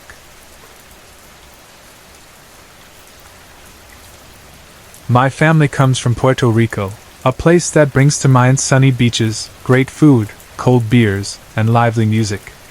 My mother moved to the Bronx, New York City, in the early 1950s when she was a teenager, along with her cousins. That's where I was born and raised. Although we were Catholic, as many Puerto Ricans are, I also knew about Santeria, though no one in my immediate family practiced it. My grandmother's story is one that has stayed with me all my life. Her parents emigrated from Spain to Puerto Rico in the late 1800s and tried to build a life in the countryside. Misfortune struck when her mother died in childbirth, leaving her father to raise 7 children alone. Unable to cope, he left the children with relatives and went to work in the city, never to return. My grandmother, the second eldest, was separated from her siblings but stayed in touch with most of them. She worked as a servant in a wealthy woman's home, cooking, cleaning, and saving enough money to reunite with her youngest sibling, who had been sent to an orphanage. Grandma had a strong character and many talents. She was an excellent cook and housekeeper, but she also had an affliction that shaped her life. Starting at age 9, she experienced strange episodes, what we now recognize as seizures, likely epilepsy. At the time, however, there was little understanding of the condition, and in the 1920s, it was often misdiagnosed. She described her episodes as feeling disconnected, like an out-of-body experience. She would lose consciousness and wake up confused, bruised, and dirty, sometimes in dangerous situations.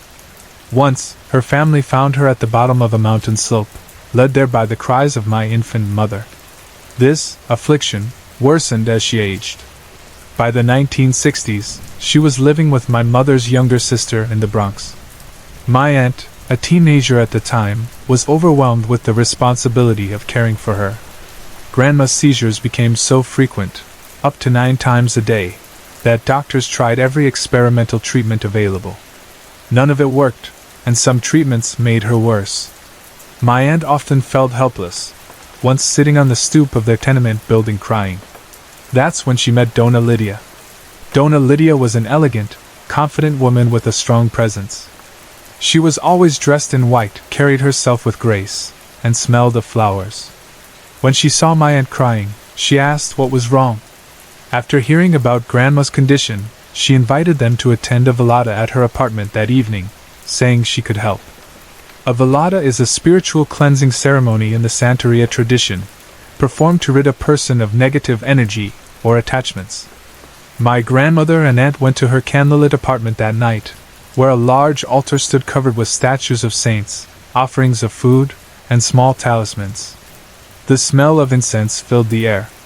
Other participants, all dressed in white, formed a circle as Grandma was seated in the center. A young man with a strong but lean build joined Dona Lydia in performing the ceremony. They chanted and prayed over my grandmother, sprinkling her with what she believed was holy water and wafting smoke around her. Suddenly, Grandma felt the familiar sensation of her seizures beginning, what she called the naked angels, descending on her. But this time, she didn't lose consciousness. Instead, she described seeing through someone else's eyes.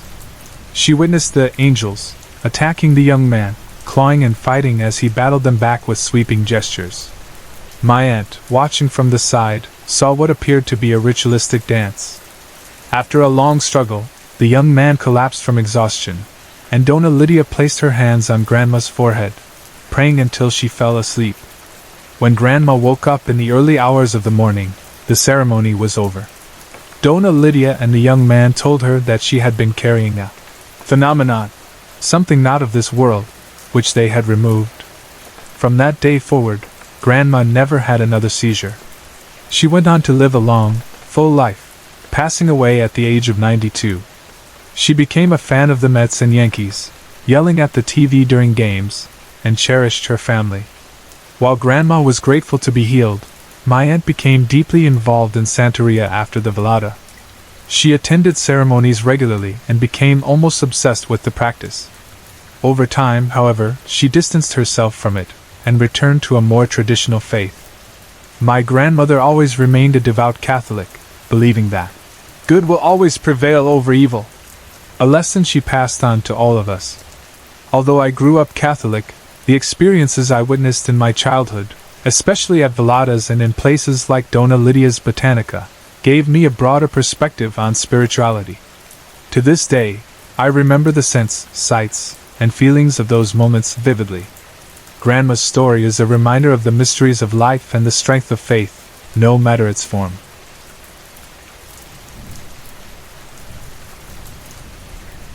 I grew up in Bombay, now Mumbai, but this incident took place in the summer of 1991 in a small rural village called Kaver, near Alibag, Maharashtra. Back then, Kaver was a remote village with no proper roads, only a path created by the villagers. This path was lined with peepal trees on both sides, trees believed to house spirits. Cutting them was said to bring curses, and people avoided the path after dark, as it was thought to be haunted. I was 11 or 12 at the time, and my family had traveled to Kaver for my maternal aunt's wedding. Many relatives were there, but my siblings and I weren't close to them, so we mostly kept to ourselves. We stayed with my mother's cousin, his wife, and their 16-year-old daughter, Alka. They were farmers and didn't own a TV, so we city kids were quite bored, with nothing to do but watch buffaloes in their shed. The first few days passed uneventfully. Then, one evening before the wedding ceremony, my uncle, Mom's brother, went to the next village with Alka. When they returned, Alka was acting strangely, but we didn't think much of it at first. Suddenly, her father began hitting her with a bamboo stick, shouting that she was possessed. Everyone stopped what they were doing and crowded around to see what was happening. Some people intervened and stopped him from hitting her, and they called a woman known for her ability to exorcise spirits by channeling a goddess. The woman arrived and asked for items needed for the ritual: sindoor, vermilion powder, sweets, and other things. Alka was taken to a room, and we were told to stay outside, no matter what. Of course, we kids were curious and quietly watched through the windows and doors. The ritual began. The exorcist sat on the floor, with Alka seated opposite her. Alka looked terrifying. Her hair was loose, and her bloodshot eyes made her unrecognizable. The exorcist called upon the goddess to enter her body and began questioning Alka. At first, Alka didn't respond, but after persistent questioning, she spoke. In a deep, strange voice, she introduced herself as Gunji, a woman from the neighboring village. When asked why she was there, Gunji said she wanted to see her children, who were living in the Patil's, village chief's house. She said she hadn't seen them in a long time and needed to go. Suddenly, Alka ran out of the room, trying to escape, but the men standing guard caught her and brought her back. Gunji kept pleading to see her children, but the exorcist told her she couldn't stay in Alka's body. Gunji, however, insisted she liked the body and wanted to keep it. This struggle went on for over an hour, during which Alka grew violent and had to be subdued by multiple men. Finally, Gunji agreed to leave if they gave her a red sari and a live chicken, which had to be left under the peepal tree. The exorcist asked how they would know she had left, and Gunji said, "You'll know when the lime tree outside the compound breaks." The men quickly gathered the items and left them under the peepal tree. Not long after they returned, there was a loud crack, and the lime tree outside the house snapped. Alka collapsed unconscious. Her mother and other women bathed her as part of a cleansing ritual and then put her to rest in her room. When she woke up, she was crying and complained of severe body pain, likely from the earlier beating. The rest of us were still shaken. I was scared to go near Alka, but I felt sorry for her. I quietly sat beside her and began massaging her hands and legs. She looked so fragile and helpless. We left Caver a few days later, and I never saw Alka again. Years later, I heard she had passed away from a prolonged illness.